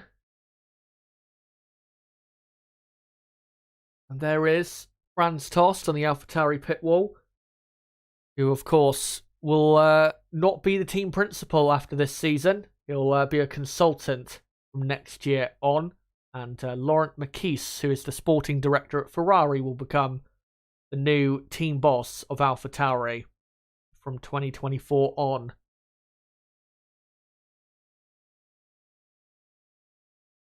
Still, we wait, even though it says session to restart at 14:24, basically our time, but it started a minute late anyway. So there you go. Well, it was a minute late according to my PC, which I'm not sure the time on my PC is necessarily accurate.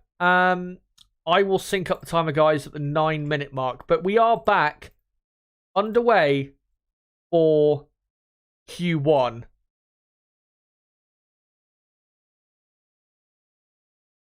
Pure Blood. I thought Q1 they are mediums. No, that's for sprint qualifying tomorrow, where In Q1 and Q2, they'll be on the mediums, and on Q3, they'll be in the on the soft compound tyre. That's only for tomorrow. That's not for today. Today is the normal qualifying session where they can use whatever tyre they want to, which is how it should be.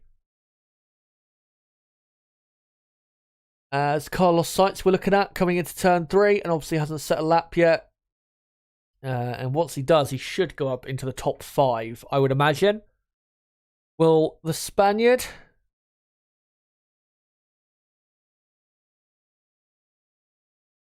And there you go. 9 minutes to go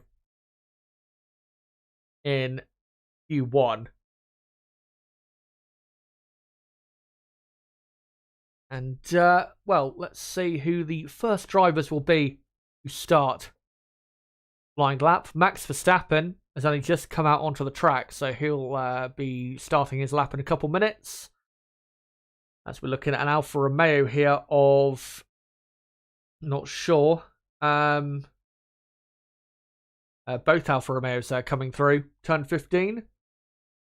And here comes Carlos Sainz, I believe, who is about to start his first flying lap as the Alfa Romeo here.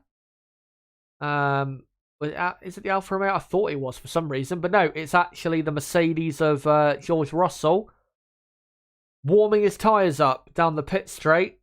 And maybe this will just be a tyre warm-up lap for the Mercedes. Of course, we've seen since these new regulations came in at the start of last year, Mercedes have always had tyre warm-up issues. As Russell down into... Turn 3. Oh, someone's hit the barrier, and it's Pierre Gasly. Another red flag. Oh dear, just a calamitous session, and Gasly has ripped the well, not quite, but he has destroyed his right rear and I think right front suspension and wheel, and Pierre Gasly is out of qualifying. And he's not quite done what De Vries has done, because he's now parked on the escape road, turn 4. But he's basically done what Tsunoda did in practice 1, and the barrier there slightly damaged, and that's going to take a few minutes to just quickly fix. So another delay of a few minutes. How fucking wonderful.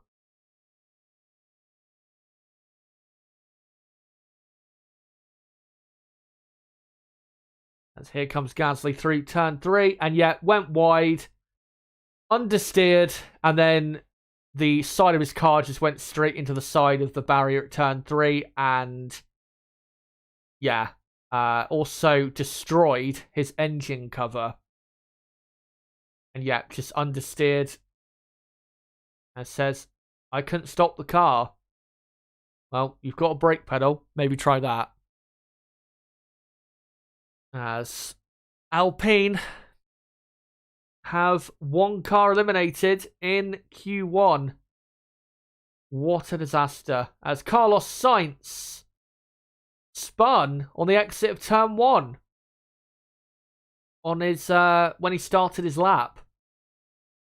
So really poor there.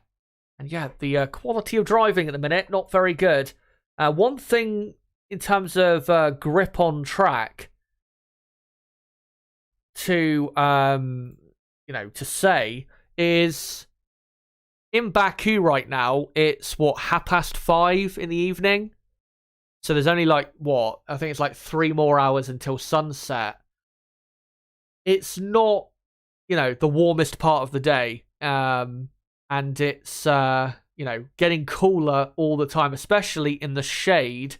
And obviously turn 3 is in the shade. So the point I'm trying to make is the track temperature is not going to be very warm compared to other tracks on the calendar. So, yeah. That is, I think, definitely a big reason why drivers are struggling. And we've seen that here in the past when qualifying has taking place at a later time in the day, it causing the it causing the grip of the track to just fall away continuously through the session. That's Pierre Gasly just getting into the medical car. And getting a tour back to the pits. He will be in just a moment. But yeah, we've got now 7 minutes, 32 seconds to go in Q1. And another red flag delay. Hopefully this won't be as long as the last one, but it probably will. Let me just check when sunset is in Baku. Oh, it's actually a lot closer. Sunset is actually in 2 hours from now, not 3. So it's currently local time. I'm pretty sure, I'm pretty sure it's 5:30 p.m. local time in Baku. Let me just check that on the F1 website. And yeah, so it's 5:30 Baku time. There's only 2 more hours until sunset. So, yeah, as we... Prank saying poll question should have been, will we finish the session? Indeed. Yeah, with the sunset, fastly approaching, it's going to make the track temperature cooler and cooler, less grippy, and the tyres just won't be able to fire up like they could in practice 1, where... practice 1 took place at pretty much the hottest part of the day. So, yeah, going to be a real issue for these teams and drivers. And it is a common issue around here. But now, again, we wait. So, yeah, if you guys, you've got... if you've got, any questions you want to ask in the chat or anything like that, make sure to post it in the live chat, and then I'll answer a couple questions if I can between now and when we get going again. Let me just get ready for when we do get going again, and I'll make sure to sync up at the 7-minute mark. And reminder, 7 minutes, 32 seconds to go in Q1. Let's hope it doesn't take 1 hour just to get through Q1. Because we'll be here all day if that's the case. But, quickly have a drink. And then get to some comments from you guys.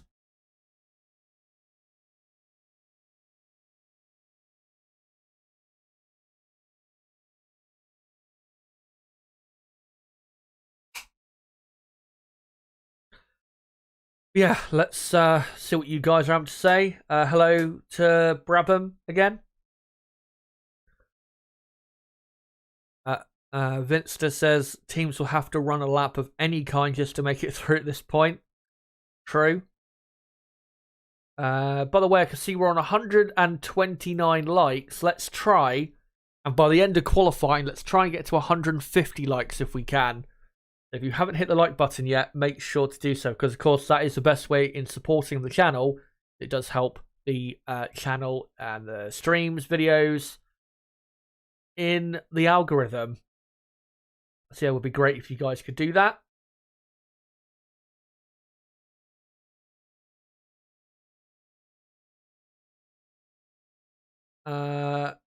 Nib saying going to be here for another hour and a half. I really hope not. How many accidents do you think there'll be today? Asks Emma Walker. I don't like to predict those things normally, but probably we probably will have some more. I mean, we're still quite a few minutes away from getting through Q1, so yeah. Brabham says I'm thinking a running race around the track might be quicker. Ramin says drinking game, take a shot every time someone crashed in the Baku qualifying.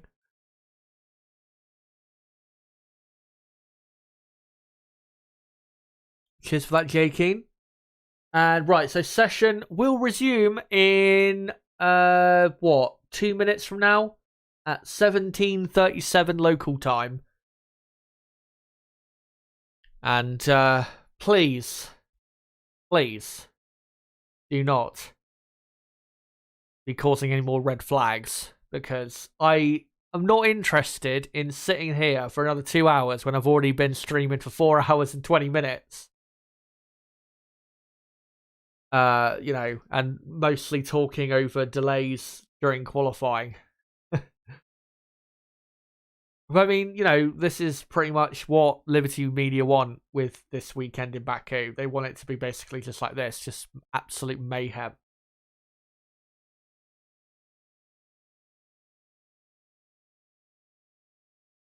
As Charles Leclerc, still in the garage, a lot of the cars parked on the exit of the pit lane. I mean, to be fair with Leclerc, he doesn't really need to go out right now. He could probably wait a couple minutes more, for a couple minutes to pass before he went out, because he's in P2. He's quite far ahead of the drivers in the drop zone. He doesn't necessarily need to get out there and get pumping in the times. Just needs to make sure maybe he, does maybe another good time at the end to make sure absolutely he does go through. Because I am expecting there to be track evolution, but it's hard to get track evolution when you have red flags every 2 minutes. As there's a Hamilton fan, I think, in the grandstand. And yeah, Q1 underway very shortly.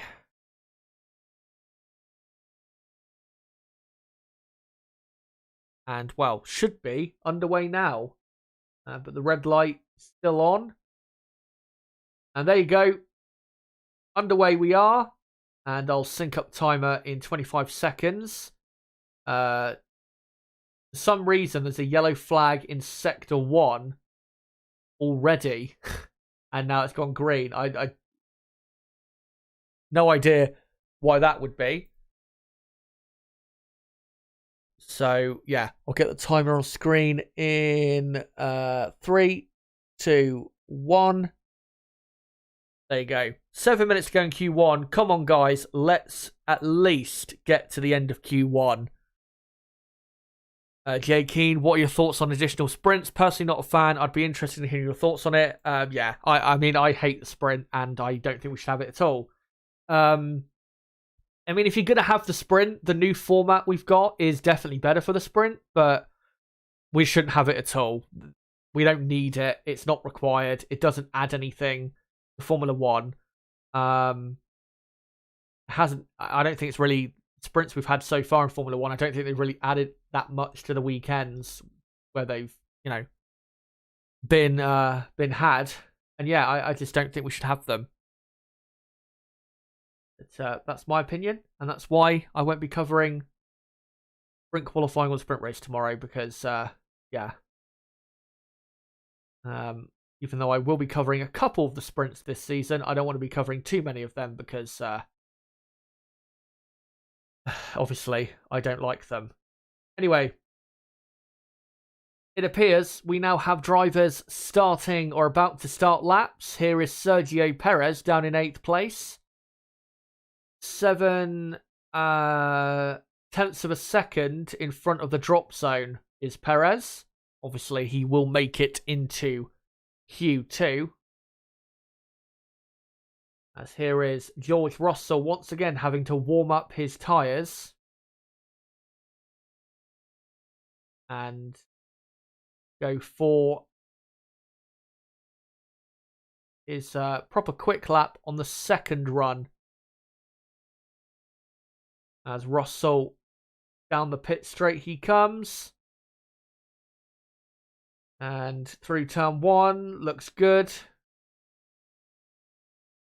As we've got 5 minutes to go now in Q1. And in the drop zone, Esteban Ocon, Yuki Tsunoda, Carlos Sainz, Pierre Gasly, Nick De Vries. Gasly and De Vries are out because, of course, they've both crashed. Carlos Sainz has not set a lap time. So Ocon and Tsunoda really are the ones who are in the drop zone at the minute that need to pull their finger out as Russell comes to the end of the first sector and does a pretty good first sector. He's only a couple tenths down on Verstappen. Esteban Ocon does a very good first sector. As here comes Russell into the castle section. Cars look very good through there. And now Russell through turn 13 and 14. Brakes hard for 15. Very important corner this. And he gets that corner bang on. What's he done for the middle sector? He is 4.5 tenths off. As Alex Albon goes third for Williams. Very good lap there. And very good improvement. So Albon is up to third. Sergio Perez goes quickest by just over a tenth of a second. So it's Perez from Verstappen. As George Russell goes sixth for the Mercedes team. Lewis Hamilton goes fourth. Yeah, Russell is up to sixth. Let me just quickly update that. And then it is Carlos Sainz now in only P7. Really got to be doing better than that. So Sainz in seventh. Lando Norris goes up to P5. Looking good for McLaren. Lance Stroll is up to 7th. And it's Russell 8th, Sainz 9th. Esteban Ocon is now up to P10. As he's now flying the flag for France and Alpine. As Alonso goes from 11th up to 7th. Charles Leclerc improves his lap time but stays on a 1:41.8. Max Verstappen now goes quickest, 3.5 tenths quicker than Perez, and matches last year's pole position. So you can see just how quick these cars have become. As Esteban just telling his team he clipped the wall on the exit at turn 15, and for them to have a look. Car looks okay to me, only a slight wobble on the rear wing. But yeah, currently 2 minutes to go. It's Verstappen, Perez, Leclerc, Hamilton, Norris, Albon, Alonso, Stroll, Russell, Sainz, and then Ocon 11th. Tsunoda is in P12 with Piastri in 13th, Hulkenberg 14th, Sargent 15th, and in the drop zone, it is Valtteri Bottas, Zhou Guanyu, Kevin Magnussen, Pierre Gasly, and Nick De Vries. Obviously, Gasly and De Vries officially out. So it's really Bottas, Zhou, Magnussen who can do anything about it. And they're just telling Ocon, Alpine, we don't see any issues. Which is good to hear for once from Alpine this weekend. As Lance Stroll begins his final lap of Q1. He's only, both Aston Martins are only 4 to 5 tenths of a second ahead of the drop zone. So they've got to get these laps right or else they could be in big trouble. Alex Albon, though, he is on fire this weekend. Currently in 6th and on a better lap as Sergio Perez does a purple first sector. Logan Sargent on a better lap. He's currently the driver most at risk in 15th. As Albon into turn 15. Beautiful driving. What's he done for the middle sector? It's not a personal best, but it's still a good middle sector. Logan Sargent's done a good middle sector and is looking good, really, to get into Q2. As Sergio Perez does a purple middle sector as well. So Perez probably going to do a 41.1 or a 41.0 once he crosses the line as the checkered flag now falls. And Alex Albon stays in 6th. Logan Sargent goes up to P7. Brilliant lap by the American. And surely both Williams are into Q2. And now you've got Hülkenberg and Piastri very much at risk. And, well, even George Russell and Carlos Sainz, but they're both improving. Here comes Russell to the line, who goes up to 4th place, and he is into Q2. Now we look at Yuki Tsunoda. Can he get into Q2? Yes, he can. P8 he goes in the AlphaTauri. Now we look at Carlos Sainz. As Valtteri Bottas in the drop zone, currently up after the first 2 sectors on Hülkenberg.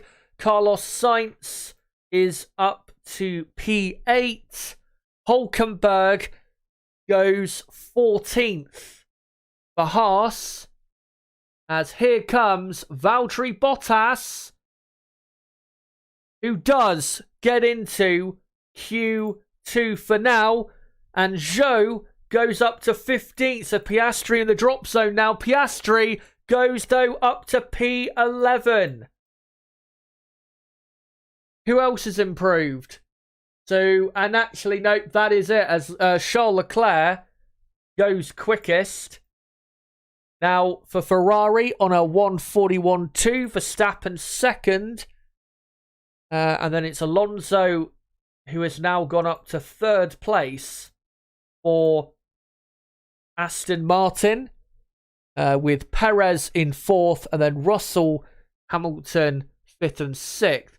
So, let me just quickly go through the final finishing order of Q1 and who has been knocked out in Q1. So into Q2, Charles Leclerc, Max Verstappen, Fernando Alonso, Sergio Perez, George Russell, Lewis Hamilton, Lando Norris, Alex Albon, Carlos Sainz, Yuki Tsunoda, Logan Sargent, great for him, Oscar Piastri, Lance Stroll, Valtteri Bottas and Esteban Ocon, and knocked out in Q1, Zhou Guanyu, Nico Hülkenberg, Kevin Magnussen, Pierre Gasly, and Nick De Vries.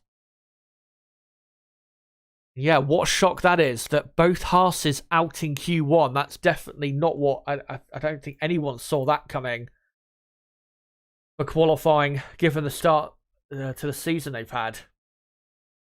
But Q2 will be underway in probably 3 or 4 minutes' time. And, of course, will be 15 minutes long. Let me... what do you call it? Let me just... what am I trying to do? Let me just get another dotted line out for Q2, so you can obviously all see on the screen where the drop-off zone is. And let me try and place it. And I think, let me try and actually redo that. Yeah, that's a tad better. So, of course, anyone in between the 2 dotted lines and the end of Q2 will be out and in those positions. Great job by both Williams drivers. Valtteri Bottas, good to see him doing a bit better. Piastri did well to get into Q2. McLaren definitely so far look quite a bit better with their car. Very disappointing by Haas. I think Kevin Magnussen, though, I don't think he did a final run because I think he had further car issues. So, yeah, I think that's why Magnussen did not go out at the very end. But yeah, obviously you can see who's into Q2 with the top 15. But, I mean, it's not in terms of the drivers and the names, it's not a huge surprise who's out in Q1. I mean, well, to a certain extent, yeah, Pierre Gasly, because he's in an Alpine. And normally, of course, in qualifying, he is pretty quick, especially around this place. But, yeah, obviously he crashed out. Hülkenberg as well, a bit surprising. because he's been in Q3 in the first 3 races. But yeah, it's not like we've got world champion level drivers out in Q1 or anything. Are the last 5 correct? Yes, they are. The last 5 are correct.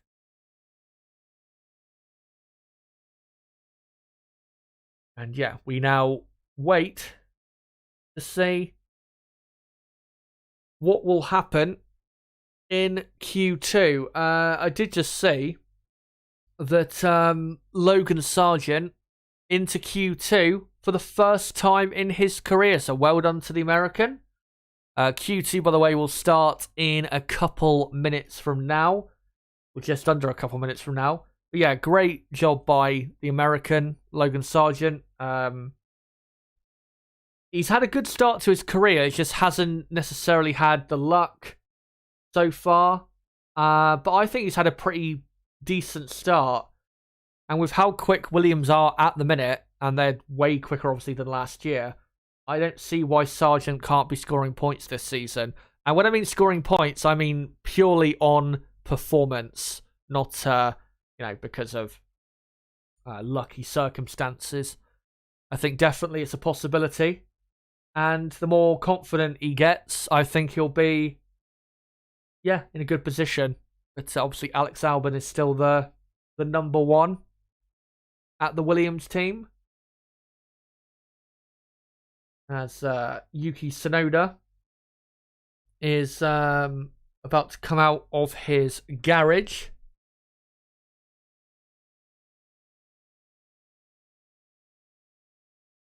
Patrick says, I think De Vries' rear brakes failed. Well, not sure about that. I will just quickly check AlphaTauri's Twitter to see if there was some sort of issue.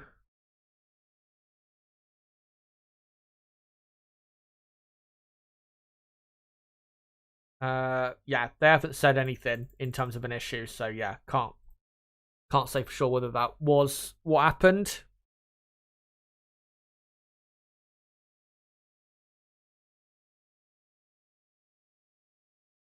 And the session is now underway, and I will sync up, of course, the timer at the 14-minute mark. Yeah, Q2 now underway.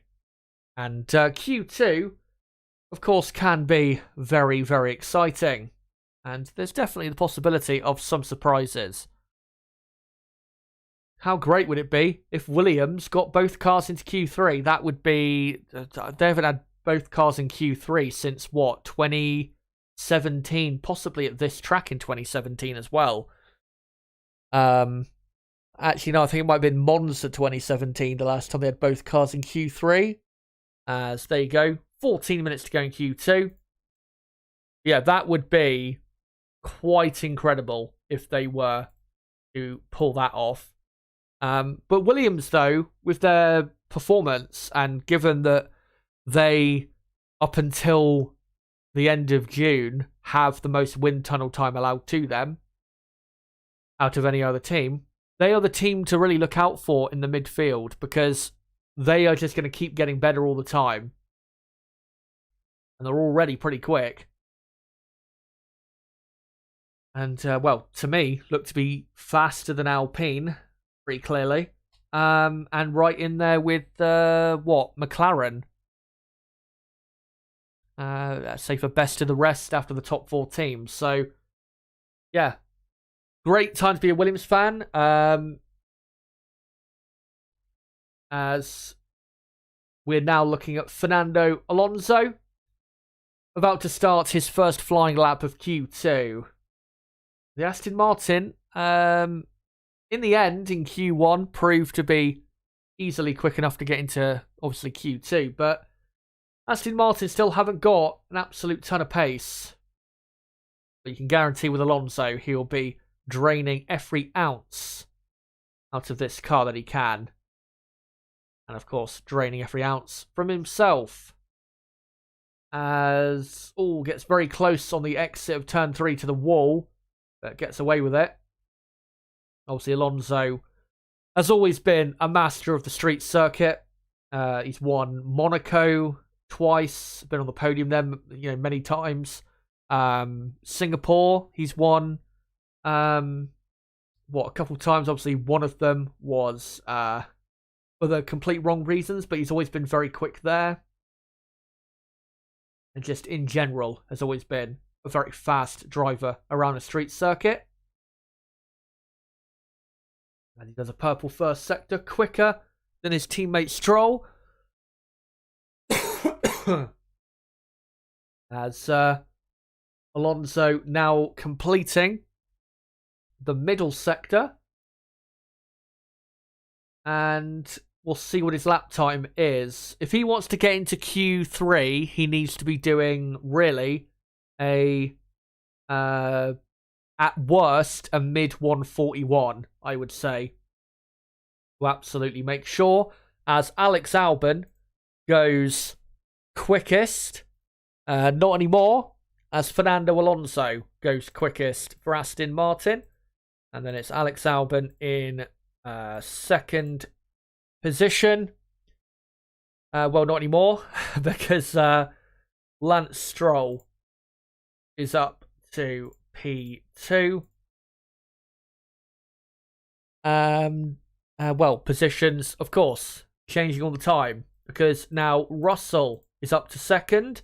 Esteban Ocon has gone third for Alpine.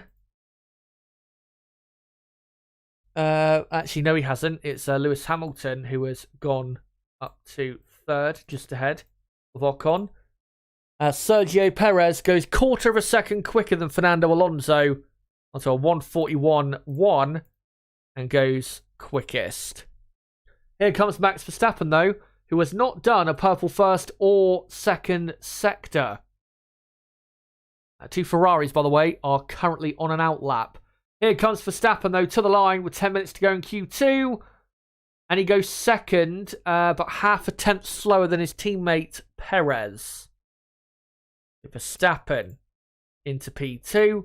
And then it's Alonso third, Russell fourth, Hamilton fifth, Ocon sixth, Stroll seventh, Albon eighth, Piastri ninth. Bottas is in 10th with Tsunoda 11th and Logan Sargent in P12. And then Leclerc, Sainz and Norris have all not done a time so far. Lando Norris, for some reason, is in the pit lane. Don't know why he's not on track. Maybe he's got an issue. But McLaren looking good at the moment anyway, with Piastri, who is almost half a second clear of the drop zone, as Carlos Sainz has a pretty poor turn 6-7 and backs off. He really has been very poor this weekend. He's been way off his teammate in terms of speed. And he is at risk of being behind quite a few drivers in the field. Let's see if I can just quickly find out on Twitter if there is an issue of Norris's car.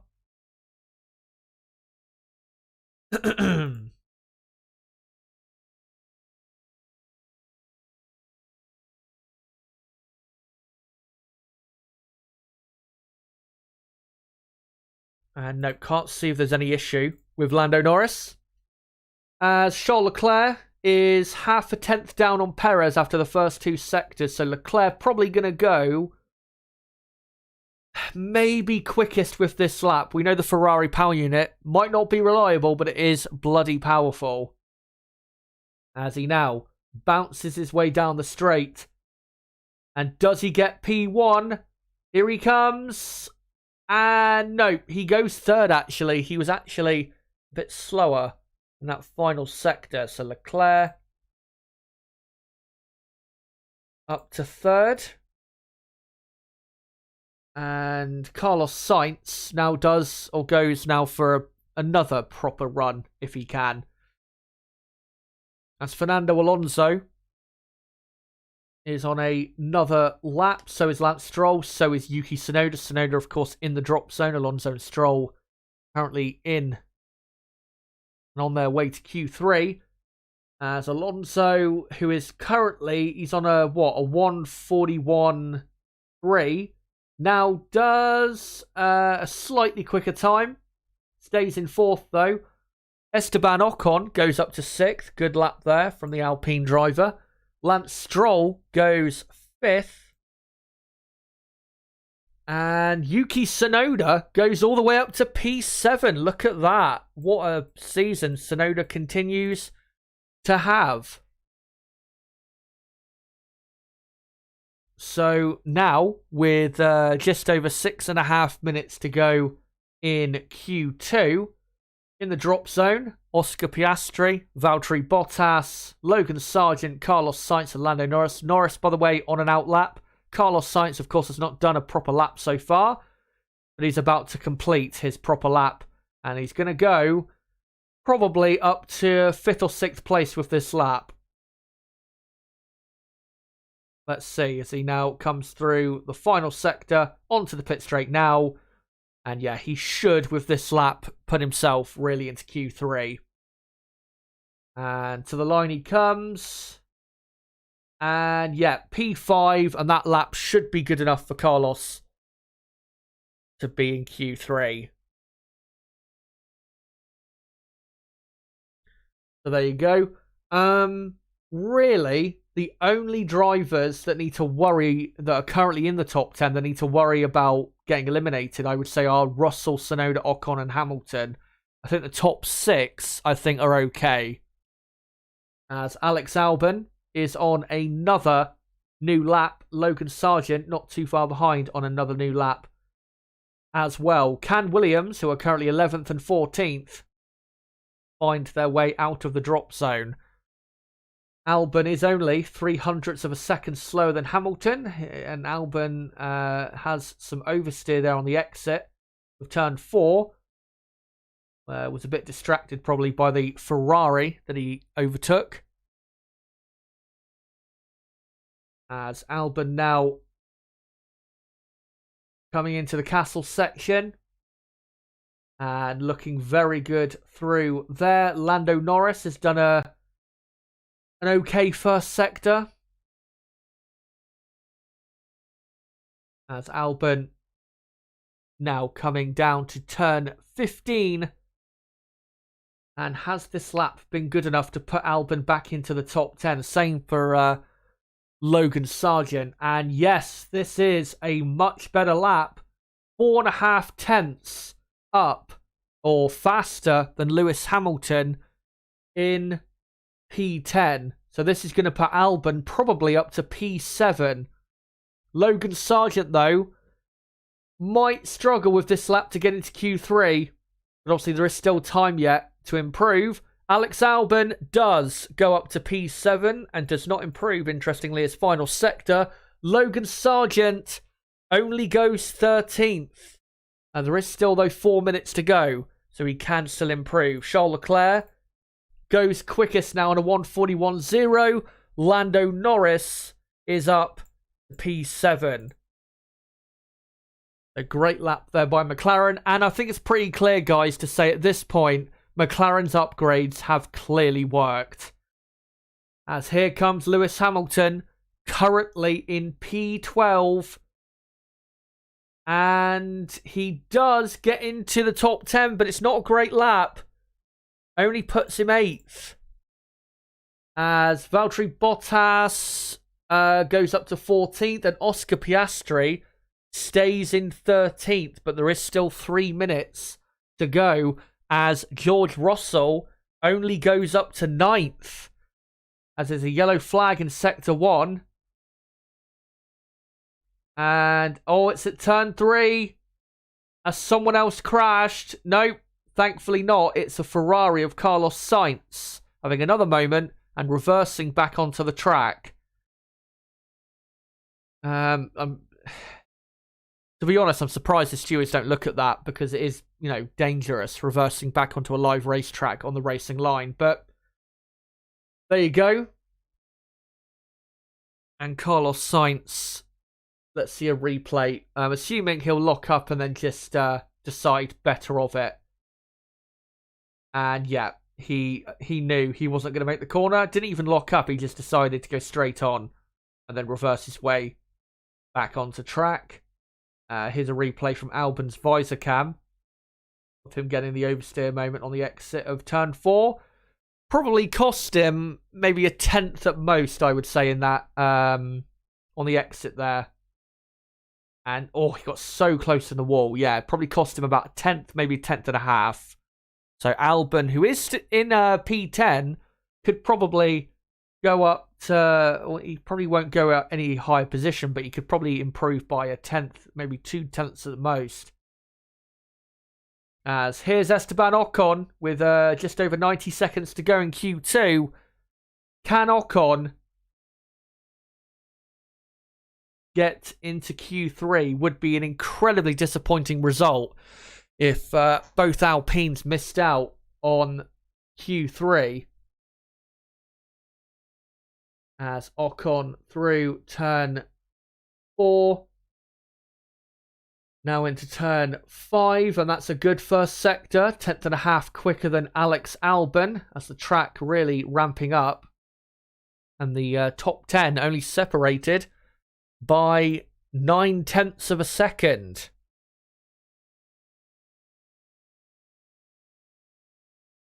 As Ocon through turn 12. Car looks absolutely fine on this lap, but will it be quick enough? As Max Verstappen... There's a purple first sector. Of course, they're just warming up for qualifying 3, where they'll be going for pole position for Sunday's race.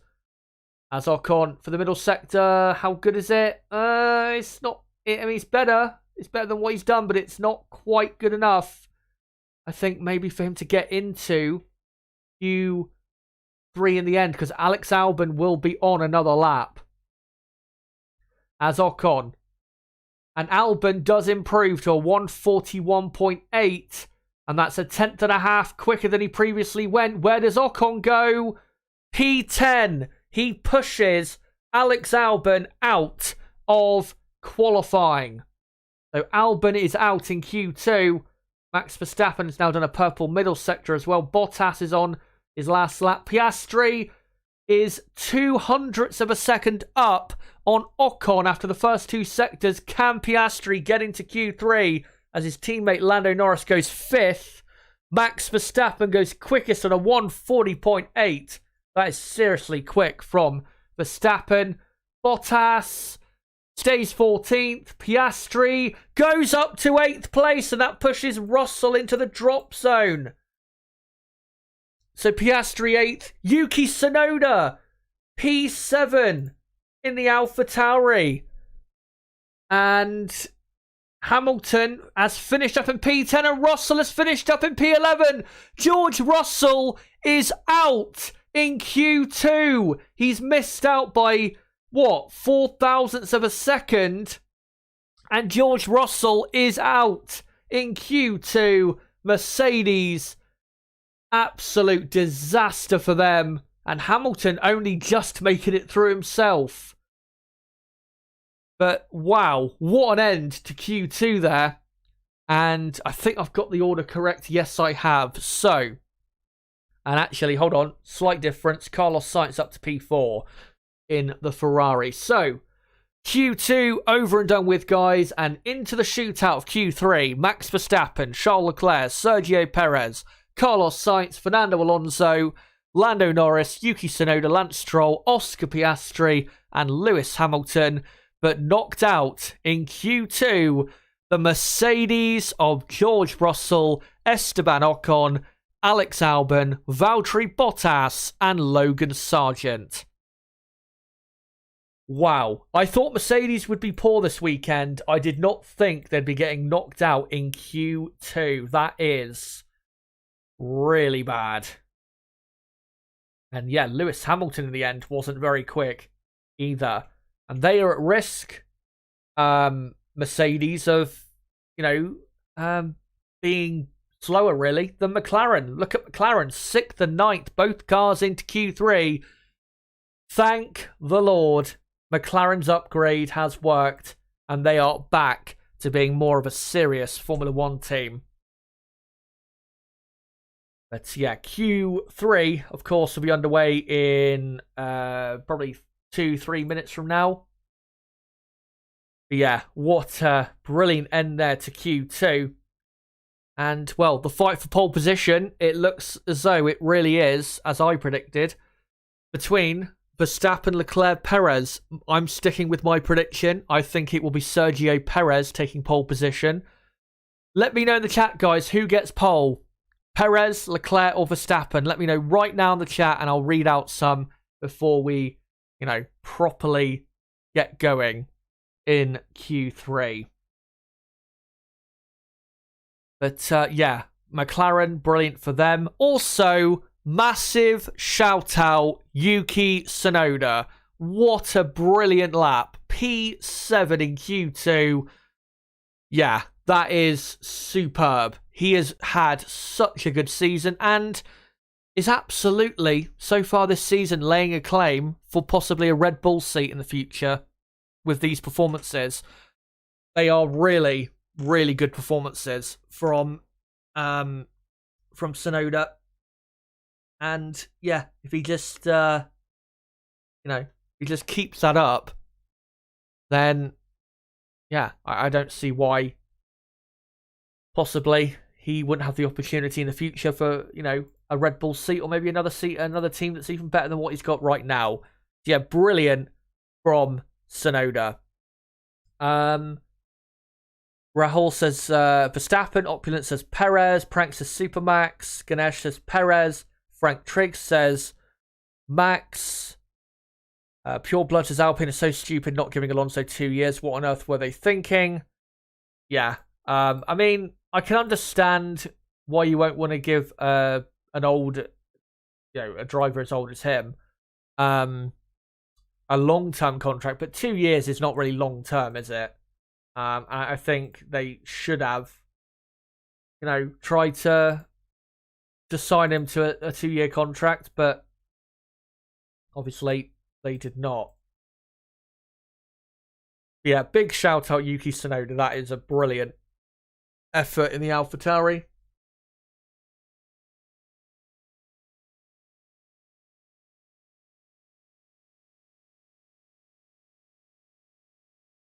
Astro Steva says 15th Sergeant in his first Baku race. Not bad.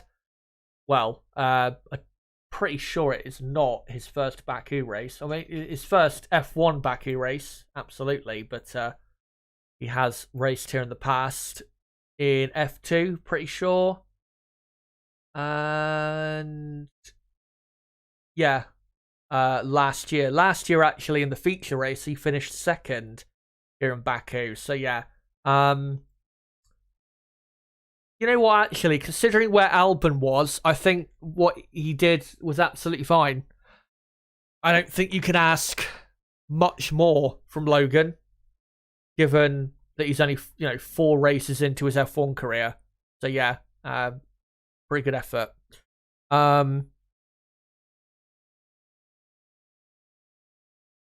Crystal Racing saying Alonso's so much better off at Aston than Alpine. Absolutely.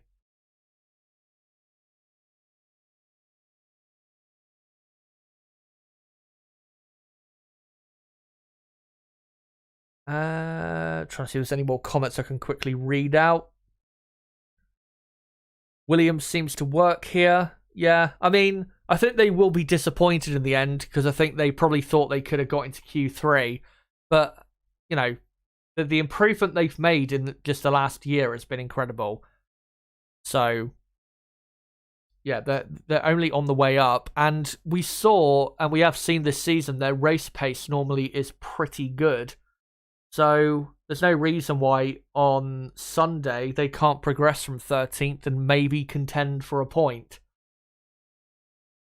Of course, they only need 1 point over AlphaTauri to get into 9th in the championship. Obviously, though, Tsunoda will be starting in the top 10 of the AlphaTauri team on Sunday. And yeah, what a season he has had. And looking at Tsunoda's season, I think the best thing about it is in all the qualifyings and races, I don't think you can ask for any more than what he's done. He's done absolutely everything he could have done in that car so far. That's all you can ask for from drivers, is them to, squeeze every drop from the car. And he's absolutely doing that and getting really the best out of himself. And he's been the surprise of the season as Tsunoda. As the session, by the way, is now underway as Perez and Verstappen, the first two cars on track. They just showed there, actually, on the screen, that Max Verstappen has never started the Azerbaijan Grand Prix on the front row. The best he started here is third, I think, from last year and 2021. So it's not always been the greatest track for him. I mean, last year he ended up getting his first win in Baku. Should have had his first win in 2021 had the tyres not exploded. As all the cars pretty much now piling out onto track. And we're looking at Charles Leclerc and the Ferrari. And to be honest, so we get an exciting race on Sunday, I am hoping that Leclerc can pull off what he did last year, which is an amazing pole position lap around the streets of Baku. We know he's capable of it. He's had pole position at the last two Azerbaijan Grand Prix. So it's absolutely possible within himself. But has the Ferrari car got enough for him to actually get the pole position? Just wanted to say quickly, don't forget to subscribe for more content like this, because of course we do qualifying and race watch-alongs for every Grand Prix in 2023. And don't forget to smash the like button. We're only a few likes away from 150 likes. Let's get to 150 if we can by the end of the stream. And don't forget, guys, in 4.5 hours from now, I'll be live again at 8 PM UK time for the full preview for tomorrow's sprint race. So make sure to come along to that this evening as well. But of course, 10 minutes to go in qualifying. Let's see who will get pole position. As Max Verstappen starts his first attempt.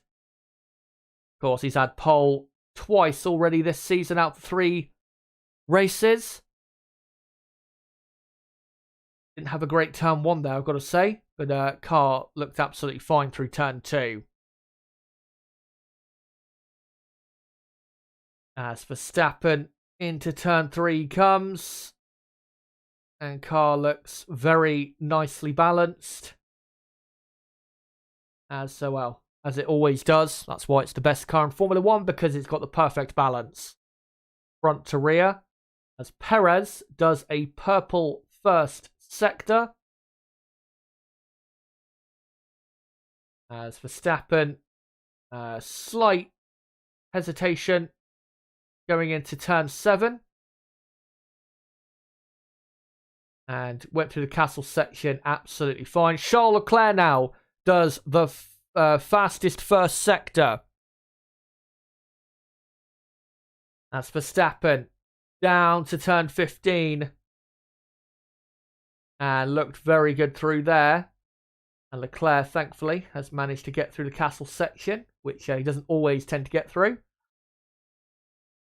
As Verstappen now through the kinks of 18 and 19. And Max Verstappen now comes, well, he's going to soon come to the line. What will the lap time be? As Sergio Perez goes quickest.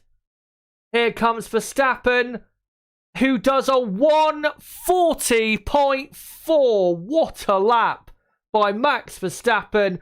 Carlos Sainz goes third. 5.5 tenths down on Verstappen. What a lap. But Charles Leclerc only slightly slow. Oh, he's done the same lap time. He's done the exact same lap time. A 1:40.445.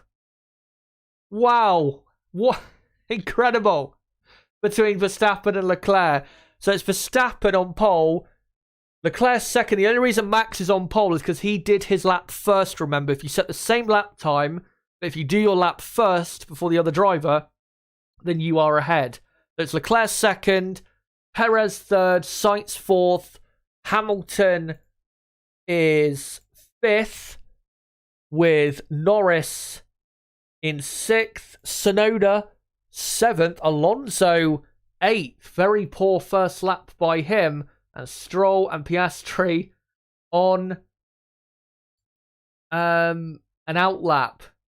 But wow, how beautifully is it set up? And remember, Sergio Perez in third is only 1/10 of a second away from Verstappen and Leclerc. So it is so nicely poised for an epic conclusion to qualifying here in Baku. Wow.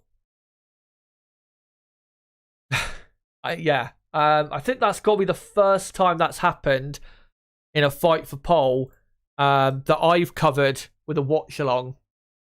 I think the last time I can remember that happening was it'd be Jerez 1997, where, of course, in that title decider at the end of that season, Villeneuve, Schumacher, and Frentzen all set the exact same lap time.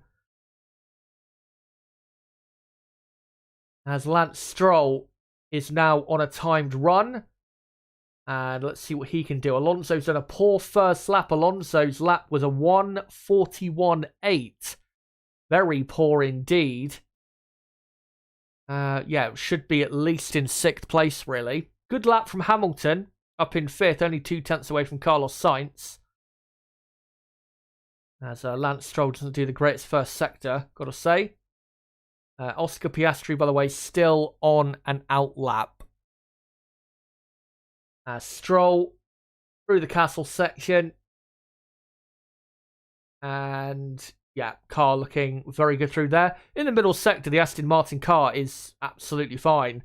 Just doesn't have still the power, the grunt to really compete with Red Bull and Ferrari at this track. At least in qualifying.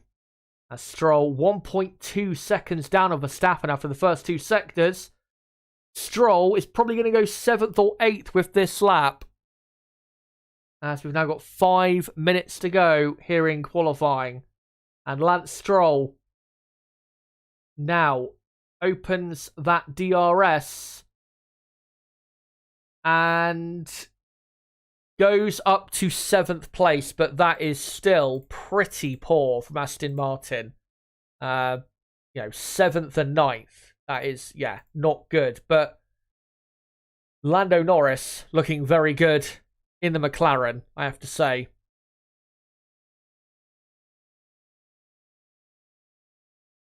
As Piastri now on a timed run. Hopefully we'll get to see some of it. Probably not, as Verstappen released from his garage on the soft compound tyre. Here he is. What's his middle sector like?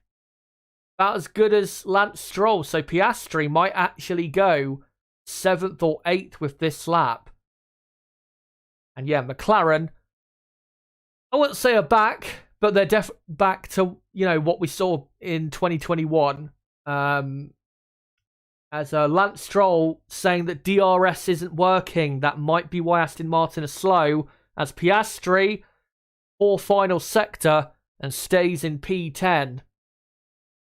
Yeah, McLaren are definitely more so back to, where they were a couple years ago, or even in 2020, which is better to see. And yeah, DRS, I don't know if that was at the start of his lap or the end of his lap, but DRS did not open. So, yeah, there you go. As we've got Verstappen, Leclerc, Perez, Sainz, Hamilton, Tsunoda and Alonso on an outlap. Lando Norris still in the pits. Now on the track, though. Stroll and Piastri, maybe they'll go for another lap. Maybe they'll come into the pits, I'm not sure. But, yeah. Here we go, guys. This is going to be, hopefully, an epic conclusion to qualifying. And here comes Charles Leclerc, the man who's took pole position in the last 2 years in Baku, trying for a third consecutive pole position in Azerbaijan, as is a replay of Alonso on the outlap, on the release from the pit lane. Alonso locking up his tyres.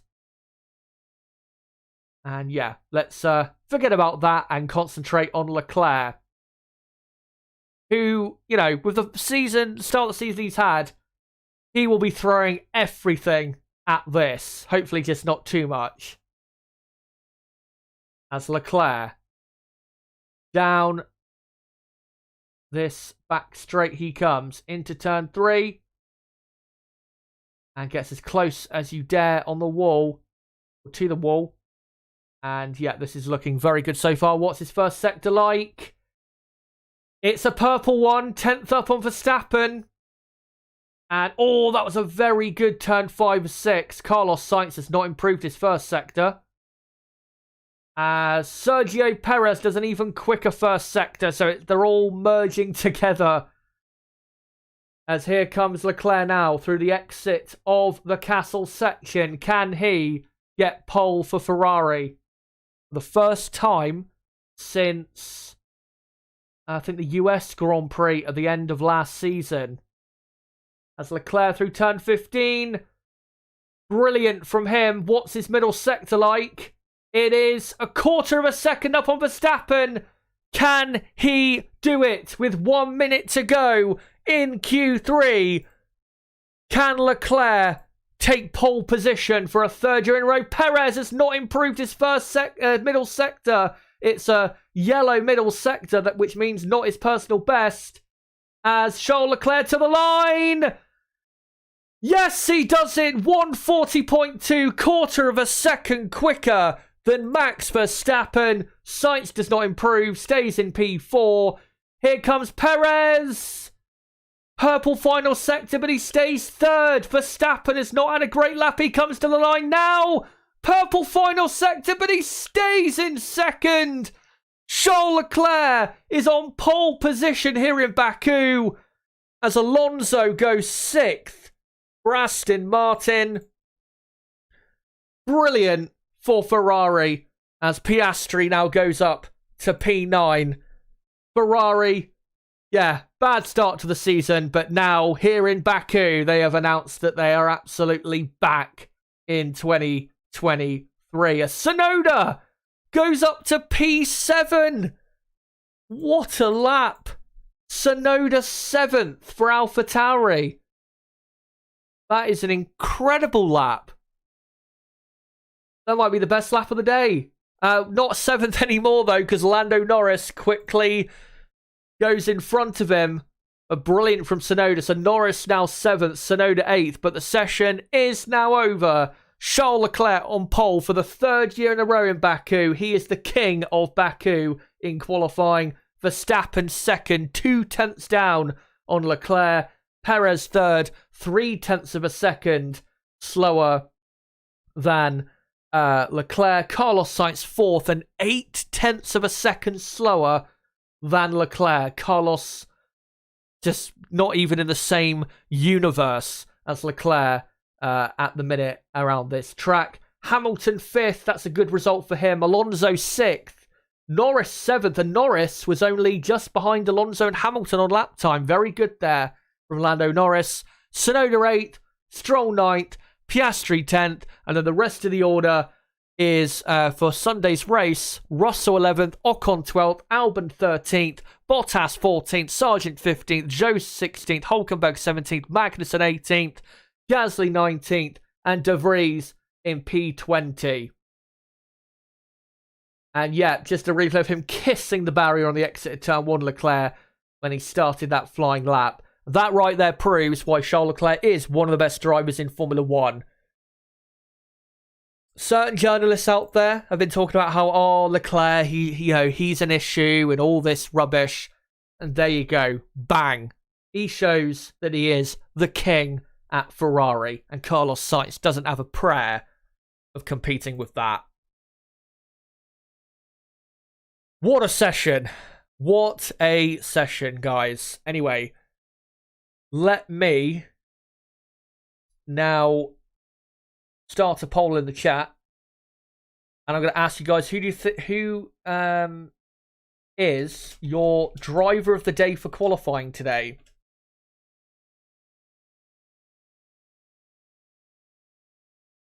And let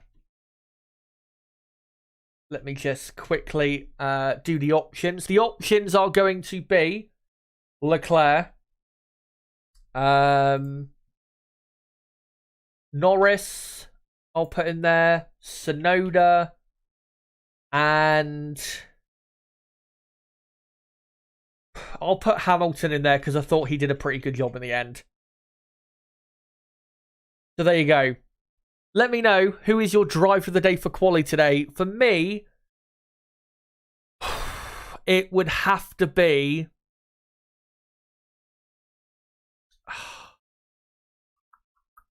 I'm going to go Tsunoda because I think that AlphaTauri car is really, it's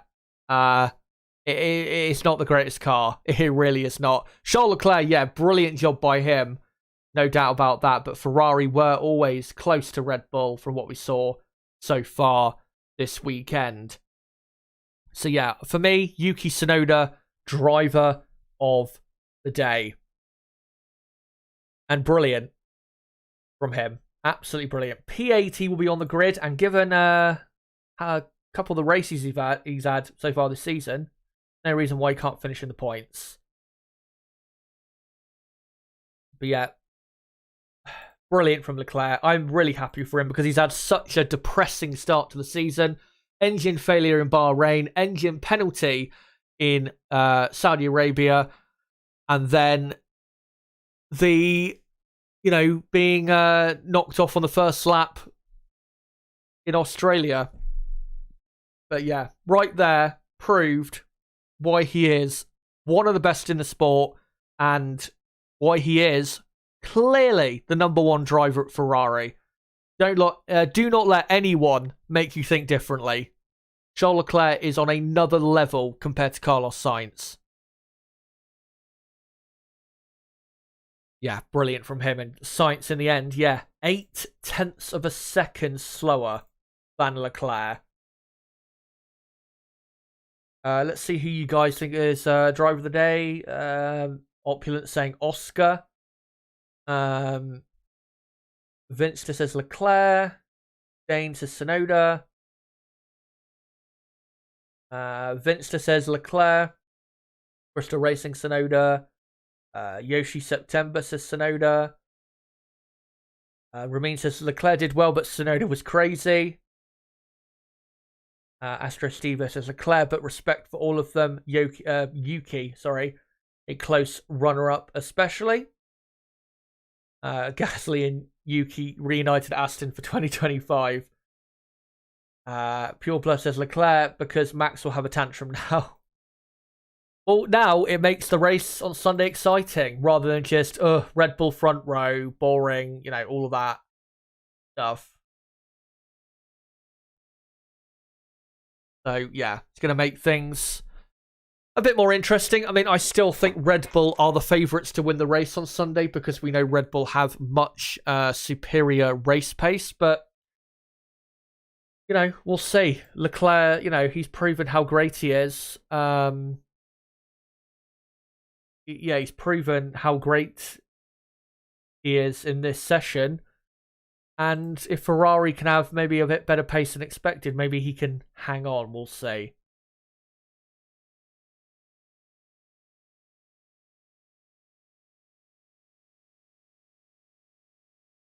How did Ferrari all of a sudden beat Merc and Aston? I think they were always going to be quicker, certainly in qualifying at least around this track. I don't think that's really a surprise because of the power you need here, and the Mercedes powered teams, they don't have it. They don't have the power to compete. But in the race, things will change because Hamilton and Alonso especially, they will more so come alive in the race, and it won't be just Ferrari versus Red Bull in the race. Mercedes and Aston Martin, they're going to definitely be a bit better than what we saw today. But yeah, Hamilton, great job by him in P5.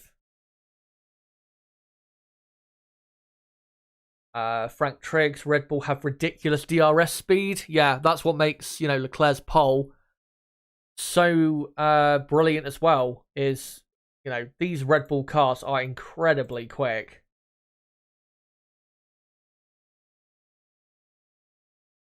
And, just absolutely brilliant cars. Yeah, brilliant from Leclerc. Really happy for him. And hopefully he can get his season going this weekend. Even if it's just a podium, that would be something for him to build off of.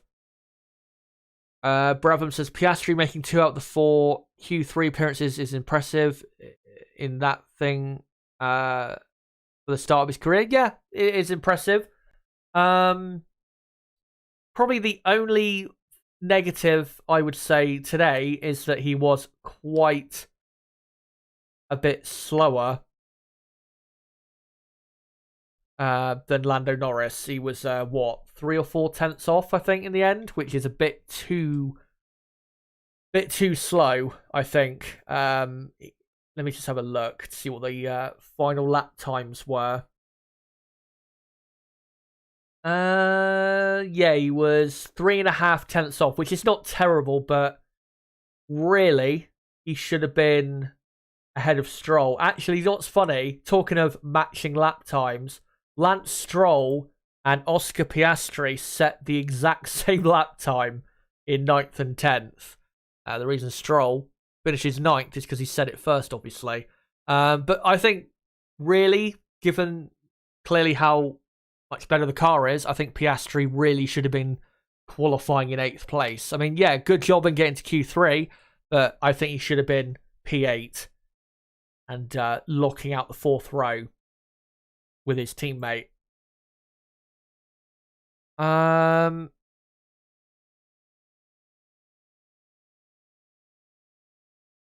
Let's see if we can find some other comments here.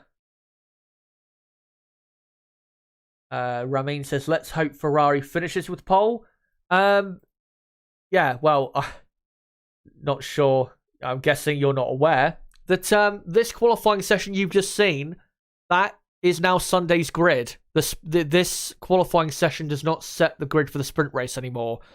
Because tomorrow there will be sprint qualifying, which will set the grid for the sprint race and be its own thing. So this order you see on the left-hand side of your screen, that is the starting grid for Sunday's race.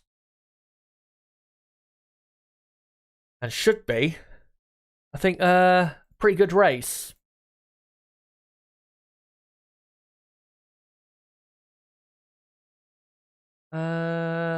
Baku can deliver great races or dull ones. Here's hoping they deliver a great one this time. Yeah, last year's I think last year's race would have been a good race, but obviously Ferrari exploded and we couldn't get the great race that we probably would have got. But yeah, I think with how the field is looking, I think we are probably going to get a good race on Sunday. As long as the Red Bulls don't overtake Leclerc after like one corner.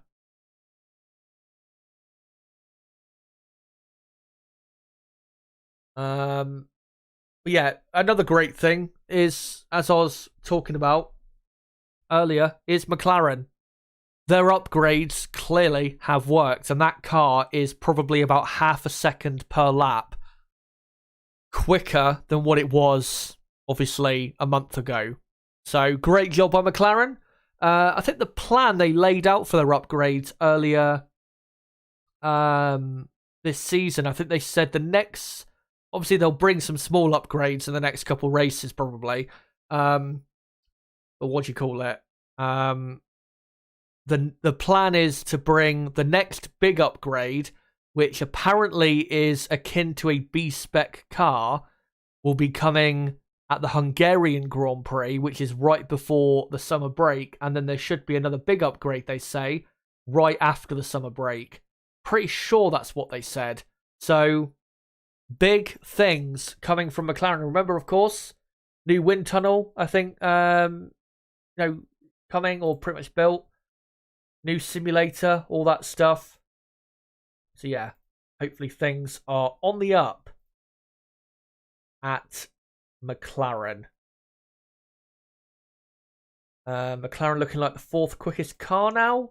No, I wouldn't say that. I think still Ferrari, Red Bull, Mercedes, and Aston Martin. I still think they're in they're the top four teams. I think McLaren though, this weekend at least, they are the fifth best team. I think that's pretty clear to see. And then after that, probably Alpine.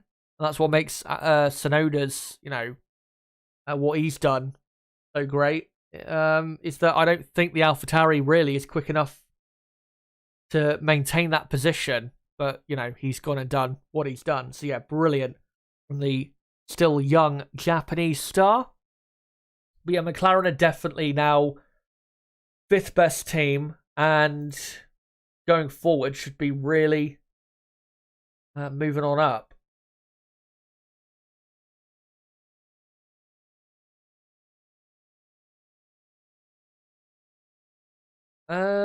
Right, let's find, I think, probably a few more comments and then I'll probably come to the end of the stream because I do need to get my stream for later in about 4 hours ready and have a quick break as well because obviously I've been streaming for 5.5 hours now. So, yeah, I'll be, I'll be just doing a few more comments and then I'll come to the end of the stream. Tsunoda is quick so far this year, absolutely. Alpine shocking today, really. Yeah, really very, very poor from Alpine. Baku not suited to Alpine. I think one thing doesn't help with Alpine is the lack of running they had. I think they probably got more potential in the car, but they just didn't have enough running in practice one to, to really show what they truly have. I think they've got more there for sure.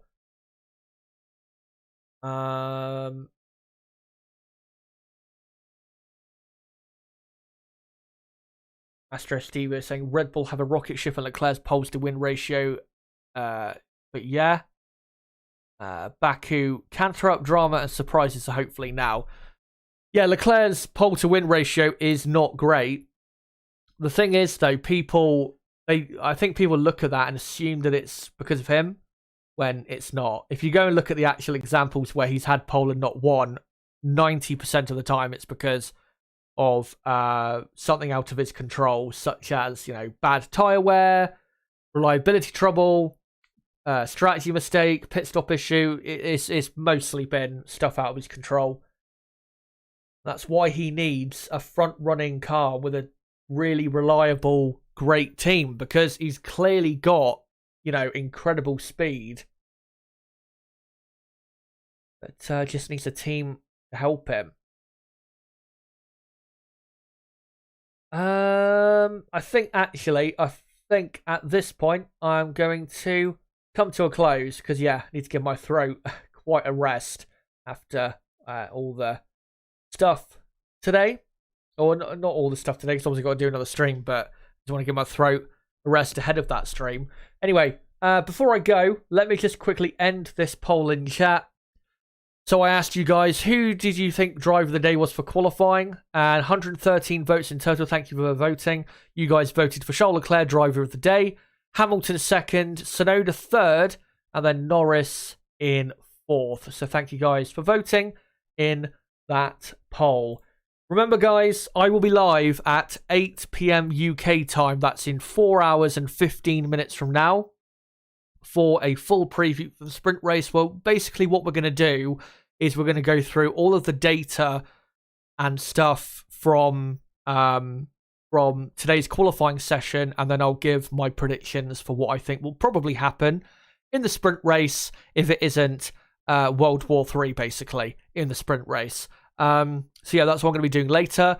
Remember, tomorrow on Saturday, there will be no streams because I won't be covering sprint qualifying and sprint race because, the reasons I've laid out already.